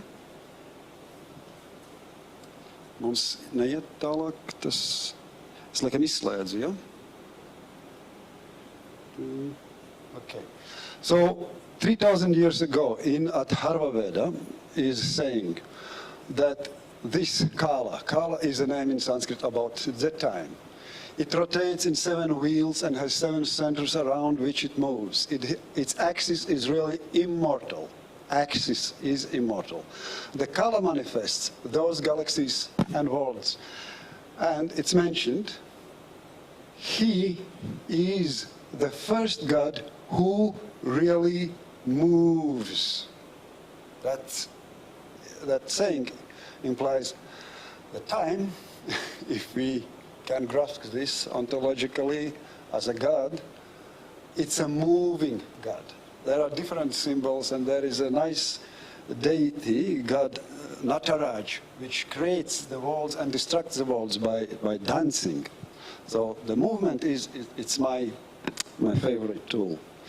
That's why I see that this implies this manifesto in Atharva Veda, that this first moving God is not exactly opposite, but maybe it's derivation from unmoving God, stillness, and something which is omnipotent, and that's why not divergent. So it's we can consider that as a basic underlying. So if the time really is moving all the time, in art, in last century, in surrealistic manifestos, and by Salvador Dali, we have these nice images, and image sometimes is telling more, even for our understanding, than the logical thought calculation. Then we can ask, is time not sometimes feeling tired? Does it need rest? Does it feel asleep? And we are in our day-to-day sayings, we have this resting time from time to time and meltdown. So art sometimes is really giving very good answers to this always moving thing and how it happens, how far this can move. By our understanding, we have grasped this movement as oscillations. Can be there oscillations as a repetitive or periodic variations, but we can ask, is our attention to the oscillation is it serving a really reliable method for that time comprehension? Can we comprehend the time by looking only on oscillations? I know it sounds strange question, but there is something hidden that then how the time is tricking us. Because again, it's not my thought or my idea. I would be happy if I would come along to this. Again, these oscillations, we see like astronomical spins in space bodies with divergent time axis, then bounding of molecules in particular clusters, doing measurement of certain periods and timing processes, and in the development of cells and their decay, we read biological clock of our life cycles, and we have different life cycles for different species. Okay, again, switched off. So, if the time is tricking us by hypnotizing us with these oscillations, we can ask, can we play the game? Can we trick the time? What would happen then? And we can play a small game, very easy game. I will suggest you to come along.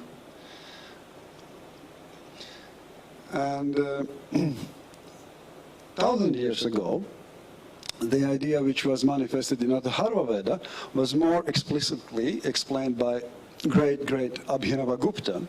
In a small word, it's called Bodhapanchadasika, which is very interesting how it was applied. It was 15 verses, and great Guru Abhinavagupta said that this Bodhapanchadasika is for those who are not intellectually talented, because he had other treatises which were oriented for those who really can muscle their mind around. So in these 15 verses, in verse 11, 12, and 13, he repeats again the idea about this. There is a term which many of you probably have heard, Jivan Mukta, one who got liberated himself while he is living. So, and Abhinavagupta explains it, of course, much better than I do, but this might be a strange style of saying it, that the person who is in state of non-perception, that all the worlds, portions of worlds, etc., are inside the supreme principle, and there is consequently no time. Also, it is described as svatantra, or absolute freedom, svatantriam. So that very non-perception of reality is certainly samsara, or transmigration full of suffering, which terrifies the ignorant, literally the ones who are bewildered, buddhanam. But when the thought of the supreme principle as a nectar, tat prasada rasa eva, that comes from the guru or through the scriptures or through anything whatsoever, coming from the Supreme Lord, that there is perception or realization, parijnanam, that truth, that all the worlds, portions of worlds, remain in Supreme Principle alone, and that there is no time, then that is liberation, sah moksha, state of the Supreme Parama Ishata. And that is fullness, purnatvam, of the ones who are awakened to their own self, parubhadanam. And that is called liberation while living, jivan mukti. This, to our daily routine of trying really be good in understanding, it is quite challenging, I would say, that how we can accept that there is no time. Well, that's why I offer a game, a play, so we can see what comes out from this. Because there are different scriptures, like actually one discipline in yoga, which is paying great attention to oscillations, is called Svara Yoga. There are different techniques of breathing, different techniques of observations, and we will not go into that. But time is, according to Svara Yoga, also related to prana, and we know prana is related to our breathing. So let's play this game slowly. Everyone, we just breathe in and breathe out slowly, deeply. Breathe in the past. Breathe out the future. Again, breathe in the past, breathe out the future. Hold on. And then reverse. Breathe in the future, breathe out the past. Breathe in the future, breathe out the past. Hold on, comprehend the flow of time without oscillation. Realize your liberated self. Do see the golden future which we are making. We are contributing to the golden future Satyam Yoga. Thank you so much for your attention. Thank you so much for your presentation. And I hope we'll have a very exciting discussion afterwards. So now I'm happy to give the word to Mohan Rana. And I was searching in internet. I think he is a quite famous poet, is it? And he will speak about Kavita, an act of remembering Foreseen's future.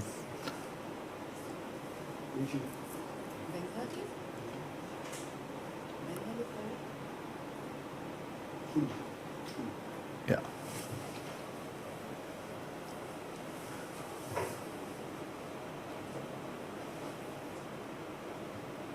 Those guys.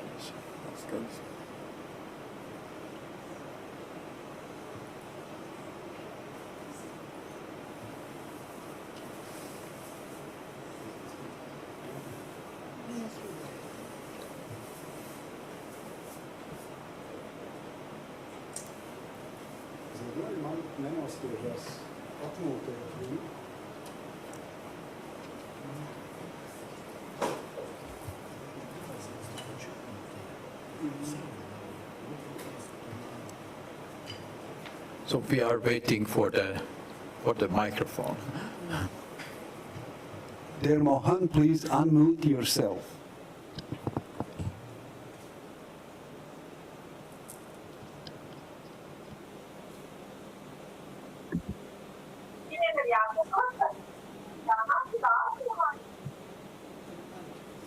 Namaskar. Thank you for inviting me for this conference. I'm glad we started on right time.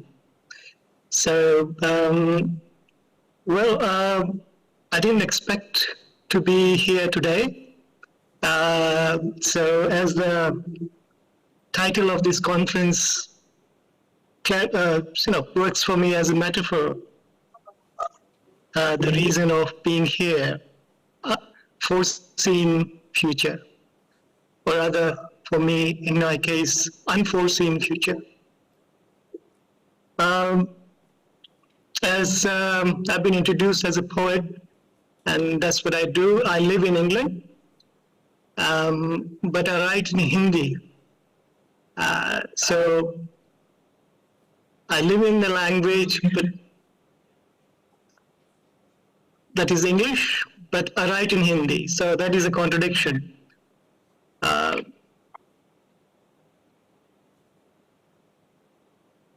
I should be reading some poems today, but I decided I will just talk a few things about how I see poetry or kavita, in terms of time. For me, future is a past that we don't remember yet. So it's all about recollection.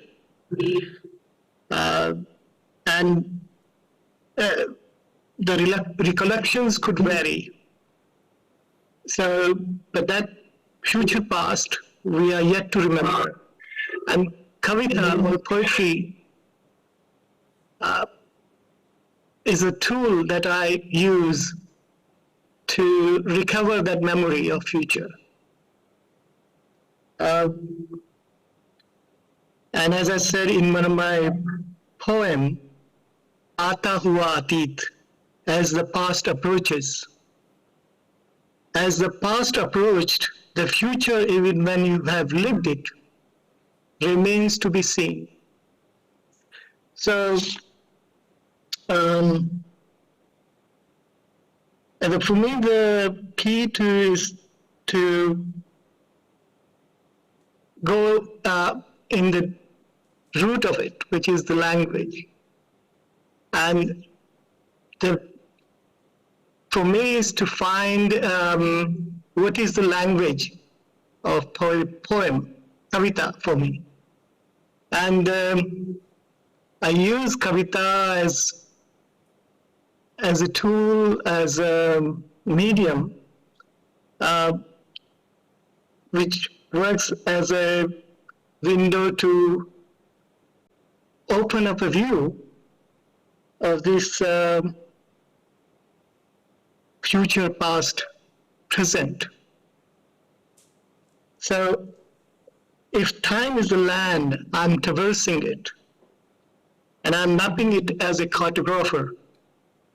So as a cartographer, at the same time, I'm living and as a word as well. So word illuminates, but it illuminates a reality, but at the same time it hides as well. So for me, it's sort of like it's a good guide, but at the same time it doesn't reveal all of the facts. Something is for me, it's always remain unseen, invisible, and this is what I've been trying to do. Is the language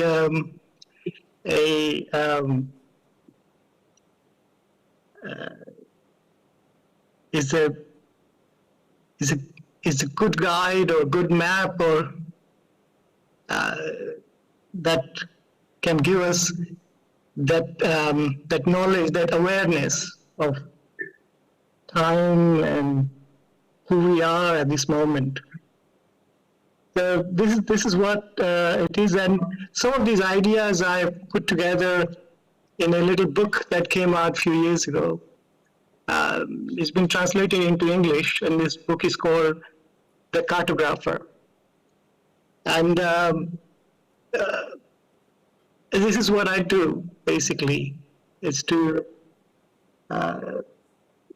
uncover that future past that we are yet to remember with the help of kavita, or poetry. I think at this point, I like to just to hold myself and feel the present, and just to experience this, just to be here, because I didn't expect to be in a conference today. In fact, it's by chance. It just happened. There's a sequence that I got to know about your department, and basically my visit to Latvia was supposed to be in September, but it just happened that I ended up being in UA, and there is a sequence, and then we are here now, this moment. So for me, it's as I said in the beginning, that is just being here in this part of this conference is a metaphor. For me, I've yet to uncover or recover what's happening right now. So that is all I would say this moment.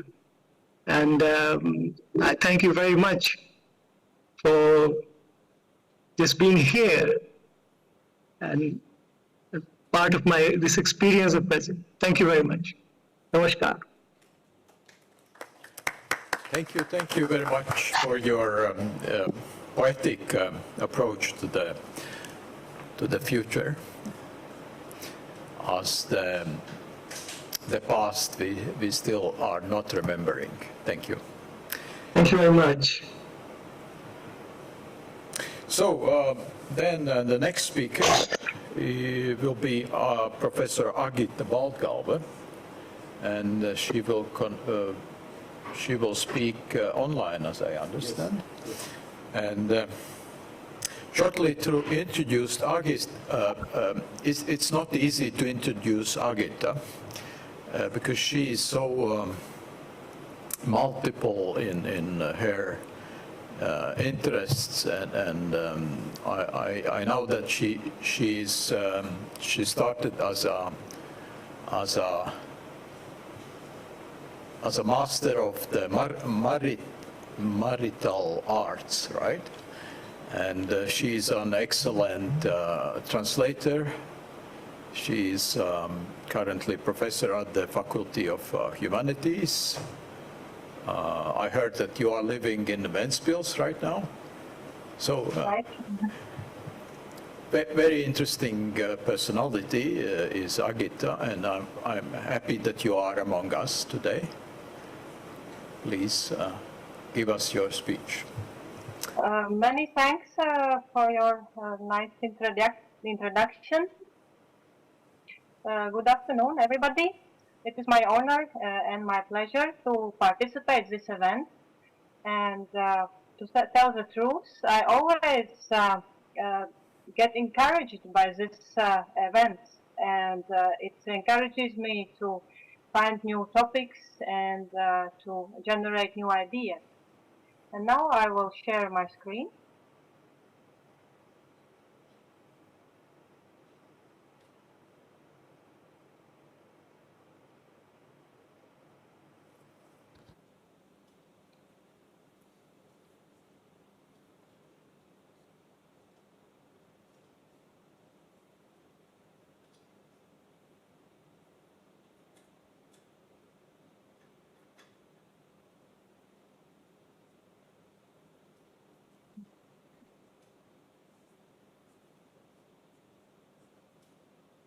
Yes, so I hope you can see my presentation. First of all, I would like to talk about actuality and reasons for the choice of the topic. Yoga Day is celebrated during summer solstice, when there is dominating influence of the light energy. But in Latvia, it's also the time when light is slowly replaced by darkness. Therefore, I would like to urge everyone to carefully observe this perpetual alternation of light and darkness in the nature, as well as in our mind and body, and to consider the impact of our lives. Main theme of the conference is Foreseen Future, and it is well known that recitation of mantras and singing of folk songs invoke transcendental powers, and with belief and persistence through these sonic vibrations, we can attract cosmic energy and deliberately improve our mental and physical condition.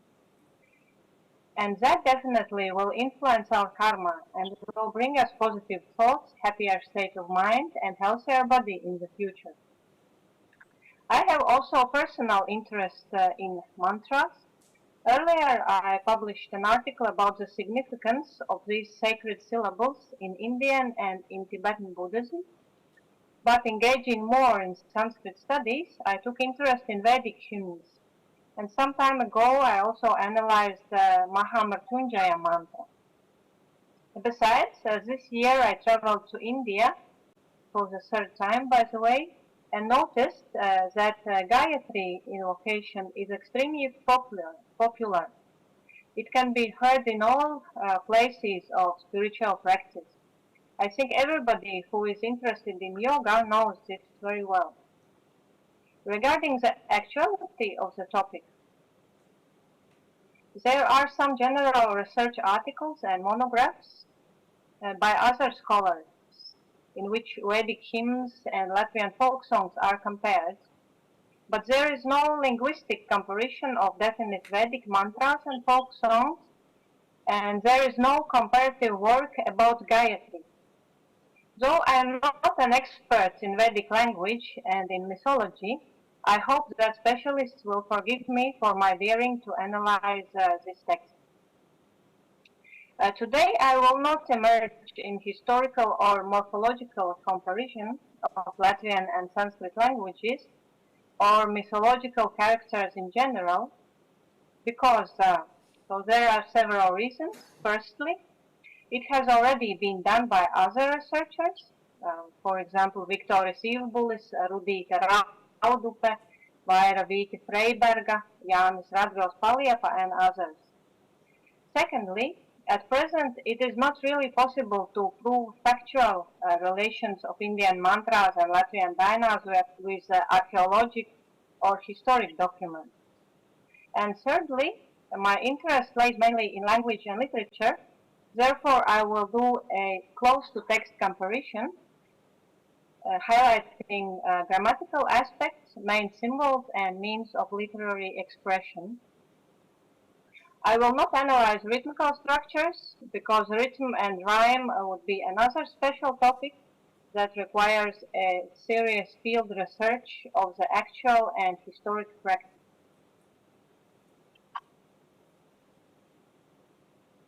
So I hope you can see my first slide with Gayatri mantra and one Latvian folk song. And you can see my translation of Gayatri mantra in Latvian and the English translation by Stephanie Jameson and Joel Burton. I chose this English translation because it is more close to my Latvian translation. I will not repeat the text, but I will share with you my video record, which was taken this year January at sunrise in Haridwar, their Sanskrit University, and at sunset in Rishikesh near the Ganga River, where usually Gayatri mantra is sung.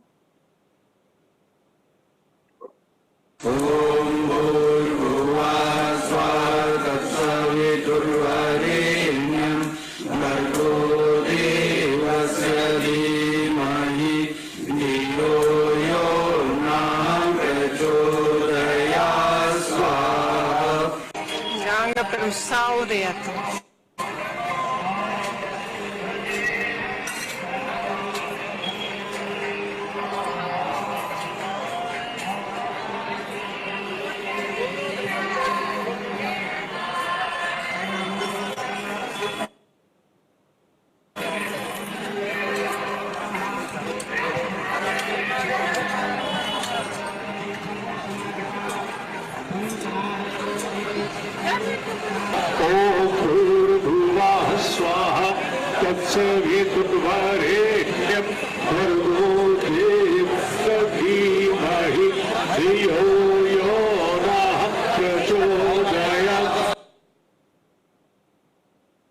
So, and here you can see one Latvian folk song, which I have compared with Gayatri mantra.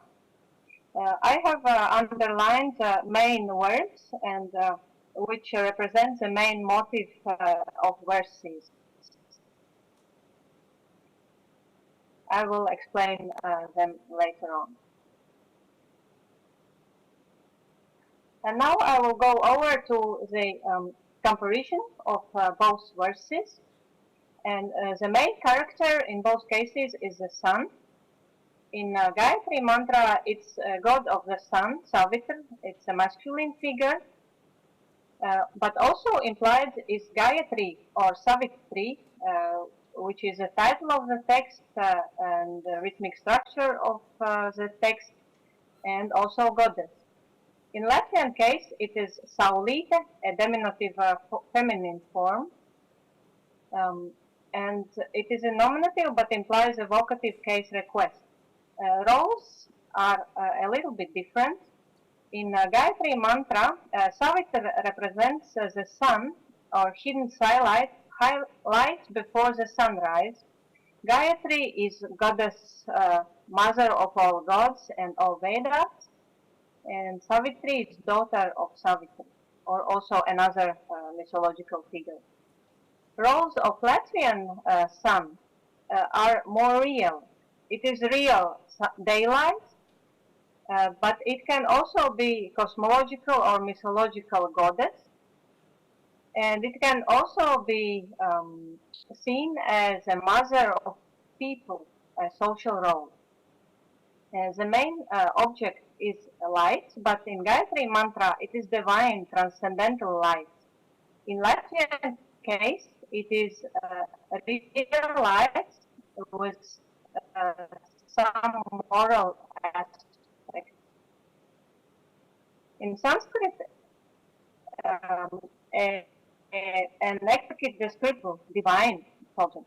In Latvian, diminutive forms are used, saulīte and gaišumīte, which indicates something very dear, precious, a wish to make something close and intimate, polite and kind attitude of the speaker.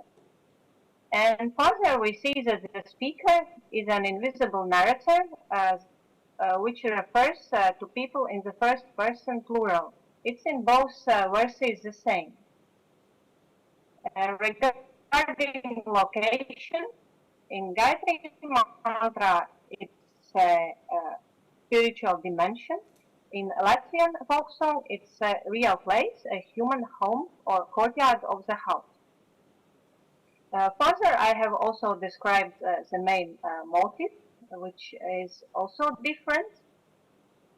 In Gayatri mantra, it's a prayer for the enlightenment of mind. In Latvian folk song, it's invocation of the real light and warmth, and may indicate that the sun is needed in a cloudy weather. But it can also show a wish for social harmony. The form of address is different. In one case, benedictive. In another case, direct speech. And then I have described verbal forms. As already said, they show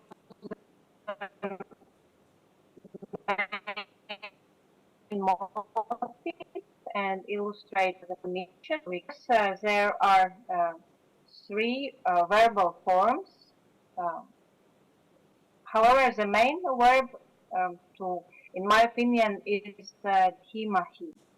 Let us acquire, or might we make our own, but later usually translated as meditation, to meditate, or focus the mind on something. In Latvian folk song, there are also three main verbs. Lec, which means to rise, spīdi, which means to shine, invoking the sun to shine into the courtyard. And the third, vajadzēja, is actually past form, but it expresses a wish of people, need of people for the sunlight. And related to verbal forms is the sentence division. In both cases, it is not very clear. In Latvian case, it's maybe more clearer because interpunction is used. And if we see the interpunction, then there are two sentences. However, if we look at the usage of predicates, there can also be a three-sentence part. In Gayatri mantra, there can be different interpretations, and here I listed three quotes, where you can see that all verbs are translated separately, like Sri Aurobindo or Radha Krishnan translate each verb as predicate. But actually, in my understanding, there is only one method, but this is demarcation. So the main action intended in Gayatri mantra, it is the acquiring of the divine light, and it refers to human activity. In Latvian folk song, it is shine, and it's a prayer for the sun to perform the action. And now to some stylistic features and special characteristics. There are shortened verb forms in both cases, and in Gayatri mantras there is usually a prefixing consisting of pranava om and three vyahatis, bhuv, bhuvas and swaha, which show three dimensions and have many other associations. And this prefixing may indicate that the sun is the creator of everything. Its influence stretches to three and to all spheres. And the prayer requests enlightenment not only for oneself, for humans, but for all beings in all dimensions. In Latvian folk song, there are diminutive noun forms which are very special for Latvian language. Saulīte, gaišumiņš, sētiņa. They may show kindness, honorable attitudes, and wish to bring the sun close to oneself. And there are doubled verb and noun forms, which are typical to Latvian folk songs. Let's saulīte, vajadzēt, vajadzēja. And they may indicate urgent necessity, repeated requests, and figurative culmination. In both verses, there is three-level narrative. However, the contents differ. In Gayatri mantra, line 1 describes adoration of the sun god and his light. Line 2 shows the focusing of the mind, meditation. And line 3 is actual prayer to awaken and to enlighten the mind. In Latvian folk song, line 1 shows sunrise, which is processed in the nature. Line 2 shows light in the courtyard, reference to humans. And lines 3 and 4 indicate human necessity for the light. So here you can see some results of the comparison. There are substantial similarities, short verse form, invocation of powers of nature. The main character is the sun. The main object required is the light. And the narrator is the first person in plural.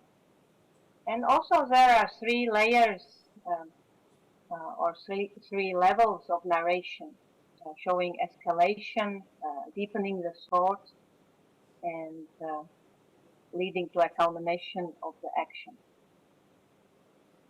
But maybe there are even more differences. And first of all, it is the purpose. Gayatri mantra invokes transcendental powers to enlighten one's mind and to improve the health. The location is abstract, related to the spiritual dimension. Main action is supposed to be performed by humans. And there are philosophical and psychological aspects.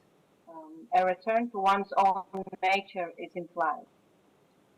In Latvian folk songs, the main purpose is invocation of the real sun to welcome warm and sunny weather. It can be also understood figuratively as a motivation to improve moral qualities and to harmonize social relations inside the family. Location is a real place, homeyard, and the main actor is supposed to be the sun, which plays also a social role of warming up and harmonizing family relations.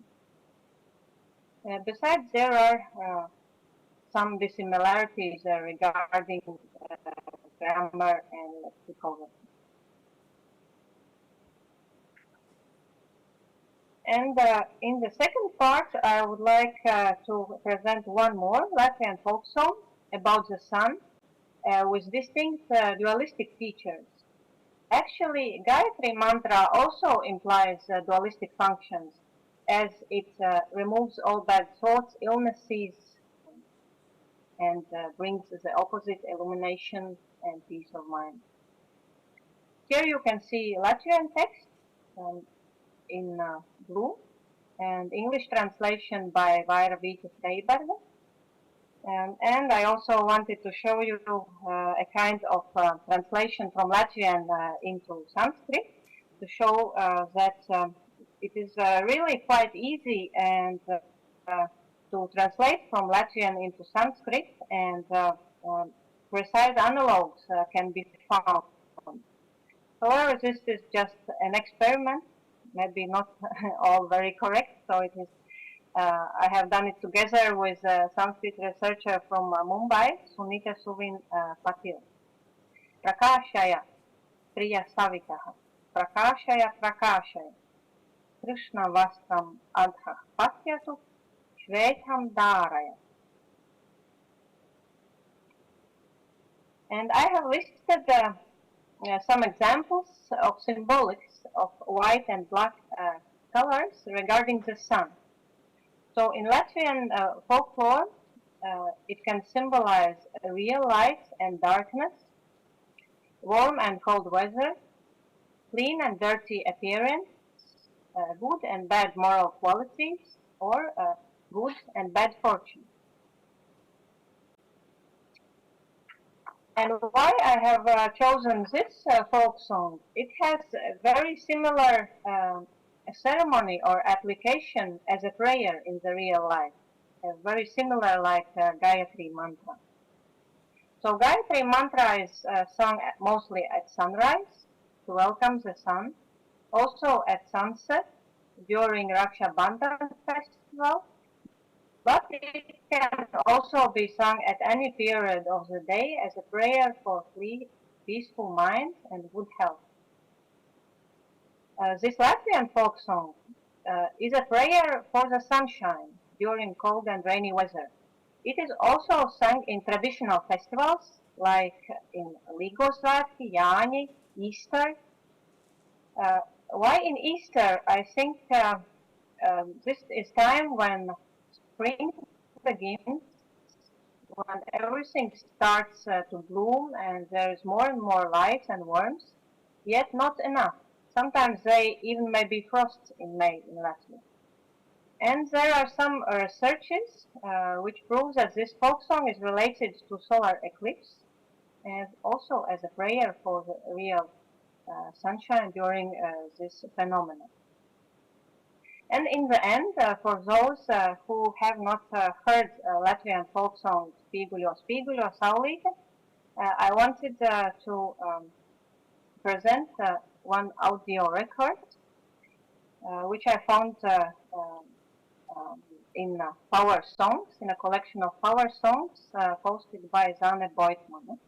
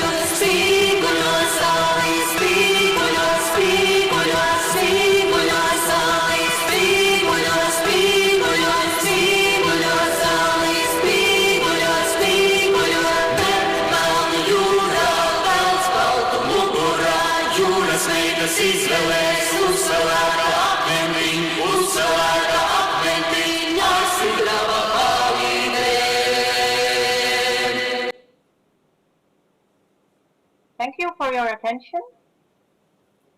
And thank you for your presentation. And I was never thinking that mantras are actually the same as tautasisms or dainas in Latvia. Thank you. So then we are moving forward to the next speaker, and Professor Lakshmi Arya Tatachar. He will give her presentation online about yoga, the religious and the secular.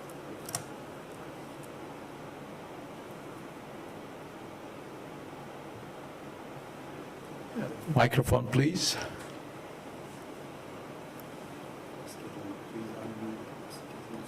Good evening, Namaskaram. My name is Lakshmi Arya Tatachar. By way of a brief introduction, I am Associate Dean Research and Associate Professor in the School of Law at RV University, Bengaluru. At the outset, I would like to thank RNS for inviting me to participate in this conference. RV University and Latvia University have a partnership. We have a memorandum of understanding, and therefore, we collaborated here.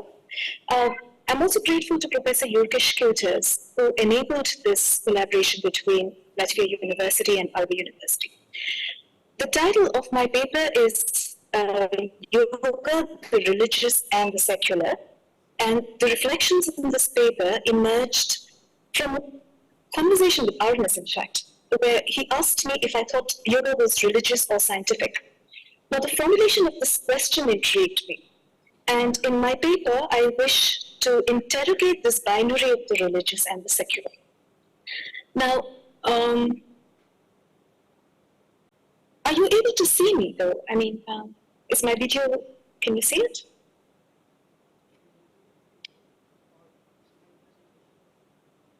Okay.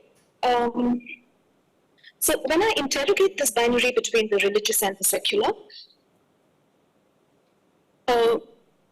I do it in 4 ways. One, I ask, where does the binary of the secular and the religious come from? Where does this emerge? 2, I do it by asking if all cultures have religion. 3, I ask what happens when the Semitic religions or the Abrahamic religions, like Christianity, interact with the traditions of India. And 4thly, I ask if there is a mutual incompatibility between the notion of the self in yoga and the notion of the self in Christian theology. So I'll begin with the first point, which is, where does the binary of the scientific and the religious emerge? Very generally, when we talk of that which is secular, its object is this world or the natural world. And when we talk of the religious, the object is the other world or the supernatural world. This binary of the religious and the secular seems to emerge from a certain European historical trajectory. When Europe becomes modern, and historians would date this around the 16th century, there is a transition from the medieval to the modern periods, and this is accompanied by shifts in several domains of human activity. The epistemic domain, political, the economic, the social, the religious, and so on. To elaborate, if you look at the epistemic transition, science becomes the dominant way of knowing in the modern period, as opposed to Christian theology, which was a dominant way of knowing in the medieval period. Politically, the divine right of kings to rule is questioned, and democracy emerges. Economically, too, in the medieval period, when the church was dominant, not all things could be bought and sold. Time, for instance, was seen as belonging to God. So the merchants who made a profit out of selling time by money lending and other activities were seen as sinning. With the Industrial Revolution and the rise of capitalism, the market becomes more secular. Through all these transitions, what happens is Europe becomes more secular, i.e., it moves away from religion. What about modernity in a context like India? Some historians are of the view that colonialism brought modernity to India. So the British came and they introduced factories, democracy, rule of law, etc. Therefore, our modernity is a colonial or a derived modernity. Other historians are of the view that India already had science, rationalism, democracy, etc. in different periods of time. My take on this is something else. It is to foundationally question this binary of the religious and the secular by asking if religion is a cultural universal. Do all cultures have religion? The question that we first need to ask here is, what is religion? To do this, let's take a small detour and let's imagine a philosopher, Plato, come alive. Imagine Plato were to ask you what is an apple, and you point to a red delicious, a Granny Smith, a pink Shimla apple, etc., and you say these are apples. But Plato insists, what is an apple? You have given him examples of what apples are. He wants you to define apples, the pure form or the essence in which all apples partake.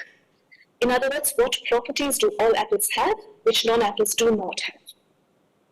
Let's ask the same question of religion. What is religion? You may give examples and say Christianity, Islam, Judaism, Hinduism, Shintoism, Buddhism, Jainism, they're all religions.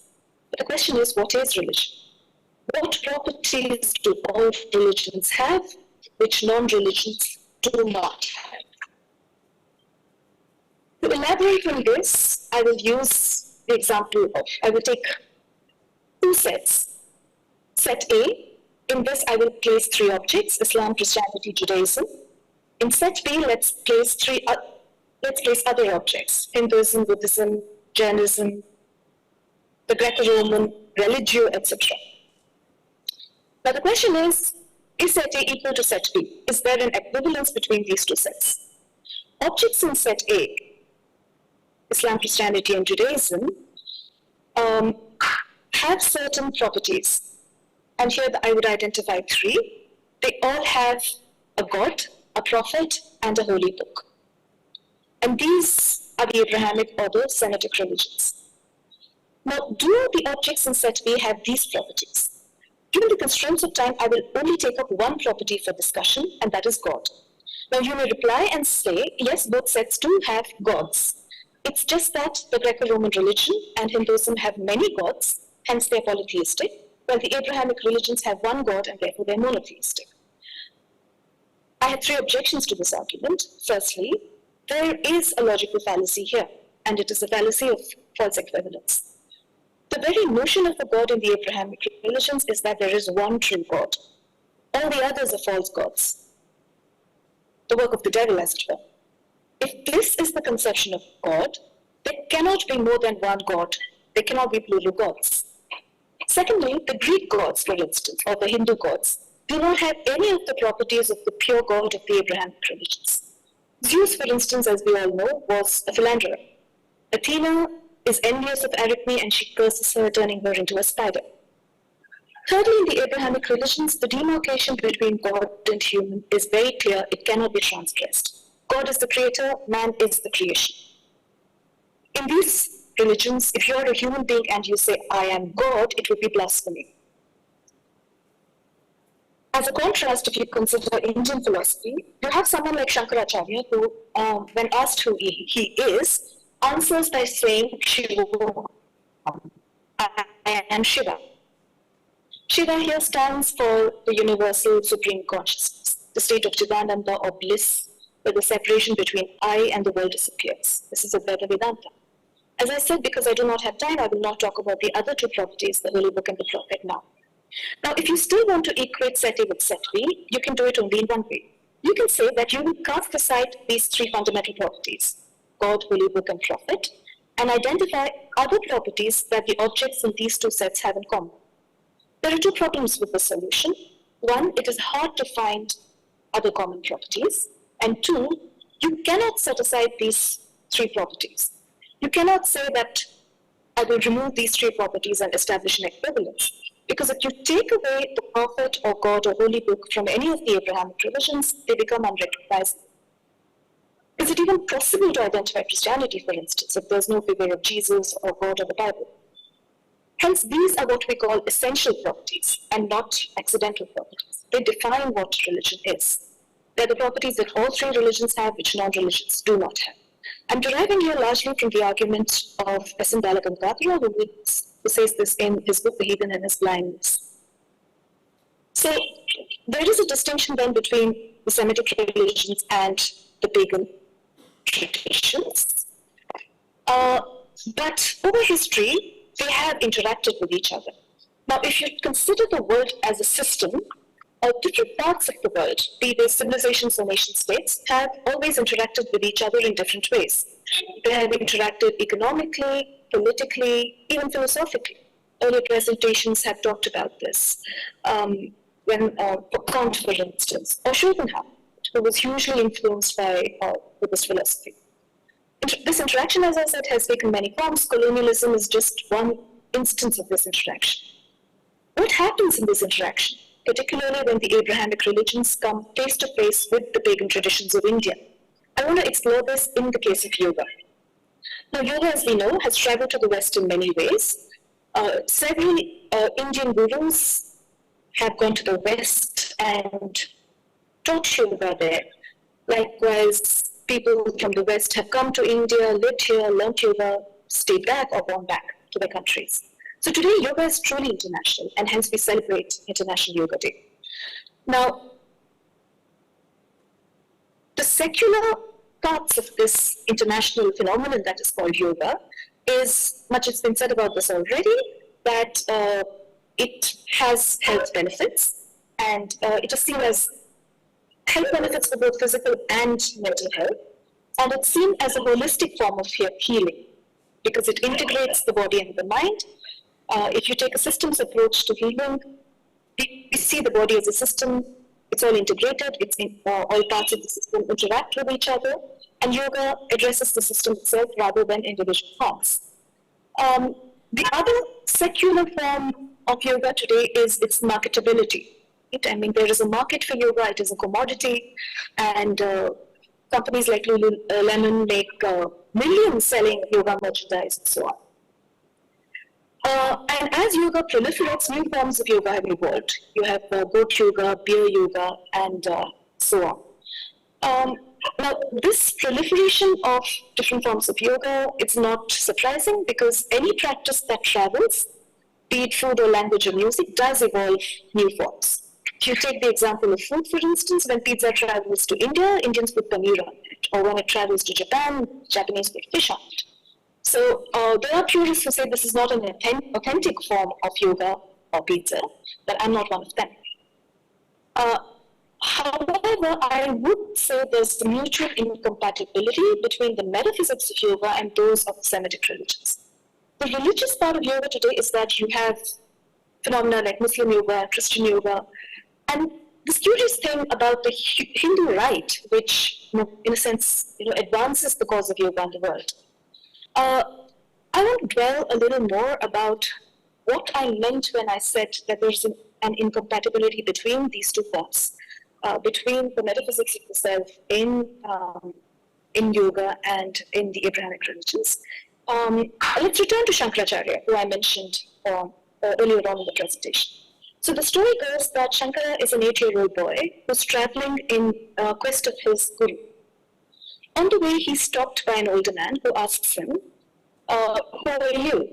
The answer that Shankara gives is in the form of the Nirvana Shakti, or the Atma Shakti. If the central question of this philosophical tradition is the question, who am I? Shankara's answer may be summarized as follows. He says, I am not the mind, I am not manas, chitta or buddhi. I am not the body, I am not my emotions. So he says, I don't have matsarya, dvesha, kama. I am not my relationships to others. He says, I'm not the guru, I'm not the shishya, I have neither friend, I have neither father nor mother, I have no birth or death. So he keeps answering in the negative. I'm not this, I'm not that, niti niti. The only point in the Nirvana Shatakam where he says something affirmative or positive is when he says, Shivoham, I am Shiva. Now Shiva, as I said, is this consciousness. The state of Chidananda or bliss. If you want to realize this state of consciousness, the Indian traditions give you many paths, which are called margas. Right? Now the margas may be classified into there are 4 margas essentially. There is yoga, there is bhakti, there is jnana, and there is karma. So yoga is one of the markers to realize this consciousness. All markers may not work for everybody, so you choose the path that works best for you. Notice also that these markers, Bhakti, Kama, and Yoga, 3 of the markers involve the body. So the body in the Indian traditions is not an obstacle to reaching moksha, that state of consciousness. It is not associated with sin, it is not the flesh, as Christian theology would have it. Lastly, the conception of the self in the metaphysics of yoga is, as I said, not compatible with the conception of the human self in the Abrahamic religions. Because fundamentally, it dissolves certain binaries. It takes away the separation between I and God, whatever that is. It takes you to a place where there is no God outside of you, and it takes you inward rather than seeking an external God. Anyone who has practiced yoga for whatever periods of time would have experienced the state of consciousness, the state of Chidananda, albeit for short periods of time. And the ultimate form of this state is moksha. Now, this is not the same as the Christian concept of salvation, which is the reunion of man with God. As per Christian theology, one needs to live a pure and sinless life to attain salvation after death in the other world. Moksha is not the same thing. I can attain enlightenment in this world, in this body, in this life. Jivan Mukta, as I have said. As have many before me. And that path to enlightenment does not need to involve a God at all, except in the Bhakti Marga. So, what this also does is dissolves the binaries that are very fundamental to Western secular philosophy, such as the subject and the object. Because if it's all one, if that state of Advaita Vedanta is that there is no I and the object, there is no self and the other, then fundamentally, philosophically, we have a question here. What is your ethics towards the other? Let's say if you're an ethical philosopher, or what does it mean to know an object if you work in epistemology or knowledge? For theology, and what is God? So this raises very, very foundational questions for the philosophical quest as well. I want to end this presentation by going back to the binary with which I began, that is between the religious and the secular. And I want to end by saying it is somewhere the modern West that sets up in this binary. And I have questioned it by asking, one, if all cultures have religion. Two, in my larger work, I also show the continuities between Western secular philosophy and the Christian theological roots from where it is. So this inquiry I owe in great debt to my teacher, S. M. Balagangadran, who I have quoted from. And to him, I owe a huge debt, intellectually and personally. So I would like to end with this. Thanks very much for having me and for your attention. Thank you so much for your contribution to our better understanding of yoga. Thank you. So now we will move to Ayurveda, another gift of the Indian culture. And the presenter will be Professor Shantala Priyadarshini. And Professor is Ayurveda chair in Latvia, sent to us by the government of India to teach and to spread and to promote Ayurveda in Latvia and I think also in whole Europe.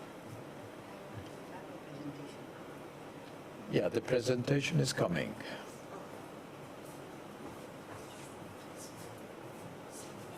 Please take my photograph.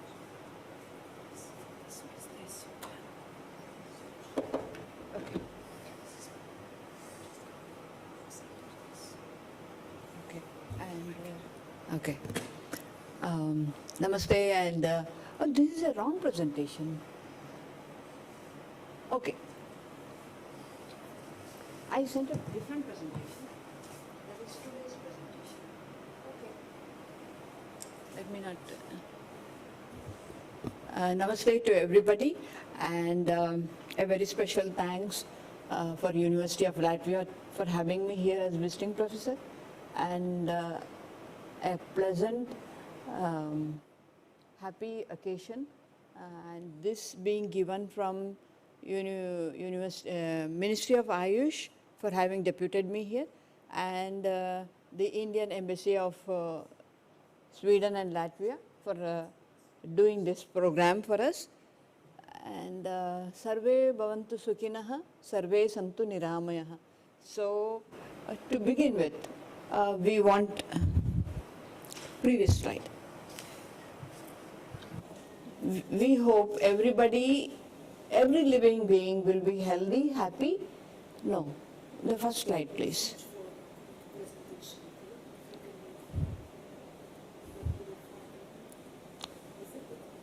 No, today's presentation.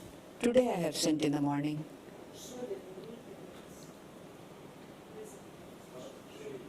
This is the same. This is the same.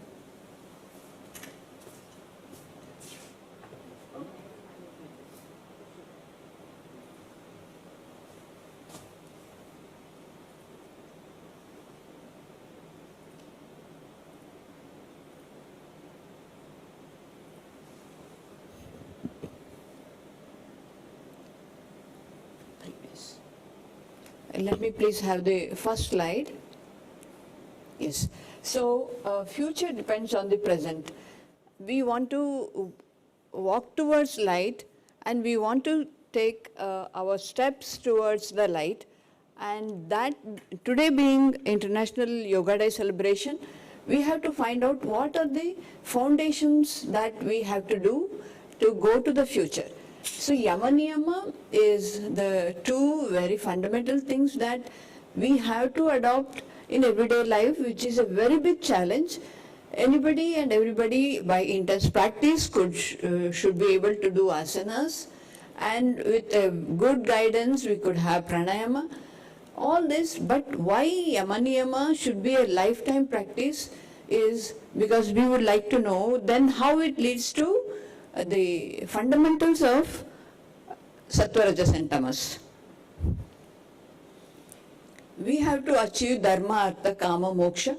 Dharma should be a lifetime practice, a life method of living, and then you earn something, you crave for something, you have to do it so that you have income, or you have whatever you want to earn. That is for some years of your life, and then Kama also. Then Moksha and Dharma is for lifetime achievements. So these are the pursuits that we really need to have. So foundation of future, before we can plant something, we can sow something, we really need to plow the ground, have and pray for good rains, and see that we do a lot of dedicated work. That is Yama Niyama.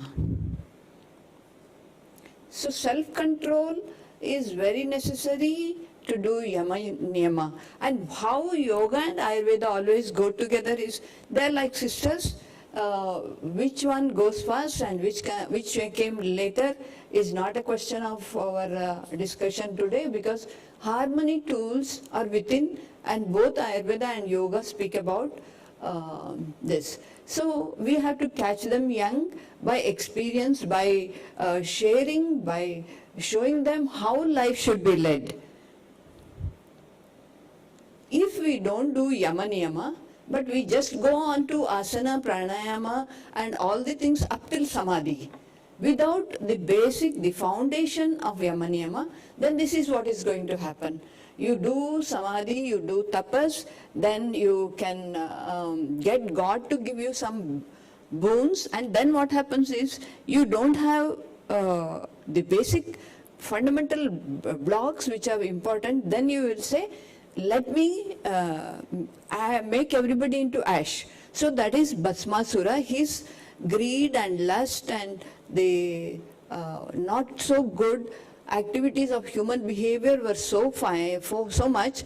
So Shiva came over, and then when what boon was to be given, this demon said, whomever I touch on the head should burn down to ash.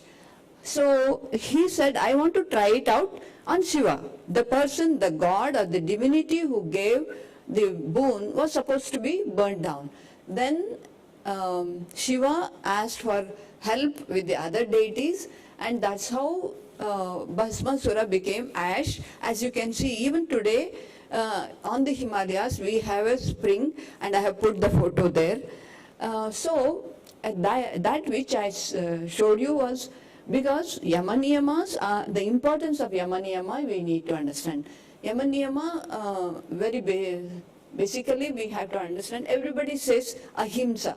So ahimsa is non-violence, not to hurt any living being by words, deeds and thoughts. It is a very big challenge. It is not easy at all. It should be a lifetime practice. It should be by experience, by looking at what is happening around you. That is how you need to understand this. Then satya, being truthful.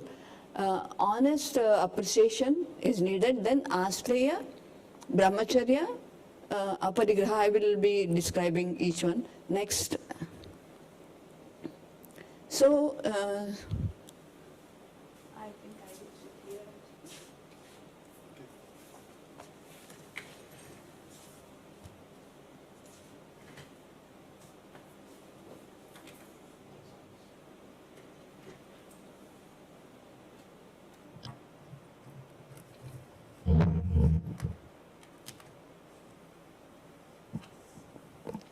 So hurting words could be by pitch of the voice. It could be so hurting that we don't even have an idea if our words, the pitch of our words are hurting anybody. Then gossip behind a person could also be difficult. It is a challenge. We need to understand. Truth is necessary. Slamming the door, which we usually don't understand why we do it. It could be because we want to hurt somebody, we want to say we are going against your words, so we slam the door. So even such simple activities, by words, deeds or actions, we should be very pleasant. So is it going to curtail our freedom? Then satya. We have to understand, if we give 100% with no expectation, you are a saint. You are going towards the sattva. Then you take 100%, give 100%, then you are a righteous person. But if you are taking 100% and giving 50% back, you are a good businessman. That's also fine. So it is a rajas person. Then if you take 100% and give back only 30%, a debtor, you are into tamasa level. Then take 100%, give back nothing. So you carry on the karma for generations to come, for your next birth too. Asteya could be, today we are looking at what is all being stolen. It could be programs in the computer, it could be materials, it could be time, it could be biodiversity, natural resources, ideas. So physically, mentally, stealing is not supposed to be done, which is again a challenge. Then brahmacharya is always not very well understood, nothing to be controlled in excess, mind, physically, and by thoughts, everything, you have to have a moderation. So walking on divine direction, thinking of the Godhead, the goodness, look at God in everybody. Then do good, be good, should be the thing. Then aparigraha is one more, which says competition, cooperation and dedication. Aparigraha is not to accumulate too much. So we see that latest mobile is the craze. Then you have a car, you go to one conference, and the next conference you buy a new car. So these are like coveting. What happens to the nature, what happens to the world around is what we should look at. Do you carry your baggage when you go to a different continent or a different country? You don't carry your baggage, you don't carry your luggage, you don't carry your furniture. Similarly, you should not carry too much, you should not have too much. Fear is, we may lose. So we have fear of famines, natural calamities, so we go on accumulating. So greed, love and safety, these are what is. Then we have these 5 precepts which we need to follow. Saucha. Saucha is, I am speaking now about the niyamas.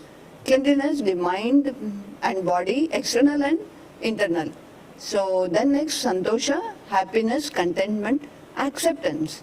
It's very difficult because yama niyamas are very challenging. Then harsh, tapaha. So tapaha, actually the word tapaha means to undergo hardships. Swadhyaya, study of self, introspection of duties. Ishvara pranidhana, meditation, surrender to a higher self. Prayers and self-discipline is everything that is about yama niyama, which is again a challenge. So these are the foundation of yogic practice. How it should be done? By recording daily activities, introspection, truthful to the core, to yourself, gratitude for every small gift to God and Guru, forgive, let go, forget any wrong, don't carry baggage, acceptance and appreciation. So how yoga, Ayurveda is relating to this is the Arishad Vargas, like the excessive lust, anger, fear, jealousies, grief. These are all to be from the day you are able to understand things, it should be controlled. Dharaniya and adharaniya vega. So what should not be controlled, what should be controlled? These are very specific rules given in Ayurveda to attain health, to attain the Purushartha. So when we do all this, we go to a state wherein you become Trigunatita. You don't have Sattva, Rajas and Tamas, you have gone beyond that. Then living beings can attain freedom. See here actually we speak a lot about the time, Triguna and Trikala. The future, the past and the present are all spoken of, and if you achieve this Trigunatita state, then you will be able to understand the time, duration, space and direction. Every single living entity of anything has got the time, space and direction, which is very well described in Ayurveda. So qualities of Sattva Guna, as I have been telling you, work is to be treated as duty. If you are a person with more Sattva Guna, clarity to distinguish between duty, desirable to others, awareness, love, intellect. So it is not only food habits alone and not only life habits, it is much more. So it is like Sattva, Rajas and Tamas are like three robbers. People, these three will be like, tie him up, could be somebody, bind him, kill him or steal or kill him. So this is like how much of Sattva, Rajas, Tamas you have inbuilt in yourself. So again we have Sattva Guna. What is Sattva Guna? Is mental strength, intelligence, divinity, clarity, respect and non-violence, kindness. These are the activities which will tell you how much of Sattva Guna you have got. It is influenced by the company. It is said that when we were small kids, we have always been told stories how your company is going to, with whom you live or who are your friends. So there are two parrots taken out from a same cage, and one was given to live with a saint, and he would say, let there be peace, let there be bliss, and this parrot would say amen. And the other one who was given to a barber, a butcher, and there he would say shoot him, kill, shoot, and all that. So you are influenced by the company you keep. Activities that enhance Rajas Guna. Enthusiasm at a limit is very, very important. It is much necessary for you to be active, to achieve more. Interest in, it should not be in excess. Activity and work driven, it should be. Restlessness should be controlled. Desire and egoistic. Greed and attachment. These are what we have to distinguish between what is right and what is wrong, how much of Rajas Guna we have. Tamo Guna is being dull, being very materialistic. So you have to have Tamo Guna also, or else you will not be able to sleep. The Rajas, Tamas and Sattva Guna should be in correct balance. So yama niyama, guidelines, observances. So to achieve this, it is a everyday practice that you should achieve, then it is possible. I don't say it is impossible, but we see that even yogis have to follow all this, and only then they can become yogis, in a real sense. Or else we'll only be doing yogasana, we'll be doing only for having a good physique and achieving some things. So, but we have seen that it is very necessary. For then we have here how long and how many.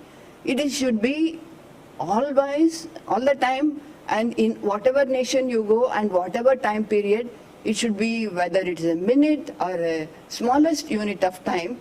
Kala is very much described as to the, when even your,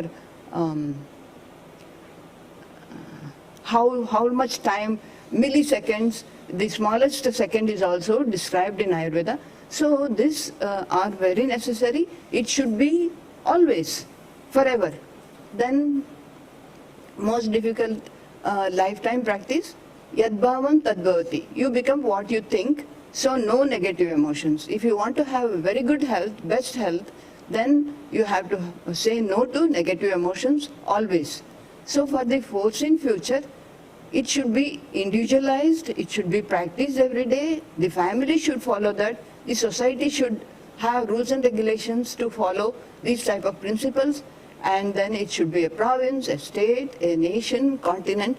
Then comes the global harmony. For us to achieve global harmony, we have to have the basic yama niyamas practiced in every stage. So if we can catch them young, and if we by practice, if we can show them by our own experience, we live it that way, and students, the kids will also follow it. So it is a namaste, and I thank everybody for giving me a patient listening. Thank you. The definition, Thank you so much for those wise words. And now we have an opportunity to I have questions. question. For all this. Yeah, you can give questions to us, and we will try to discuss it.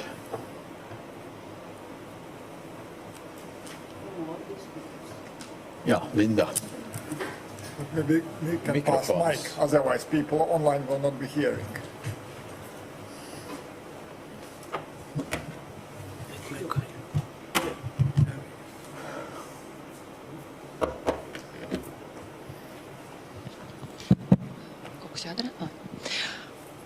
Should be in English, yeah? So thank you very much, Professor Stilters. I enjoyed so much your lecture, and I have two questions. One is about what do you think, is there any interaction between individual perception of times? And if there is it really statistically significant, let's say? And another question would be about direction of time. Who is making that decision? Thank you. Well, thanks a lot. Thanks a lot. So, well, there are quite a few interesting individual differences if you think about between subjects wise. What we know is that there are these profiles of time perception that I was referring to. These are the three main pathways, but of course there are lots of different more fine-grained cases. For instance, we are very different depending on our personality features. So the more open or extrovert personalities have slightly different way of generating those time extensions. So the answer is yes, there are individual level differences that are statistically significant and reliable and replicable.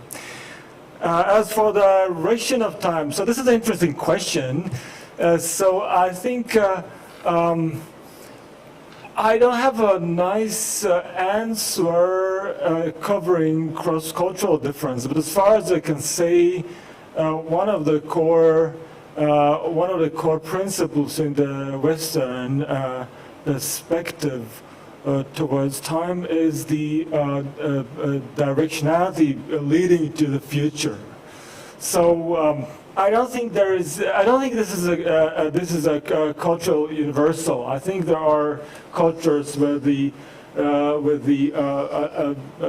cyclic conception of time, and I think on this presentation actually covered a couple of nice aspects that are totally out of this directionality from past to future perspective. So yeah, I think this is culturally different, I think. Thanks. Probably we can all reflect on this. What is time, Professor Alm? Maybe not reflecting, but asking Jurdis to using opportunity. Because when you are speaking about time from the viewpoint of cognitive science, this is time what we are perceiving. And we know that there was not only discussion, actually was angry fight between Henri Bergson and Albert Einstein. And they tried to discuss and to have opinion what's time. And for physicists, and among them Albert Einstein, time is what our clock is showing. And for people who are thinking about time, how we perceive time, it's something different. Question is there any similarities between these two times? So maybe it's just the same word for totally different things, and maybe time in physics and time in perception is nothing in common. Oh, well, thanks a lot. I think there is a very similar discussion in respect to space, because on the one hand we have coordinate space with the Cartesian plane, and we can describe it mathematically, and I think this is more or less where we can locate Einstein's position in respect to time. And on the other hand, well, we have also Leibniz, or lots of other philosophers saying, well, basically what we understand by space, and also in case of Leibniz, also time, it's just a relational structure. And so I would say that the difference is that if we consider what's going on in our perception, we are, of course, assuming that we can describe our processes mathematically if we want. But they are neither mathematical nor geometric in itself. So I think the difference is that our perception operates on, I would say, different principles if compared to the external, let's say, objective physical world. And I would probably say that what we can do is, of course, that we can consider time as more or less objective or more or less perceptual. This is something that we can do. But I'm afraid that these are two very different angles how we can look at time. But I mean, the remark about Bergson is actually interesting, because well, we all have. The funny thing is, we can disagree with Bergson, and but we still, I think, everyone would agree that we have this feeling that time kind of flows. So why? So why? And so the interesting thing about Cognitive Science 2023, we have nice evidence showing what exactly is going on with us and how different we are in perceiving this sense of passing time and flowing time. And so I don't have a very straightforward answer, but I would say these are very different perspectives. I mean, Einsteinian and Bergsonian perspective are very different. So in cognitive science, we do not care about that much. So we are interested what's going on in the perception, in the cognitive processes of individuals like we. So how do we conceptualize time? So this is what we are doing. Thank you. And another question, and then I will stop to abusing my mic. When we are speaking about time in physics, very often people are complaining that when we are measuring time, and I said that time in physics is what clock measures. The clock's always all like our grandma pendulum clock. It's something which moves in space. And suddenly we are saying that we are measuring time. Actually, we are observing something which happens in space. And there's complaints that this transitions from spatial events to time, even in physics, that this is not correct way to think about. What would be your reaction? Yeah, I would absolutely agree. So we have to distinguish. I mean, if you think about this thing called external time, we have to distinguish between conventional systems of measuring time, and they are imperfect. So of course, I mean, someone has invented them. They are human-made. So this is one story, and of course there are lots of anecdotes about more or less precise clocks and the way they deceive us. But of course, there is external time in nature, so we cannot avoid it. There's sort of, let's say, independently on those systems of measurement, which are conventional. Well, there is seasonal changes, and this is the way how we measure it. This is a different issue. It's a different issue, but this is, let's say, this all I would classify as external time. Whether we approach it physically or whether we see, whether we apply different methods of measurement, this is super interesting and wonderful perspective. But I think what's going on in us, independently in those measurements, we have the ability to perceive durability. So we are able to perceive the same objectively same interval of time as short or longer. We are able to, we do have those prospective or retrospective principles of time perception, but this is something that I would consider as belonging to the box internal time. So, of course, this is also a slightly oversimplified version of the things, but yeah, this would be my answer. Thank you. So we have also online panelists. Madan, would you be interested to join the discussion? Well, Liz, thank you so much for this has been an inspiring gathering, so many presentations. In reply to this question about time in the Indian systems, I always step back to tell people about the way Kashmiri Shaivism, so Shaivism, all to do with Shiva and understanding of Shiva, and its role. Arnis mentioned about Nataraj, so the representation of Nataraj, and movement being a part of all of this. The schematic that I always point people to is what is on the screen here. It is the 36 Tattva scheme of Kashmiri Shaivism. And in reply to this question, we have to move to a different framework if we have to understand, if we have to find a way out of this complication, and that is shown here. I share this schematic. As I said, it's something I share with a lot of people.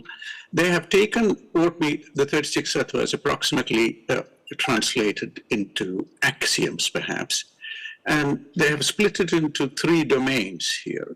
What they call the Shuddha Tattvas up here on the top, the Ashuddha Tattvas in the bottom, and the intermediate domain, which is the Shuddha Ashuddha Tattva. Don't worry about these approximate translations in English.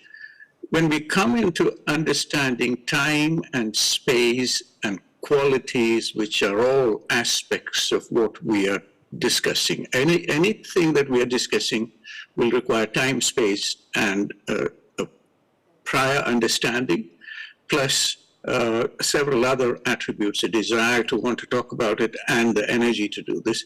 All of that sits in a domain that is different from the domain where all our discussions about time reside. Almost everything that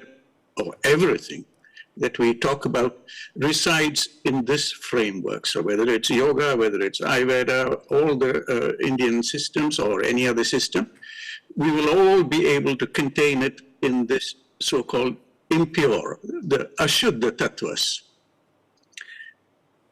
The fundamental aspect about space and time is that they are, and several other attributes, is that they are inextricably interlinked. And this is a major issue. We cannot have time without space. We cannot have time and space without qualities, which is basically expressed as knowledge. So what we have in this 36 Tattva scheme here, and particularly the bit in the middle, is an extension to try and resolve this question about time and space and which comes first. And I think this is the big contribution that comes from the Vedic systems to me, and the way of thinking about this. Now, does it have implications for what we are discussing? Are there ways in which it affects not just the discussions about space and time, but do they have a role in, say, human physiology? Let us say, health and disease.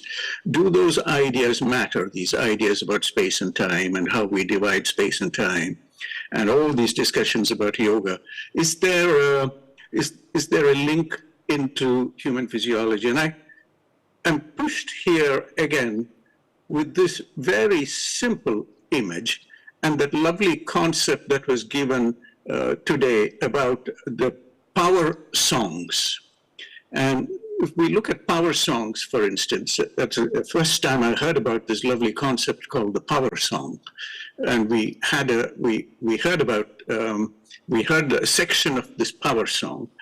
I like to connect it with aspects of time through the concept of fractal physiology. And this is a book that was published a long time back, and it is there for us to study and understand. And it talks about these fluctuations. So wherever we talk about space and fluctuations, if we come into the Ashuddha Tattva, the bottom part of that schematic, which is where all these things are happening, then we already have time and space given to us from somewhere. And we are discussing aspects. The book contains several themes, and one in particular I like is on the 7th chapter. It says, from time to topology. And the central question there is a process driven by chance or necessity. Now, this is at the heart of many of the questions that we have in physiology, and where we are saying, what do we do with this ancient knowledge and discussions like what we have today?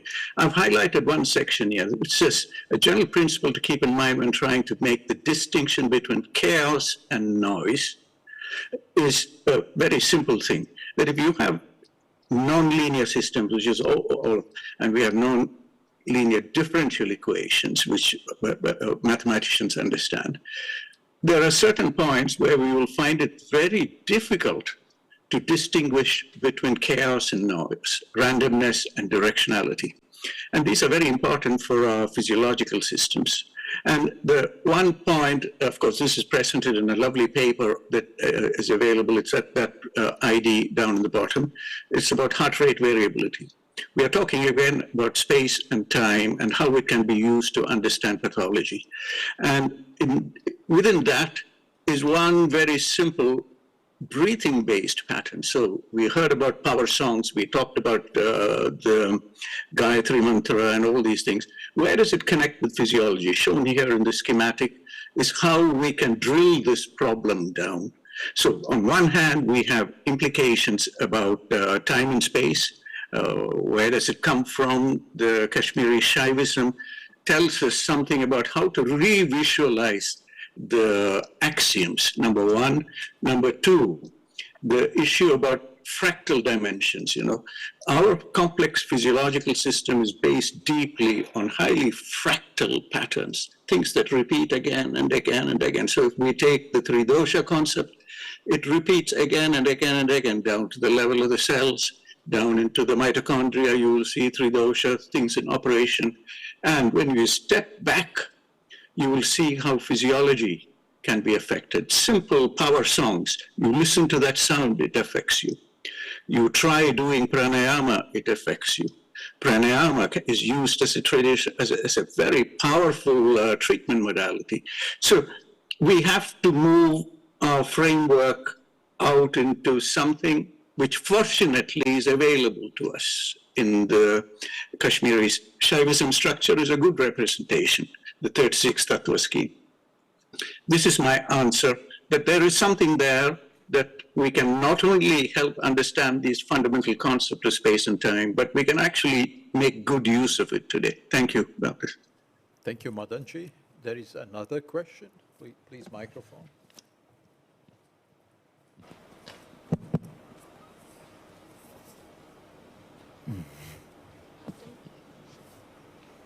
Hello, everyone. It's really nice to be here and to hear how we connect such called frequently esoteric things as something linked to medicine. I'm finally, I'm really happy about this, and that metaphysics are actually more, paid attention to. It's something important, that our mind is something that links to our health, right? And I want to ask something about time too. Maybe and probably lots of you know about this last half century, I'm sorry. There was a Nobel Prize discovery that universe isn't locally real. And in this meaning, real means that objects have definite properties, independent of observation, such as like my jacket would be orange in somewhere else, even if we don't see it.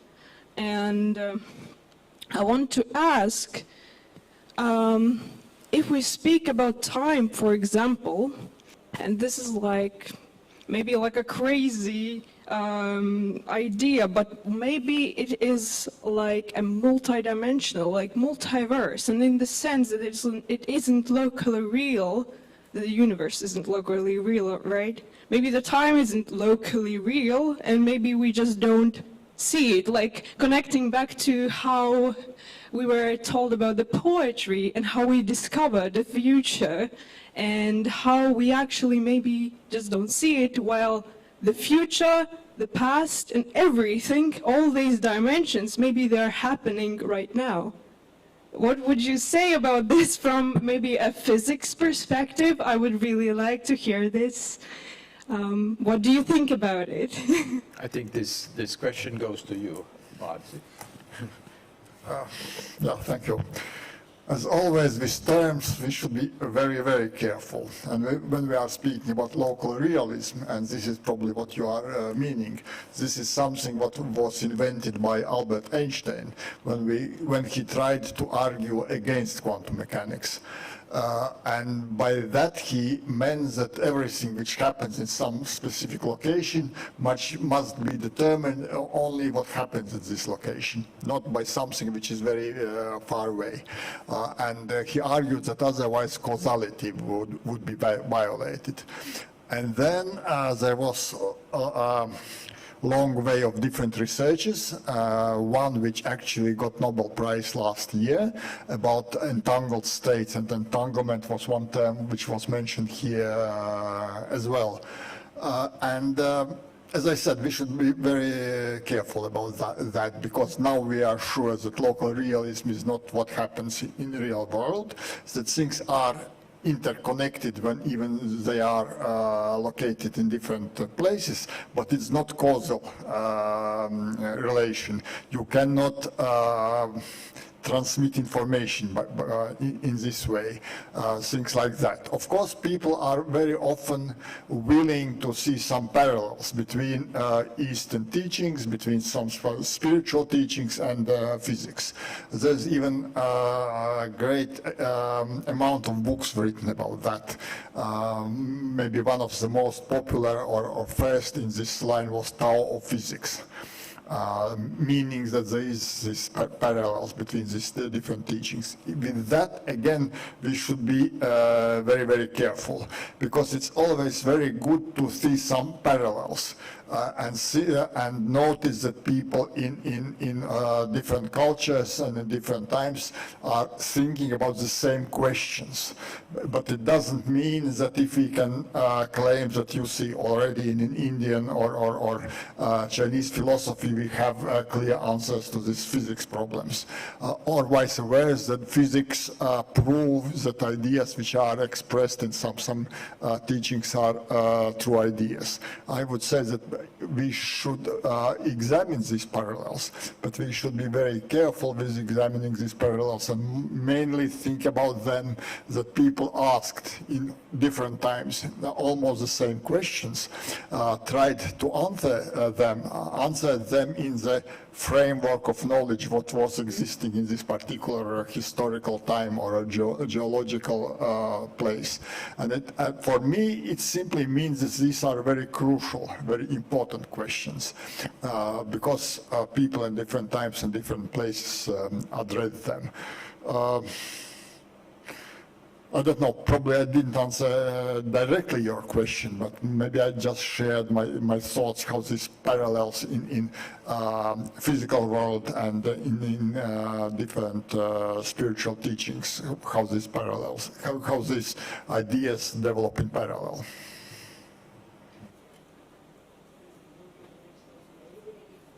Valdis, could I make a quick comment to this? Really quick, Madamji. Very quick one. It's just a screen share. It's a very, very important question that's raised here.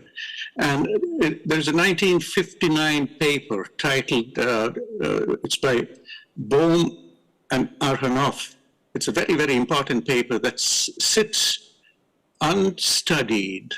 And maybe someone should spend time looking at that 1959 paper. Perhaps you can see it on my screen there.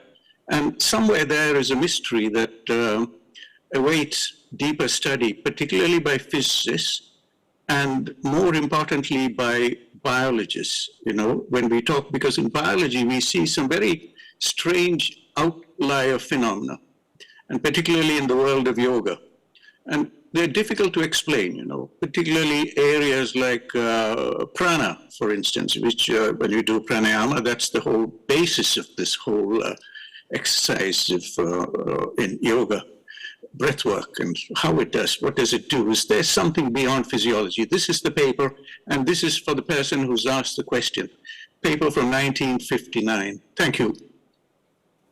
Jyrki, very short. Well, very, very short. So from what we know from experimental work on time perception, the point is that time is usually unidimensional. So we have either way we consider it, but it's unidimensional. What is not unidimensional are events and the way we assign emotions to events. So if you are having a nice experience about, in a particular event, we have lots of different dimensions of emotions that we are assigning to that event. So this is just a brief remark concerning dimensionality of time.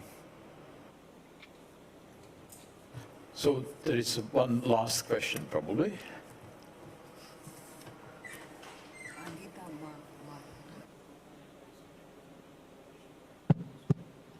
Hi, I would have a question about time. As I understand, there is significant data about subjective time perception. I would like to know if there is any significant data on those participants in those experiments, female and male, I would want to know if there is such an experimental data, the comparison about female time perception versus male time perception. Because if I ask, will you be ready in 5 minutes, there is, yeah, I will be there in 5 minutes, and actually it's 20. So that's my kind of question. Thank you. Okay, it's more like a traditional joke about two genders, but do we have such a gender asymmetry in time perception? Oh, well, there are differences, but they are subtle. I mean, there is a famous study in color perception that, for instance, male participants perceive time faster in bluish environments. I mean, in bluish, well, ambient or interface environments. This is not the case for females. So the rest of the differences, I mean, the rest of the gender differences are subtle. I mean, there are differences, but we cannot sort of straightforwardly say, well, females are better for perceiving fast situations or the other way around. So this is not the case. I think that the polarity of human is quite artificial, actually. There are female-ish men and male-ish females, and then, right. So, any...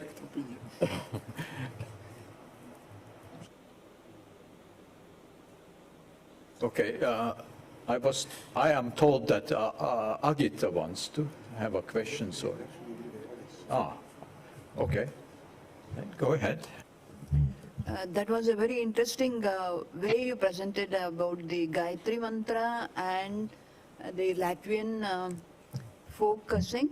How did you develop interest, and is it going on research that you are doing about Sanskrit verses, mantras, and the Latvian studies, or the folklore and the Dhyanas?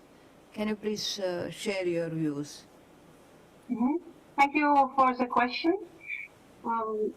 So actually, I'm very interested in different ancient languages. My major subject is Chinese language, classical Chinese, but because I took mainly interest in Buddhism, therefore I also studied Tibetan and Sanskrit. And in last years, I have more and more connection with the Sanskrit. I also worked in the Indian Institute of University of Latvia, and in last years I have also tried to translate some texts from Sanskrit. Like last year, I presented the translation of Nasa Adiya Sutta and Mrityunjaya mantra. They are not published, but they are my experiments with translation from Sanskrit. And I hope that in future I can develop this topic. This is really very deep and multi-layered topic, the comparison of Vedic mantras and Latvian folk songs. So actually, this topic I discovered not long ago, but I have a little bit experience with translating other texts.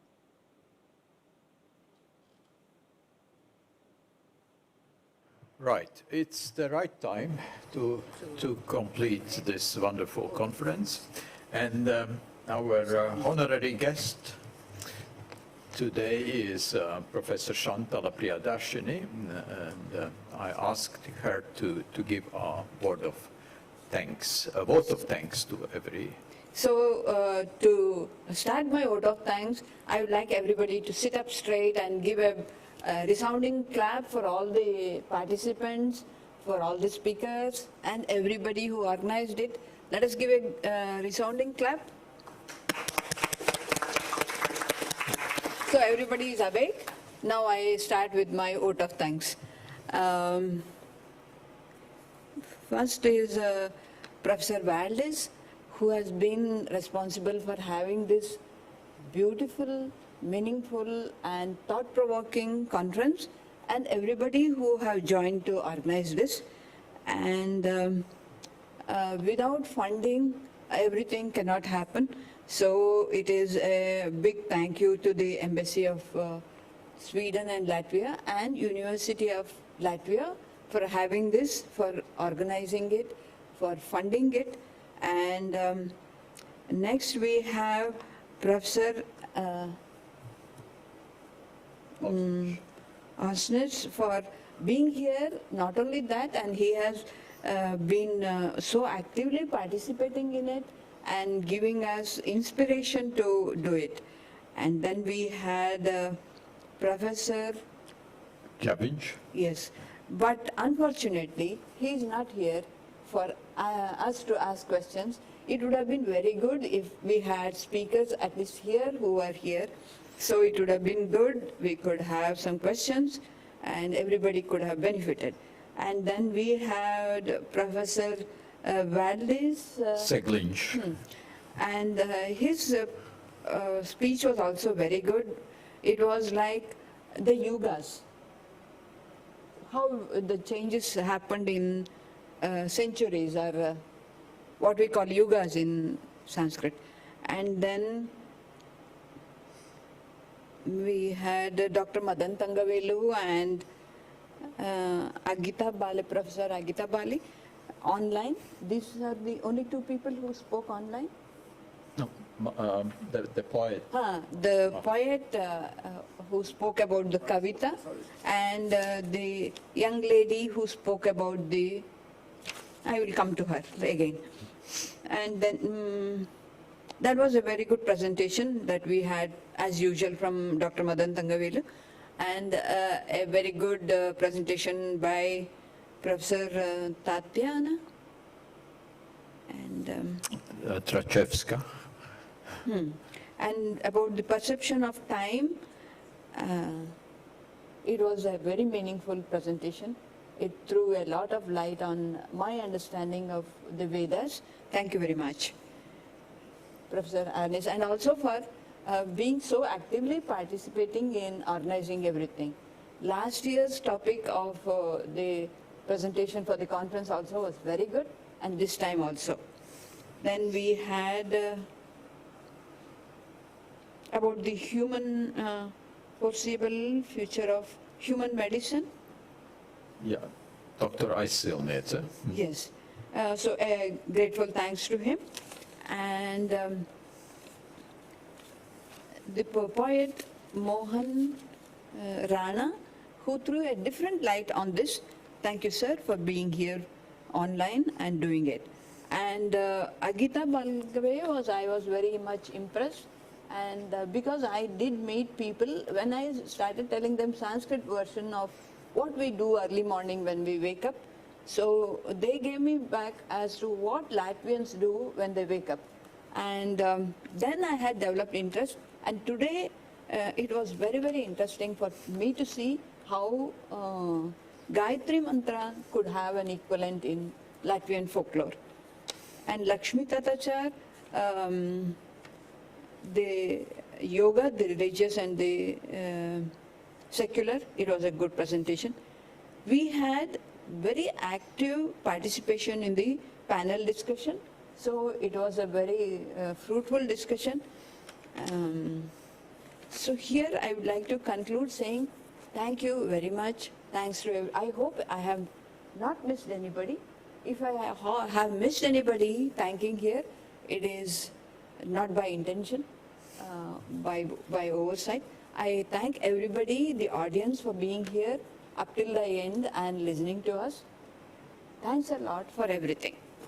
I guess you missed yourself, and thank you so much for wonderful vote of thanks.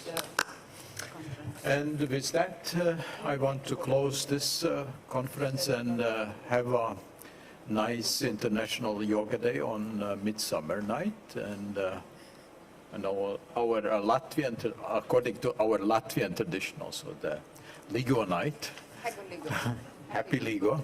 And let's meet us in 1 year on the same occasion. Thank you.